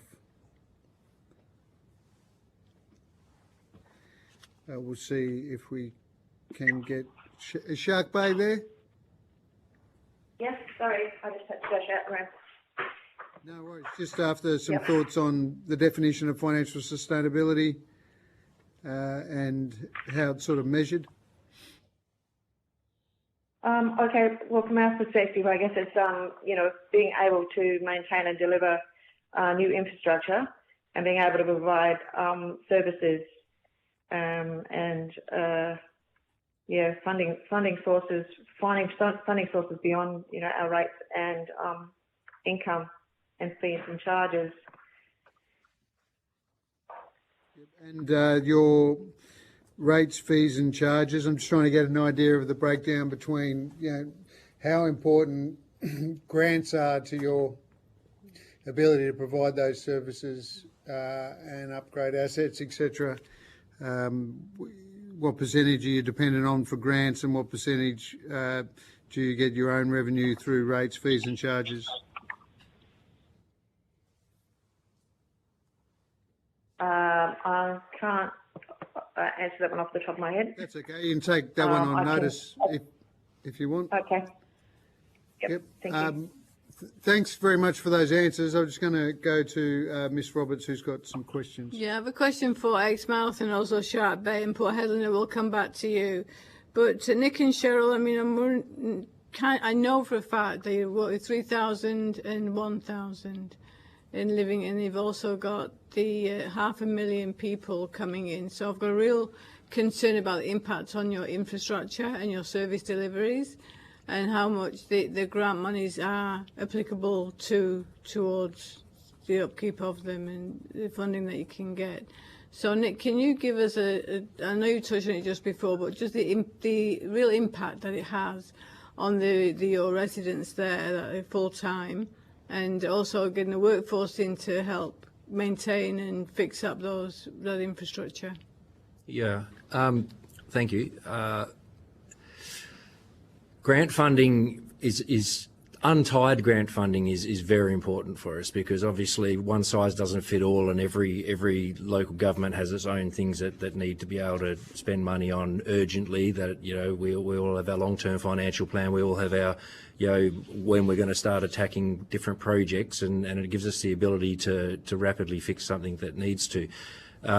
Tied grant funding and competitive funding rounds are very difficult for small regional local governments. We don't have the the staff assets in place to start writing grants to and even the cash backing to be able to match some of the grant funding and things like that. So we often are not successful in that. But they are very important. They do play a role, and sort of we wouldn't want to see them go away at all. The community sporting infrastructure grants and all that are very important. We all have such ageing infrastructure at the moment. Exmouth as a town is only 60 years old, but everything in the town is 60 years old. So the swimming pool's failing, everything's failing. It's all starting to fall apart and needing vital upkeep, sort of thing. So that's that juggling act at the moment. I might just quickly add that we are very unique in our high level of government departments. So we are a World Heritage Area. We have a state government department, DBCA, the Department of Biosecurity or Tourism or whatever, national parks. They've taken over a lot of the stations and turned them back into national parks. So we've lost the rural revenue from that. They don't obviously pay any rates. So us as a small town on the peninsula to the north of us is all defence land, and they don't pay any rates. All down the west side now is all DBCA. They don't pay any rates. And then we've got Water Corp covering the rest of it. So we don't have mining rates. We don't have pastoral rates. We have nothing of that. We've basically only got the little properties in town, and all of the government departments that have property in town don't pay any rates either. So the US Navy and the US Air Force have properties in town, they don't pay rates, and so we don't get that income. So grant funding is vitally important to keep that infrastructure going, and the more grant funding that's untied is far better for us. Now that is a huge issue, not having those ratepayers essentially in your community. And the other is the workforce, keeping up the workforce is able to recruit people in and house them. We can't. So we run currently probably at 20% vacancy rate all the time, and we are trying to address that. The last 2 years we've had a 50% per annum turnover of staff because it's very hard to retain staff in the area, let alone attracting them because there is no housing availability. Exmouth came out just a month ago as being the lowest housing availability, around at 0.6% of rental availability. Us, Department of Defence, Tourism, everyone struggles. We all steal, poach staff from each other because there's just no one around. So as soon as you advertise a position, as glamorous as it is to move to World Heritage Ningaloo Reef and come and live there and everything, there's no ability to provide housing and there's no housing available. So straight away, you know, of the 50 people that apply for the job, 40 are gone straight away because they haven't got housing and can't come. So you're not often getting the best person for the job. You're getting someone that already lives there. We can't compete on the big stage of wages with mining and the other, even with defence sort of thing as a local government. But we are putting measures in place. We've been pushing, we need land release in town. We've been pushing for that for 5 years. The government, it's all ready to go. They're just stalling it, and that's created a real problem with driving up our rentals, driving up the GRV in town. One of the biggest culprits is the state government with their rentals. So they've gone down the road of not building their own assets, just going through the rent model, and they're the only ones that can afford to pay the big rents. So when DBCA decide that they need another 15 employees in town, they need the houses, and they just basically dangle the carrot, and they're paying $1,500 a week for a house where the locals can only pay $500 a week for the house, and it's forcing families out of town because they're not investing in the infrastructure and they're not helping us with it. You know, we need land releases. If we could get these land releases that have been sitting there for, you know, over 3 years ready to go, then housing could be built and we could all, the Shire's ready to start building our own houses to be able to house our outdoor workforce, and we've just got nowhere to be able to do it. So, Yeah. So can I just clarify, what's the DBCA? DBCA, the Department of Biodiversity, yeah. Something and attractions, conservation and attractions. So, yeah. That's a new one. And also your seasons are now like basically calendar. All year month, round. It used to be just in the winter, but now it's just Yep. January to December constantly. Constantly full, towns constantly full Yeah. time through. Yeah. Thank you for that answering. And Cheryl, you'll have the same problems, I guess, in Shark Bay. Yeah, pretty much. It's right across the board. And housing and retaining staff is high on the agenda, to the point where we as a local government have stepped into that space, I guess. We have regional economic development grants that we have managed to access some funding there to step into that space, and working with the state government, who are also obviously looking for grow housing, which is for their workers as well, teachers, etc., government workers. So we're in that space now of developing land, and we've got a contractor putting up houses, etc. So we've had to fill in that space, and so to be able to expand and get the workers. Yeah, that's exactly right. Thanks, Cheryl. I knew there's a mirror image effectively of Exmouth. And Port Hedland, so you're talking about the cost of recruiting and training staff. Then once you've done that and you've got your staff on board, they then be poached over to the mining industry. Is that a big problem for you? Through the chair, it certainly is. Much like what you've heard, we typically run near up to a 20% sort of vacancy rate at times, and the last year it's probably been near to the 30 to 40% sort of turnover, and just the cost of relocating people into Port Hedland, South Hedland is astronomical when you try and support that. And I guess we are fortunate in that we do have some housing stock, but we certainly can't house our entire workforce. So we are up against the housing shortages, and hence that's why we're having to step into that key worker housing space ourselves. The rents are astronomical, so you need a dual income household just to survive up here. Hot bedding is very common. With the boarding school, I'm glad it was nothing like that. But also our own people trying to compete with that, therefore they need daycare, to look after their kids, and there's just limited spaces available here as well. Just a couple of other things. Even though we are a Tier 1 local government, and we do have rating on mining sector to support us. The economic activity in our light industrial areas to support that mining sector, there's a huge amount of road maintenance and renewal requirements, in that space as well. We too have failing swimming pool facilities. I think there's a lot of WA local governments that are in the same sort of situation there.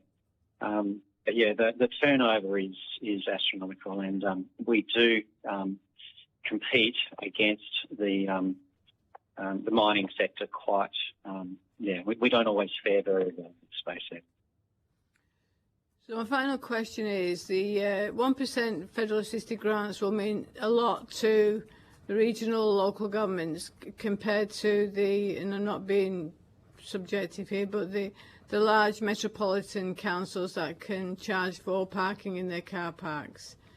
There's a bit of a statement, but is there any comment around that? 100% agree. Okay. I agree. I think that there's, just the population base in the small geographical area of the metropolitan councils, they can attract a lot more rates, a lot more fees and charges that they can get. I don't think we're looking at a lot of the books of them, City of Joondalup, places like that. You kind of wonder why they're even getting a FAGS grant to do it, and if it was better distributed to rural and regional places to help with the cost of living and that sort of stuff would be far better. Okay. Yeah, and similar sentiments from the town of Port Hedland too. We've been on the maximum of our financial assistance grants for a number of years, and our grants as a percentage of our revenue is quite low, but just to take the burden off rating to restore that at previous levels would definitely support it.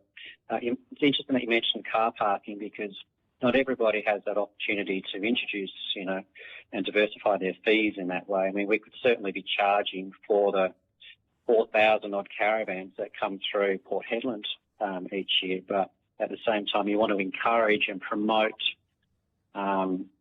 travel and getting out there and experiencing the region. So sometimes a fee for services can be quite detrimental. Perfect. Thank you. That's all. Thank you for me, Chair. Thanks very much. We'll go to Mr. Zappia next. I just wanted to clarify one thing with Port Hedland. You've got 11,000 jobs. Only one quarter are with mining. Does that mean that those other sort of the light industrial stuff, the enabling industries for mining, take up the majority of the rest of the jobs? Through the Chair. So, about 26%, a quarter of it's in the mining area, but a lot of it's the sort of transport and sort of logistics as well. So that's around 10%. And meeting healthcare and social services is near 10 as well, with education and training around 7, and the construction sector around 7 as well. Right, so there are some construction workers there. I'm just noting that if you have 30%, if you're expecting 30% growth in the next 15 years, even I can work out that's 2% a year, and you're going to need more housing stock, obviously. So there is some construction capacity there in Port Hedland, or is it more for the light industrial and heavy industrial type construction? Yeah, through the Chair, it's most certainly supporting the industrial sector. We need an estimated 120 residential houses to be constructed each year, and last year there was only 40 approvals and licences issued. The time to construct a house is, if it's in situ, it's way more than 12 months. There's obviously the difficulty with builders, building companies financially, so there's not a great deal of stability in that sector. So a lot of prefabricated homes is obviously the way to go, but just the spent off it, you're looking around $800,000 just for a modest sort of 4x2. Yeah, I imagine there's a lot of chippies that are out there driving trucks for mines. Now, Mr. Zapier. Thank you, Chair, and thank you all for your submissions. I have a question that follows from an answer given earlier on by Matthew. I was going to actually ask the question, but you've sort of answered it, but I want to pursue it in this light. Matthew, you said earlier on that you often do not apply for grants because you don't have the staff resources to fill out the application, and also the delivery of the grant itself can sometimes be a burden as well. Has the Western Australian Local Government Association, or anyone else for that matter, to your knowledge, done an economic study of how much money is not going to the regions for that very reason, that you simply don't have the resources to apply for and deliver on federal or state government grants? I couldn't comment if they've done a study in it. I don't know on that. I could definitely find out, but it is definitely a problem for us. And again, the bit that I didn't touch on was being able to deliver within the timeframes as well for the grants, because a lot of it is the cost of mobilisation. A lot of it you have to time in when you can actually get. So we have this issue that comes along with our regional road group funding and that sort of stuff. We have to get through it every year, but if a plant doesn't come to town when it's meant to, or something holds it up, you can't get rid of the funds in time and that sort of stuff. So there's a lot of factors that come into play with applying for grants. Our Cheryl said before that they were successful getting a RED grant, the Regional Economic Development grants that the state government has going around, and they're good for projects or anything. But a lot of the time, we don't want to, as a local government, be competing with our local businesses or sporting clubs or something like that going for it as well, because there's only a small pot of funding for it. So we would rather support them to be able to access that funding than use it for ourselves. So. Would that be the same with Port Hedland and Shark Bay? Generally, the comments that Matthew's just made about grant funding. Mr. Chair, yes. Sorry, Nick, I'll allow Shark Bay wanted to go first. Yep. Yeah. Well, in that regard, with what Matt's saying, we're, I guess, in a slightly better position with regard to grants, particularly writing of grants. We have a staff member here in Shark Bay who is that is part of she is the grant writing expert basically. Yeah. So we are lucky in that regard that we don't have to search for other people out of town or whatever to write our grants for us. Yeah. All right. And Stephen? Thank you. Sorry, for the town of Port Hedland. Look, we do have staff, but at times it is necessary to outsource. It just depends on the type of the grant. But most recently, we spent $9,000 having to resource a grant application.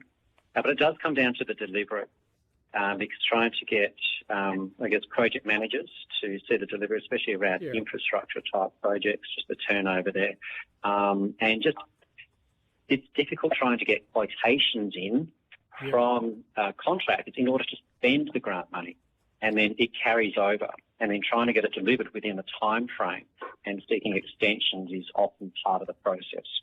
Yeah.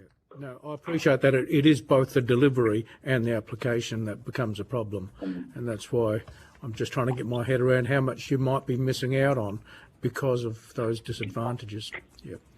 Chair, that's all I've got for now, but if time comes.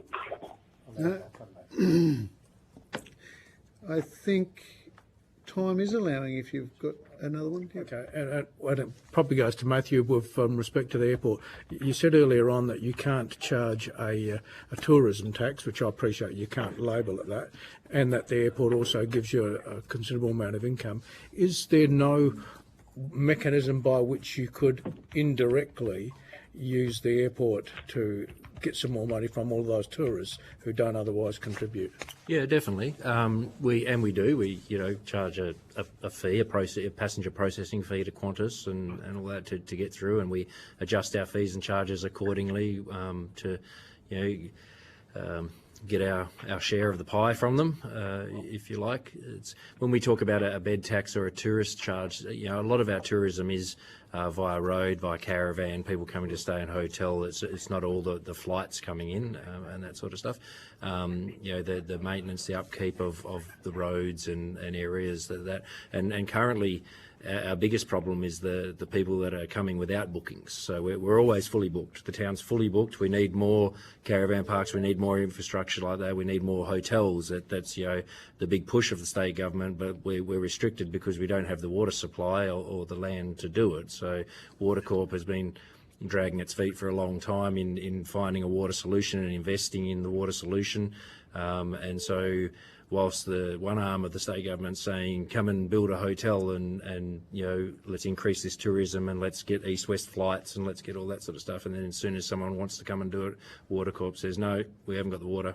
You can't. So we're kind of a little bit stuck in that lack of infrastructure. All of our infrastructure is at absolute maximum capacity at the moment.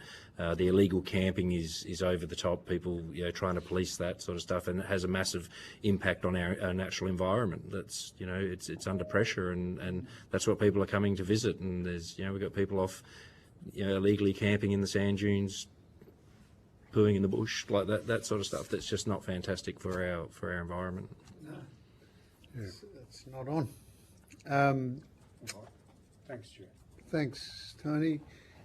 Is it the council that would approve any large developments, such as big hotel complexes or something? There must be an enormous want by developers to take advantage of the popularity of your beautiful part of the world to construct a lot of tourism accommodation. But is it the view of the locals that would be a disaster? Or no, they're coming anyway. We need the infrastructure. We need the upgraded infrastructure and the more ability to house these visitors, because it's not like it's kind of different. It's if you build it, they'll come. They're coming. We need to build it to house them, and we need this stuff in there. It's not so much. We're in a funny situation that we have defence investing in a big way, both United States Defence and the ADF. They've got a workforce, and we're on a journey as a local government trying to understand what that looks like. Once these projects, they flick the switch in the end of 2026, 27, and they hand over, what sort of a workforce are they planning to bring? Are we talking 100 FTEs or, and does the school know this, that they might get 40 or 50 more kids? And where are they planning on housing them? Because we haven't got the houses, and that could really drive it up even more. So we're trying to understand this from Defence, and we are making good headway with them in the conversations that we're having, and we're then trying to pressure the state into fast-tracking the delivery of the infrastructure with water, land release and everything, so it can all come on at the same time. Obviously, it helps us as a local government with our rating. I certainly don't want Defence or the state government to come and build 100 houses. I would rather that, because we won't get rates from them, I would rather that investors build 100 houses and Defence offered their 10 plus 10 leases back to put people in these houses like down the track. Housing or they operate that way and give it. And just in finishing, I'd like to say, we're also hampered with the expectation. We have a bit of argy-bargy with the state government all the time, the expectation of what has to be delivered, the cost shifting down to us. Our residents maintain the road into the national park.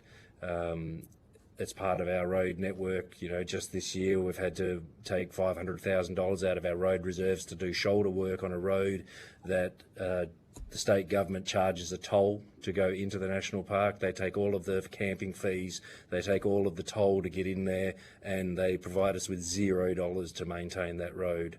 And to look after it. And the boat ramp at Tandabidi or Bundigi, that the tour operators that are taking all these whale sharks tours out, the local government has to maintain that area, look after it all.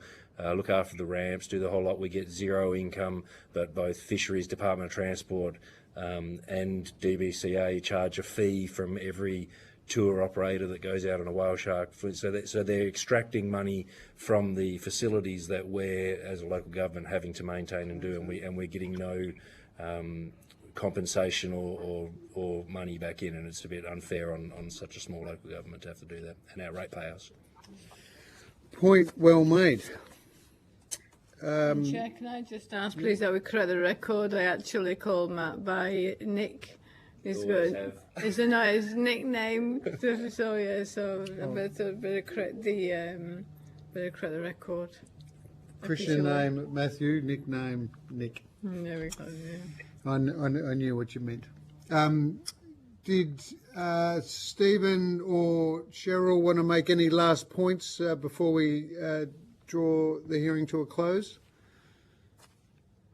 Well, bit of left field. We're not still talking about builders, etc. But just with us, the Shire here, stepping into that space of building houses in conjunction, obviously, with some of the state government money for grow housing, which is the government workers housing. Listening to some of the things that Matt's saying, particularly with being able to accommodate those people who've come to do the building or whatever. We have a builder that actually, and we are insisting now that if the builders come to town to build new houses, then they have their own accommodation and their own mobile accommodation. And so with the grow housing that we're currently engaged in with the builders, they have a semi-trailer which has got all their accommodation on it, so it's mobile accommodation. We're not looking around for, or they're not looking around for trying to find, somewhere for their workers while they're building the houses, etc. So it's a kind of win-win. Thanks, Cheryl. And sorry, Stephen, final thoughts?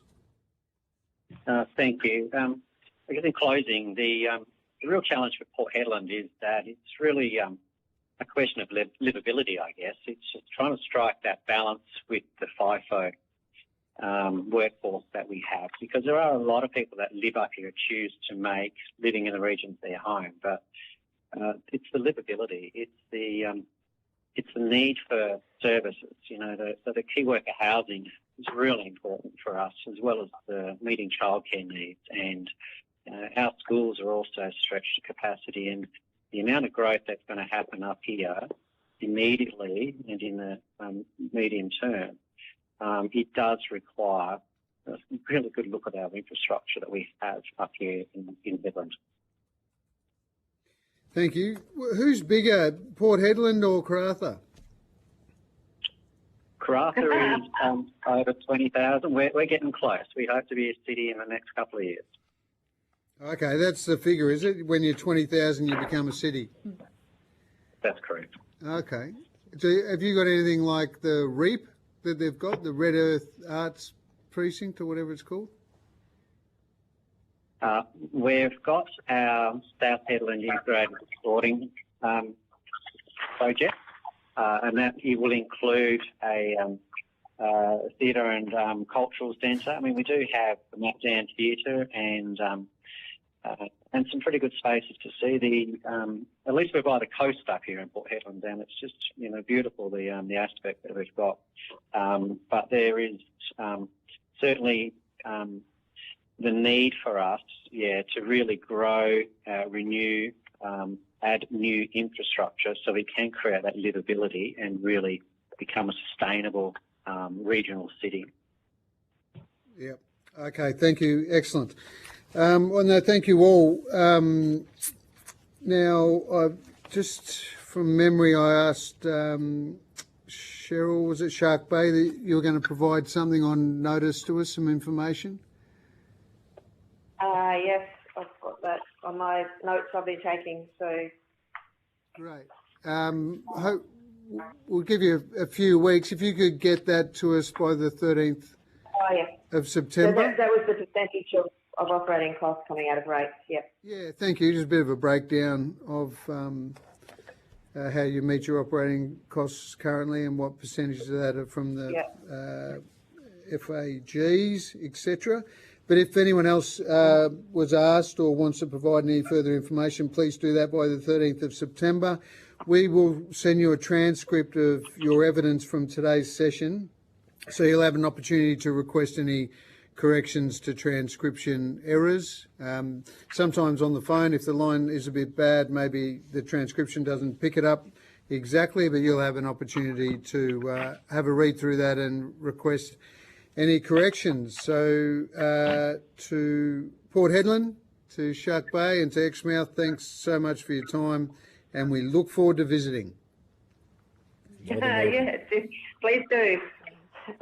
Thank you, committee. Look forward to it. Thanks very much. Thank you. Just for the others that are online, have we got the Shire of Wyndham East Kimberley? Yes, we do. That's Mr. Menzel. Yes, David Menzel and my CEO, Vernon Lawrence. Yeah, you're both there. Fantastic. Have we got Mr. McCumsty and Mr. Hartley from West Kimberley, Derby? Yes, Peter McCumsty is here. Yes, Neil Hartley. Fantastic. And Kimberley Regional Group, Regional Capital Alliance WA, Mr. Rosaire, is that the way you pronounce it? Yeah, I'm the Executive Officer for both the Regional Capitals Alliance WA and the Kimberley Regional Group. I must say, I'm actually ringing from Bali, so the phone set up here is not particularly good. So if I drop out, you're in the capable hands of Vernon Lawrence and Jason D. McGuell. Oh, fantastic, Gold. Thanks for joining us. Paul, you're in a hotel room or something, or are you looking out over a palm-fronded surf beach or what? Oh, well, I was hoping not to go on Zoom so you wouldn't know where I am, to be honest. I'm actually in the lobby of the hotel. Okay, yeah, that line isn't the best, but we'll do our best. And we will get started in just a few moments.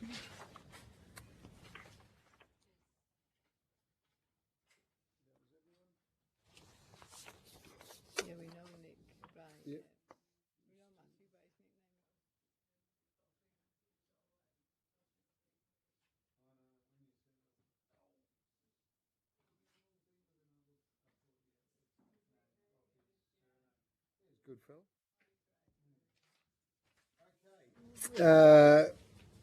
Lucky last, or we've left the best to last, or something like that. Thank you all for joining us from the Kimberley and from Wyndham and Bunbury, is it? City of Bunbury. Yeah, Jason Miguel here, Mayor of the City of Bunbury, yes. Mr. McGuell, welcome. Hello. And Thank you. And we've got Wyndham. We've got quite a collection. And it's great to have you all with us. In accordance with our committee's resolution of 4 August 2022, we're broadcasting this hearing on the Parliament's website, and the proof and official transcripts of the proceedings this afternoon will be published on the inquiry's web page on the website. So all those on the phone here today and all those present are advised that filming and recording are permitted during this hearing, and we again remind members of the media of the need to fairly and accurately report the proceedings of this committee hearing. We'll introduce ourselves, the committee members that have either flown from interstate to WA, or Tracy, who just lives up the road a bit. I'm Luke Gosling. I'm the federal member for Solomon, which is Darwin and Palmerston in the federal. I represent Darwin and Palmerston in the federal parliament. I'm the chair of this committee. Also, recently was given a role as a special envoy for Northern Australia. So that's a doubly special and a great opportunity to be hearing from representatives of local government from the north. Trace. Tracy Roberts, Federal Member for Pierce in Western Australia, the great state that we are, and good to talk to you guys. Tony Zappia, Federal Member for Macon in South Australia. Scotty Bookhouse from Queensland. Thanks, Scotty, and I'm just give you forewarning that I'm going to come to you first for questions after me there. Thanks very much. For the Hansard record, would you please state your full names and the capacity in which you appear before the committee, and just in order to sort of keep track of who everyone is, we'll just start with Derby, West Kimberley, then we'll go to Wyndham, East Kimberley, then Bunbury, and finish with Mr. Rosaire with Regional Capital Alliance Representative duties and Kimberley Regional Group. So we'll start with Mr. Hartley, please. Neil Phillip Hartley, Director Strategic Business, Shire of Derby, West Kimberley. Thank you. Mr. McCumsty. Peter John McCumsty, President of the Shire of Derby, West Kimberley. Mr. Lawrence. Vernon Edward Lawrence, Chief Executive Officer, Shire of Wyndham, East Kimberley. Mr. Menzel. David Douglas Menzel, Shire President of the Shire of Wyndham, East Kimberley. Mr. McGuell. Jason McGill, Mayor at the City of Bunbury, but also Chair of RCA WA. You're the Chair, Roger. Gotcha. Mayor and Chair, or President and Chair of those two organisations. Thank you. And Mr. Rosaire, if you've got us. Thank you. You there? Can you Hello? hear? Yeah, can you hear us, Mr. Rosaire? Hello? Yes. It's Rosaire, Paul Bernard Rosaire. I'm the Executive Officer for the Regional Capitals Alliance Western Australia, 11 capital cities across Western Australia, and also the Executive Officer for the Kimberley Regional Group of Councils, 4 councils. Mr. Menzel is the Chair of the Kimberley Regional Group of Councils. Right, gotcha. Thank you, gentlemen. Although the committee does not require you to give evidence under oath, I should advise you that this hearing is a legal proceeding of the Parliament and therefore has the same standing as proceedings of the respective Houses of Parliament. The giving of false or misleading evidence is a serious matter and may be regarded as a contempt of Parliament. The evidence given today will be recorded by Hansard and attracts parliamentary privilege. I now invite you in that same order to make a brief opening statement before we proceed to discussion. What happens when we've got a lot of people sort of on the phone, it really assists us. If you can please state your name before responding to each question, so then we can just keep track of allocating responses to the right witness. So, starting with Mr. Hartley, just please make a brief opening statement in as much detail as you want, actually. This is your opportunity to get across the main points that you want our committee to take on board when we consider local government financial sustainability. Thank you. Thanks, Paul. I'll actually leave a lot of the statements of the issues to the President, but I will offer the solution to our problems. Great. And at no cost to the federal government either. So it's a pretty good deal. You might be aware that federal government gives grant money to every state in Australia, and those states then distribute those funds to the individual local governments. There's a federal legislation that dictates how those funds are to be divided up. 30% on population to every local government across the nation, and the balance by an assessed need of the states.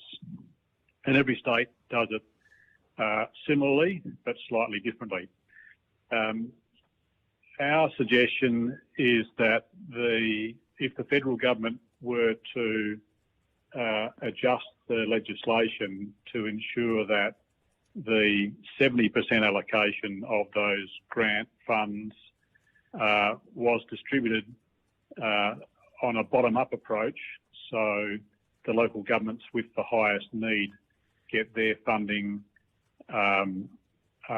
provided first, and the local governments with the least need get their funding dealt with as the lowest priority. Then that would provide a significant fillip to local governments who have high financial needs, and yet it wouldn't disadvantage greatly, at least, the local governments that are best able to be sustainable in their own right without support from other levels of government. So, for example, the Shire of Derby West Kimberley is one of the, or currently the highest need local government in Western Australia by the measure of the Grants Commission.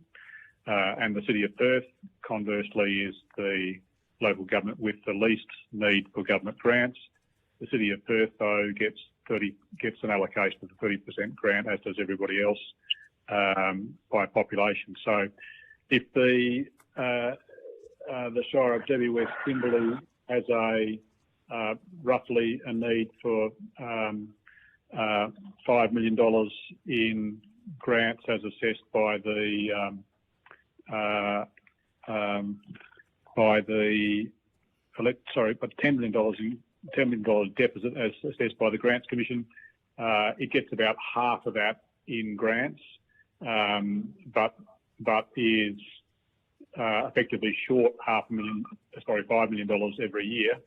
And so if the dollar for dollar principle was brought in, the Shire of Derby West Kimberley would get a grant of about $10 million a year, and that would be roughly double what we get now, and that would enable us to perform a lot of the functions that we can't perform now, like asset management, applying for grants in a competitive format so we can submit grants and make contributions towards those grants, which we can't always do, and those sort of things. So that solution I speak of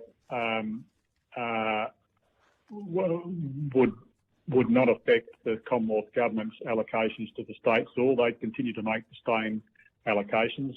All it would require would be for the Commonwealth Government to require that there be a different way of distributing the grants when they got to the state governments, and that be on a bottom-up approach where, you know, the local governments with the highest need receive the highest priority funding first, and if the Commonwealth Government funds 100% of the needs of every state, then everybody gets a dollar for dollar. If the Commonwealth Government funds 50% of the needs of the state, which is roughly what happens now, then the local governments with the highest need will be funded first, and then those with the least need would only secure their 30% allocation by population. So I'll leave it with the President to outline the more on the ground issues we suffer, but that's a solution that we would like to put forward as being one where it could be achieved by a relatively small legislative modification to an existing act of federal parliament, and as I say, wouldn't cost the federal government any more. Thanks, Mr. Hartley. Can I just ask what your background is, out of interest? I have spent almost 50 years in local government, from a junior clerk to a chief executive officer. And so I've been around the Grants Commission and its various ways of issuing grants for the last few decades. Great. No, thanks. I think that's important context, a lot of experience there. President McCumpsty.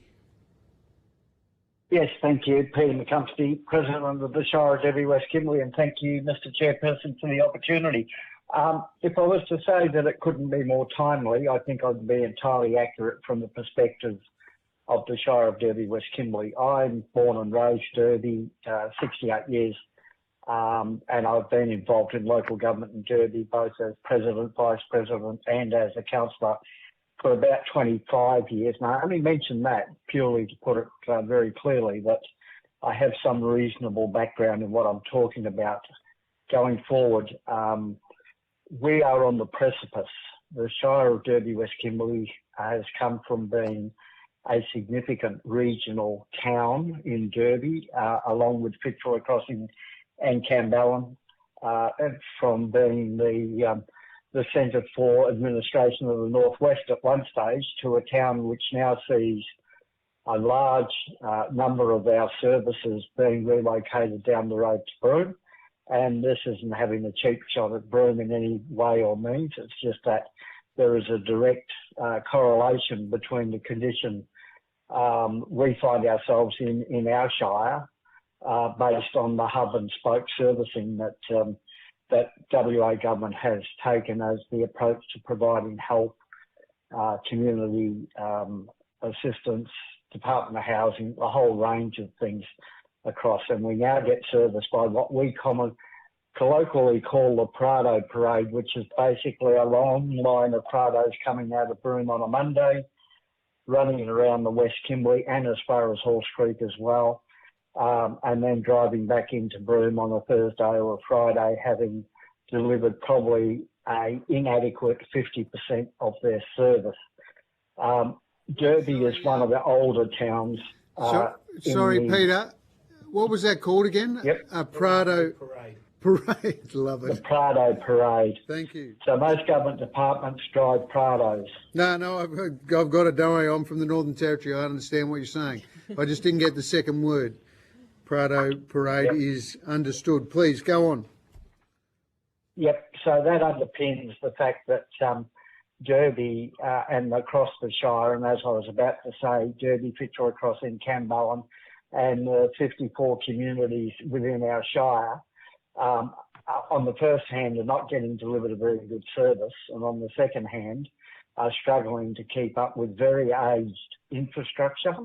Our local government, as I was saying, is one of the oldest ones in the Kimberley, and our infrastructure is quite ancient. Our swimming pool, for example, was built by people returning from the Second World War, and that's still the same swimming pool there today. And the expectancy that we will and are able to continue to not only maintain that infrastructure but improve upon it, whilst the expectancy grows by the day from our community, the reality is the funding capacity, as Neil has outlined, is reducing by the year. We are at the stage where we have pushed our rates, and we are one of the highest rating shires in the state. We have pushed them to the nth degree, and quite frankly, I'm quite afraid that should we try to push them any further, I'll get hung, drawn and quartered, and so will my councillors, and it'll be a case of last person out, please turn off the lights. So we have a unemployment rate in our shire 450% higher than the rest of Australia. We have a predominantly social housing structure across our region, and we then have the situation where we have about 1,600 properties that we can rate, with a population across the shire of a bit under 8,000. We have 2,000 kilometres of unsealed roads and some sealed roads that we need to maintain. We service pastoral industry areas across in fact, the whole West Kimberley. We have those 54 communities that I mentioned previously. We also face the problem that we have 3 airport, apologies, we have 2 airports. We divested or got one taken off us not long ago by the Commonwealth Government, which is Curtin Rasbase. Believe you me, I'm not losing a lot of sleep over that. But we have Fitzroy Crossing and Derby airports. We have a small airstrip at Camballen. We have a swimming pool. Derby is one of the few shires in the country that actually leases and operates the port at Derby. Our ratepayers kick in about $700,000 a year to continue to main that port, purely on the basis that we do have some commercial activity that creates employment opportunities for people in our shire, and it has some limited capacity in other areas. I haven't mentioned the flood at Fitzroy Crossing, purely because the flood is not something that we've lived with all our lives. That's just happened. That's a one-off. But that one-off has put additional strain and complication into our capacity to try and continue to service what we have. And as Neil has pointed out, a better formula.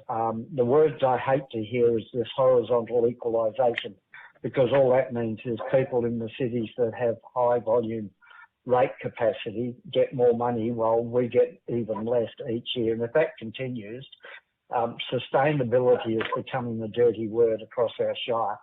Look, I don't want to take all that time, but basically, and I don't want to paint the worst picture in the world, but it would be awfully wrong of me not to take this opportunity to say we need help, but we're not asking for a handout, we want a hand up. No, well done. You were given the opportunity and you took the opportunity and made the most of it. Thanks for that contribution. So we've got Mr. Lawrence or Mr. Menzel, whoever wanted to go first. Yeah, it's Vernon Lawrence speaking. We've prepared a statement which Shire President Mr. Menzel will read out. Just to set the scene, our presentation is looking at local government as essentially an asset management organisation. We have a huge body of infrastructure assets to look after, and we don't have a funding stream that can sustainably look after that. So in the statement that we've prepared, Mr. Menzel will be able to go through the detail of that. But essentially, it's all about how we maintain infrastructure that underpins providing the livability and the infrastructure for our community here in the east of the Kimberley. Thank you. Mr. Menzel. Thank you, Chair. Yeah, thank you, Chair. David Menzel, the Shire President of the Shire of Wyndham East Kimberley, and also the Chair of the Kimberley Regional Group of Councils.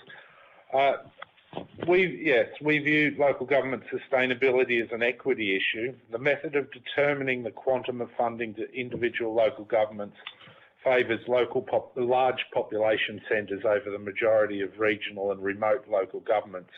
And this is particularly the case here in Western Australia, but I believe common across most remote local governments. The majority of regional and remote local governments have no prospect of making a small operating surplus due in the main to a small rates base. So I'll go very specific here to our case, where we consistently have an operating deficit in the vicinity of $4 million a year. The cumulative effect of this is that we have a renewal backlog on our rather limited or relatively limited infrastructure assets in excess of $50 million, and that's based on $460 million replacement cost. So a $4 million deficit every year on a backlog of $50 million, but on a base of $460 million worth of assets at replacement cost. So our local government has no capacity to raise further income from our community. We have a rate space of about 2,800 properties yielding $12.1 million. So that calculates out at an average rate of $4,300 per annum, while our residential rates average is $3,960 per property per year. So you can appreciate that they are high rates compared to any metro area. So contrasting with the 30 minimum grant metropolitan local governments in Western Australia alone, who have average rates per rateable property of less than $2,000 each, that's less than half of our average rates. So another significant inequity is the difference in the amount of infrastructure our local government needs to maintain as opposed to a metropolitan local government. So based on our 21-22 year data, our local government has about $100,000 worth of assets to maintain per rateable property. The average in Western Australia for the minimum grant local governments was $24,900. So we're 4 times the burden on each ratepayer with no real ability to raise further funds. So 3 quick items I'd like the committee to consider. Firstly, the Commonwealth Financial Assistance Grant rules need to be revisited to achieve a more equitable outcome and distribution. We suggest that the minimum grant requirement be reduced from 30% to 10%. We further suggest that the minimum grant criteria apply equally to the roads portion of the financial assistance grants. If these changes are applied to the Western Australian methodology, our 24-25 financial assistance grants would increase by just over $1 million. Another aspect of the financial assistance grants is that there's been a lot of advocating about increasing the pool of funds from about 0.5% to 1% of general tax revenue. Perfectly clear on all our visits to Canberra that will never happen. But we believe strongly that the pool does not need to be made bigger at this stage, but it needs to be distributed differently. It's interesting to note that WA minimum grant local governments can replace their entire financial assistance grant by increasing their average rates for less than about the cost of a cup of coffee per week and still have rates less than half of that of the remote local governments. So on an equity basis, the need is in the remote and regional local governments. Secondly, the increase to the Roads to Recovery grants is greatly appreciated. However, our understanding is that the increase in individual grants has been weighted in favour of metropolitan local governments who have a much larger capacity to raise funds than their rural and remote counterparts. We suggest that the distribution criteria be reviewed to allocate funds where the ability for a local government to raise own source income is considered before the allocations are made. And thirdly, the Local Roads and Community Infrastructure Program is one of the best programs for our region that the federal government has produced, and that goes for most regional and remote local governments, we believe. We had flexibility to apply the funds to where it was most needed by our community and in our community. So we would urge the committee to recommend that this be reinstated as a permanent funding source. And I thank you for this opportunity and welcome your questions. Thank you. Thank you, Mr. Menzel. Mr. Miguel? Yes, thank you, Chair, and thank you, committee. I speak to you obviously as Mayor from the City of Bunbury, but our submission came on behalf of the Regional Capitals Alliance, which was obviously sent through. I believe you guys have copies with you, and myself and Paul will speak to that. Paul is the Executive Officer and myself as Chair. So that group does represent some of the speakers you've probably heard from today, but the 11 largest local governments, regional local governments around Western Australia. Although we're all very different in our size, populations, and some of the things we do, we certainly do have some very common themes in some of our difficulties that we are facing.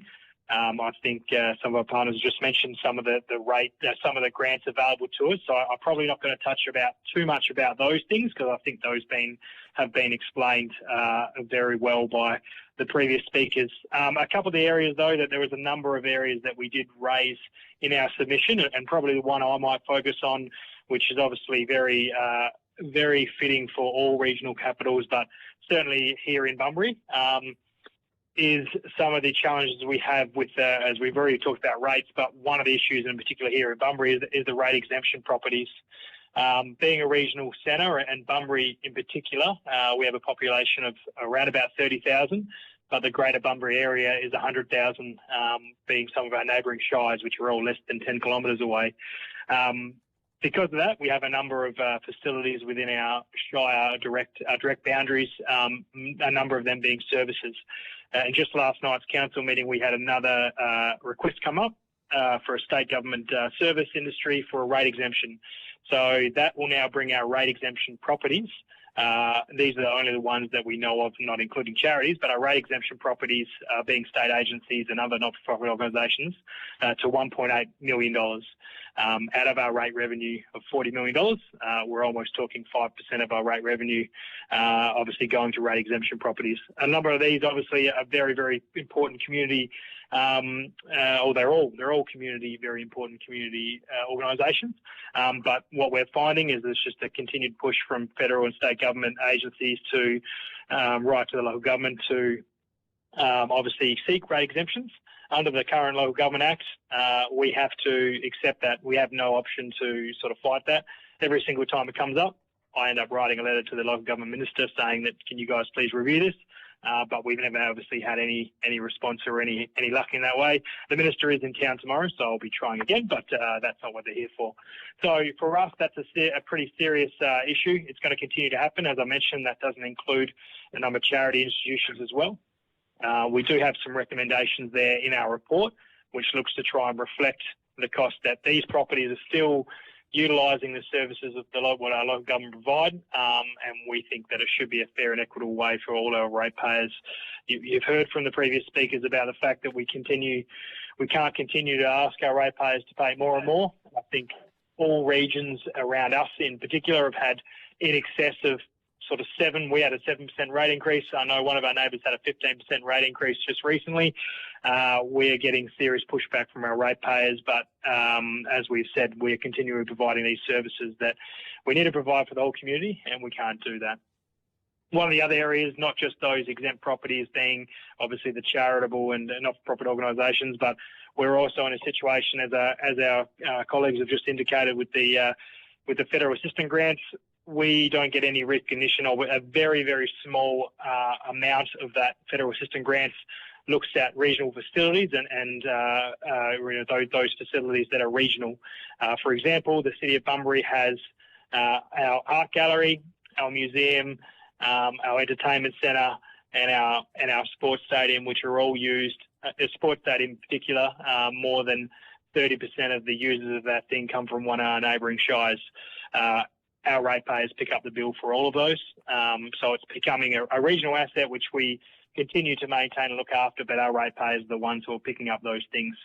That sort of talks about the grants and the federal assistance grants, which the previous speakers have indicated as some of the things that should be looked at. They're probably sort of the main things that I was going to touch on. I know Paul, our executive officer, had some other case studies and some other things he was going to discuss from there. But more than happy for anyone who's had a read of that or our submission to take any questions on that. Thank you, Mr. Rosaire. Are you still with us? Yes, I might drop out, but obviously David Menzel is the chair, and so is Jason, so they can pick up on those points. Our submission stands as is. By way of background, I was a state government employee for 40 years and a Director General of 4 government agencies, including Regional Development, Department of Lands, Environment and Water. And I've now been consulting in the last 10 years and helping local governments across the state, including the executive officer roles I've just stated. I think the 3 points that I wanted to make out of our submission is the fact that we don't believe we're on a level playing field with our metropolitan counterparts. Cities like Town of Victoria Park and City of Belmont have access to a lot of facilities that are state provided, race courses, entertainment centres, stadiums and the like, all of which our local governments in the regions have to maintain and operate. Airports, race courses, community centres, pools, rec centres. So there's not a level playing field. We want to recognise that level playing field, as mentioned earlier, or some recognition in the federal assistance grants, which we're working on a submission on behalf of the regional Kimberley Regional Group, which will identify different modelling techniques that will acknowledge the Indigenous population, particularly in the Kimberley, and the remoteness of other areas, and include higher weightings and rankings on things like roads. The final point I think that's important is what I term cost shifting. It's a lot of responsibility is now moving to local governments from the state. The bushfire control measures and compliance activities, even the Airbnb short-term accommodation compliance. There's a lot of originally things like noise regulations and some of the health regulations were being moved to local governments and continue to do so without any recognition of resourcing and funding. One final point I'd like to make is that for us to generate better returns in the regions, we need incentivise the development industry to build houses and to develop in regional WA. We think that the developers need approximately a 50% upfront capital to ensure that they make a profit over the long term and life cycle of the property. And so an incentivisation needs to happen to bring developers to town to build housing and to build other facilities. Those incentivizations can be made through state government offering long-term leases of these properties or even capital injections. And the other opportunity is that you may not know, but 93% of Western Australia is Crown land. Only 7% of Western Australia is freehold title. And in our regional areas, that's probably down to 1%, because most of the freehold title is in Perth metropolitan area or nearby. So we believe that there's opportunities for the proper and due diligent conversion of Crown land to freehold title to incentivise equity-based incentives to both local government and developers so that their bottom line can be reconciled over the life of the property. A lot of land has been transferred at as little as 5% of value to freehold title, and there are a number of examples in the smaller shires like Gamelling, where a $400,000 property was transferred at $25,000, and the savings made by the local government were put back into infrastructure and headworks to incentivise development. And I think if developers and others could get some equity in the land, that makes the capital up front more closer to the 50% capital up front needed to make the margins work and to make the overall commercialisation of those properties and developments work in the long term.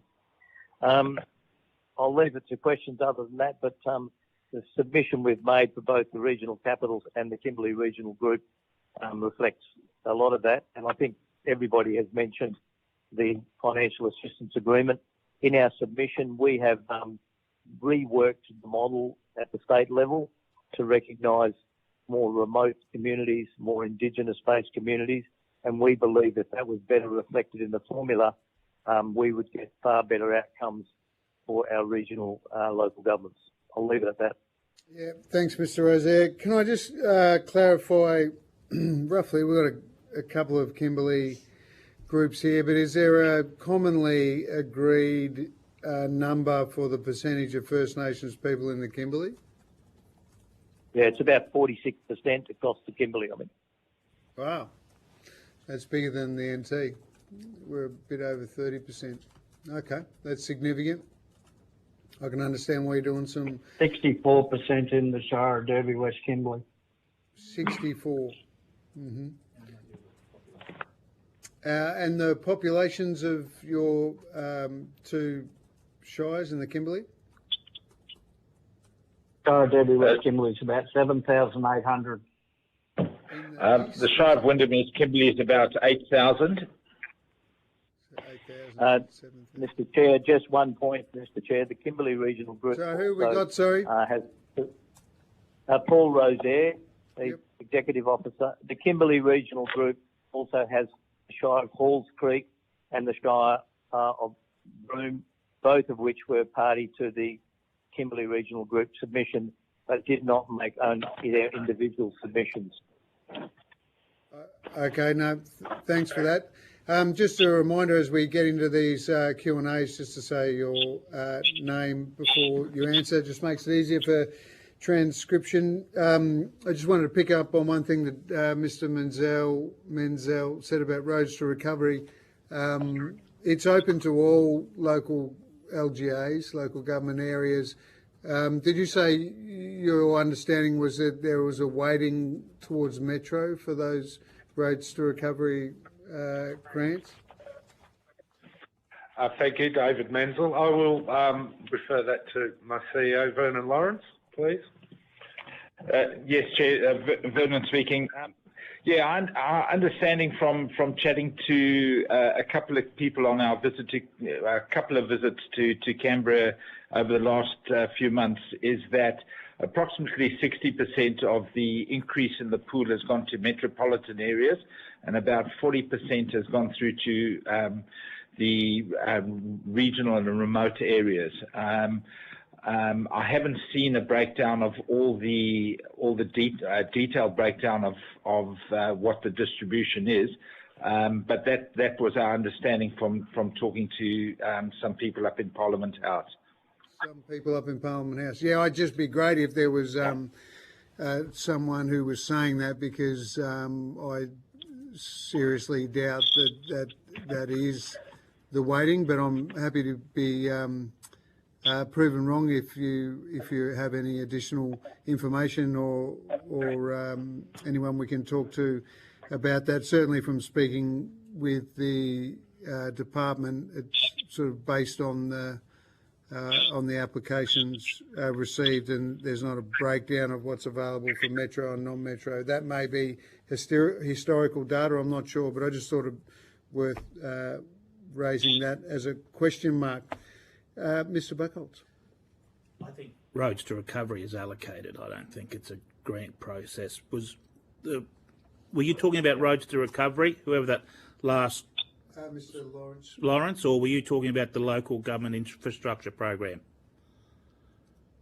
No, I was talking about the Roads to Recovery. The allocation, not the grant program. Yeah, because there's no grant. You don't apply for a grant from the Roads to Recovery program. It goes to the local government. It's allocated. No, you don't. I'm aware of that. Yep. Yeah. I guess it goes to the breakdown of where the local outs. Exactly. Yeah. Thanks for that clarification, Mr. Buckholz. Thanks, Chair. Thank you, everyone, for your submissions today. I know it takes a considerable amount of time to take, not only to send the submission in, but to take time out of your schedule to meet with us. It's been a fairly definitive response from each of the shires from across Western Australia that we've spoken to today.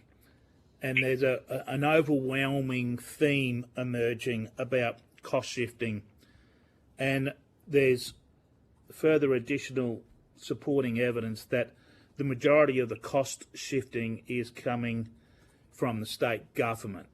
That in mind, I have complimented each of the shires about their unified request to this committee for an increase in federal assistance grants program. But when challenged, or when we asked the shires, is there an equivalent united request to try and change the behaviour of the state government to stop this cost shifting? And I think there was an analogy used that it's as if local government has two siblings or two children, one who behaves well, one who behaves poorly, and there's 80% of your time spent on trying to deal with the management of the child that's behaving better than the kid with the behavioural issues. So my question just before we start is, do you guys have an appetite to take what is glaringly a cost shift issue up to the state government with the same unified voice that you have in asking the feds for the 1% increase in fags? Well, the increase to 1%. Yeah. We just start with, we start with Derby West and then move east and then Bunbury and other comments. Yeah, thank you, Mr. Chairperson. Peter McCumpsty, President of the Shire at Every West Kimberley.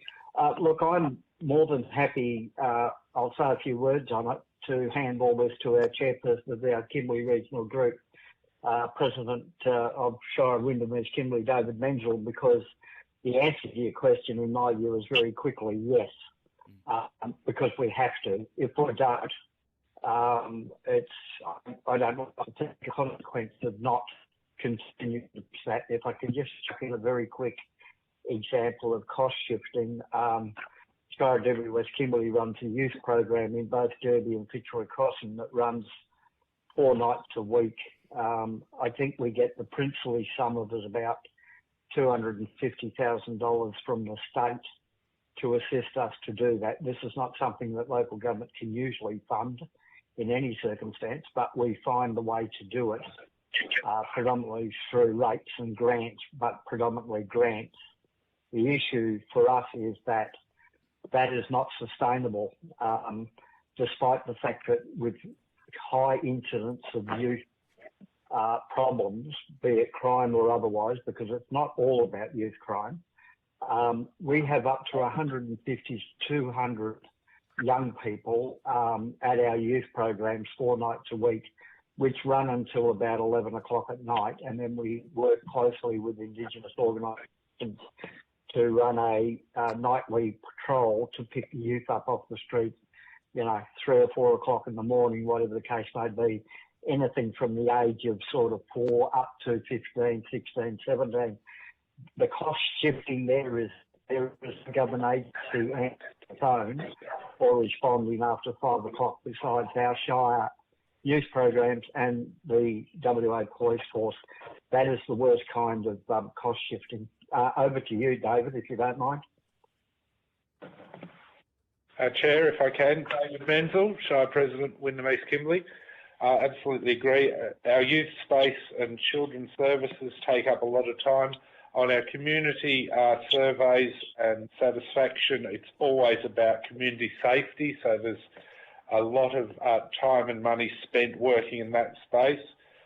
Having 2 towns similar to Derby and Fitzroy Crossing, and we have Wyndham and Kununurra, splitting that infrastructure and the demands to supply recreation and sporting infrastructure to 2 towns with very small populations. We also provide staff and support to work in that child and youth space. Fortunately, we don't have the position where we're supplying doctors at the moment, but we're certainly supplying expertise and staff into that youth services space. So they would be our biggest concerns. But if I could take advantage and just refer, the bigger concern to me is that we are a very highly audited level of government. Our books very clearly show our financial position and the deficits that we're operating on every year. The experts who guide us in our life, our state departments of local government are well aware of that. And the frustration of the fact that that information is so readily known within our governing organisations, but we get no significant action in that space. I'm probably targeting the state at that level at this point in time, but I think the federal level of government is well aware that most of remote Australia is in an unfinancially sustainable position, and the level of interest is extremely disappointing. Thank you. So it's Paul Rosaire here from the Kimberley Regional Group Executive and the Regional Capitals Alliance. Can I add a comment, please? Please, yeah, I'm interested to see if there was an appetite to be as enthusiastic to ask the states for support. Yeah. Look, the situation is that, and Tracy would well and truly know this, WELGA, the representative body for local governments, looks after 143 local governments and has to deal with the likes of Wooden Milling and Murchison, who only have 120 ratepayers, and the City of Stirling. It's a difficult job, as Tracy's probably nodding her head saying so. That's, in a way, we support WELGA in a lot of what they're doing, but the Regional Capitals Alliance joined together as 11 like-minded, like-sized regional capitals, and Kimberley Regional Group also banded together because they have a lot of commonality. both those groups have policy positions on the financial assistance grants that are consistent across both groups. So in other words, they have a very consistent position in the Kimberley, and in fact there's some work being done at the moment reworking the grants model, and we'll be making a submission to the Grants Commission. And the regional capitals also have a very consistent policy position on financial assistance agreements. As Vernon would have alluded to, City of Wanneroo, and again, go back to Tracy and her role there. So City of Wanneroo is vastly different kettle of fish to the Shire of Wyndham East Kimberley, and any changes to our model to accommodate more Indigenous people or more remoteness or more roads, if there's only one pot of money, that would have an effect. What Vernon's point was that the effect on Wanneroo by having slightly less to a surplus financial environment is massive to the $1 million he talked to in relation to his deficit. So we are all as one, and we all work with Welga also, and I've spoken to Nick Sloan at length on this topic. There are fundamentals to the formula, both state and Commonwealth, that we agree on, but if you get down to specifics, sometimes there's a differential. So I wanted to point that out. I know it probably doesn't solve your question, but that's our position. Okay, so was there an appetite to have a conversation with the state around what seems to be blatant cost shifting? I think the cost shifting, Paul Rozier again, I think the cost shifting is slightly different from the financial assistance agreement. Definitely there's a consensus through Welga and our groups on cost shifting. I mean, it was a bit of a sport. I must mea culpa this. When I was in the Department of Environment, I was involved in the regulation moving to local government. But there is a consensus across all of local government that there has been. I think the state of Queensland did a recent study on cost shifting to local governments, and I think it was in the order of 300 million in cost shifting of costs and resources. I think a cost shifting study, and we're doing that at both the Regional Capitals Alliance and the Kimberley Group to identify where the cost shifting is happening, and we're going to quantify that, but we haven't got to the end of that. But I'm sure the state, and I'm sure Welga would be party to a study on the total cost shifting that occurred in recent times and still occurring. Thanks, guys. I just want to go to my next question now, and it's around what Neil mentioned early in his presentation about the trying to break the fags up from, and can you direct me to where this methodology exists with the 30% and the 70% bottom up allocation request? I'm just not aware where that sits. Is that a constitutional thing, or is that a legislative act that sits within the department? It's the Commonwealth Local Government Financial Assistance Act 1995. It sits within the act, does it? Do you know which part of the act it sits in? That's quite a substantial document. No, I couldn't quote you the exact section, but it is a requirement of that act that 30% of the grant be allocated by population, and the balance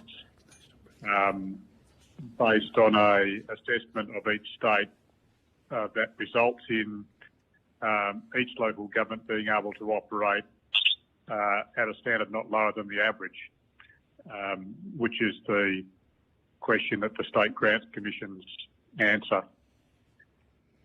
Okay, well, through the issuing of that grant. Thank you for thank you. We'll go and have a look at that. The things I'd leave you with reference to the federal contribution into Western Australia is probably 2 points. When we speak to other states, Western Australia is always there's a sense of GST. Western Australia is getting its fair share, and rightly so for the advocacy work that's gone on. So, per head per capita, I think Western Australia goes right from a federal government perspective, and there's no doubting the resource richness of this state.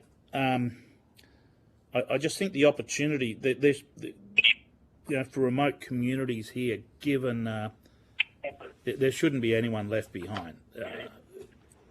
I think the advocacy work, I mean, there's lots of evidence to suggest that the federal government's kicking its fair share, and will absolutely take on board a recalibration around that FAGS funding. But I think there's plenty of ground from a state perspective to unite as you have against the federal government for that 1%. I'd just love to see that level of enthusiasm directed towards the state, who are carving up, being the beneficiaries of the GST, the resources, and a good bucket of money from the feds. And I'll hand you back over to the chair. Thanks, Mr. Buckholz. We'll take that as a comment, but a good summary of that view. So we will now go to Ms. Roberts for any questions. Just, gentlemen, we're basically out of time, so I'm going to go to Ms. Roberts, just if she can facilitate, I guess, a summary, and we'll take any last thoughts from your good selves, and then we'll bid you a good day. Thanks, Tracy. Thank you, Chair. Thank you so much for your presentation, guys. You did a really good job. It was informative and very detailed, so thank you. Also mindful about what Paul said. It's definitely not a level playing field, without a doubt. It's definitely not. But I will finish by saying in your submission, you're recommending allocating 70% of financial assistance grant funding to local governments with greater need. Thank you for that. That's an important point. So on that note, I know we're out of time, but thank you for your time and thank you for your presentations. Absolutely excellent. Thanks, Tracy. Gentlemen, any final points? David, there. David, sorry. Yep. Just to Member Buckholz's point there, I'm sorry he's quite misunderstood the way WA operates, but we've had Argyle Diamond Mine in our shire, and remember we're talking local government here, operations around $400 million a year. We managed to pull $12,000 a year in rate support from that operation every year. So there's a few linkages there between local government and mining or the commercial world that aren't quite as direct as they might appear. We are not the beneficiaries of all those royalty checks and the GST as it might stand. And I do point out that WA starts with an enormous infrastructure deficit. Yeah. We struggle to even get in and out of town for 2 or 3 months of our year due to the lack of infrastructure in Northern Australia. So I'm very happy to always suggest that the state supports the remote and regional local governments to a greater extent.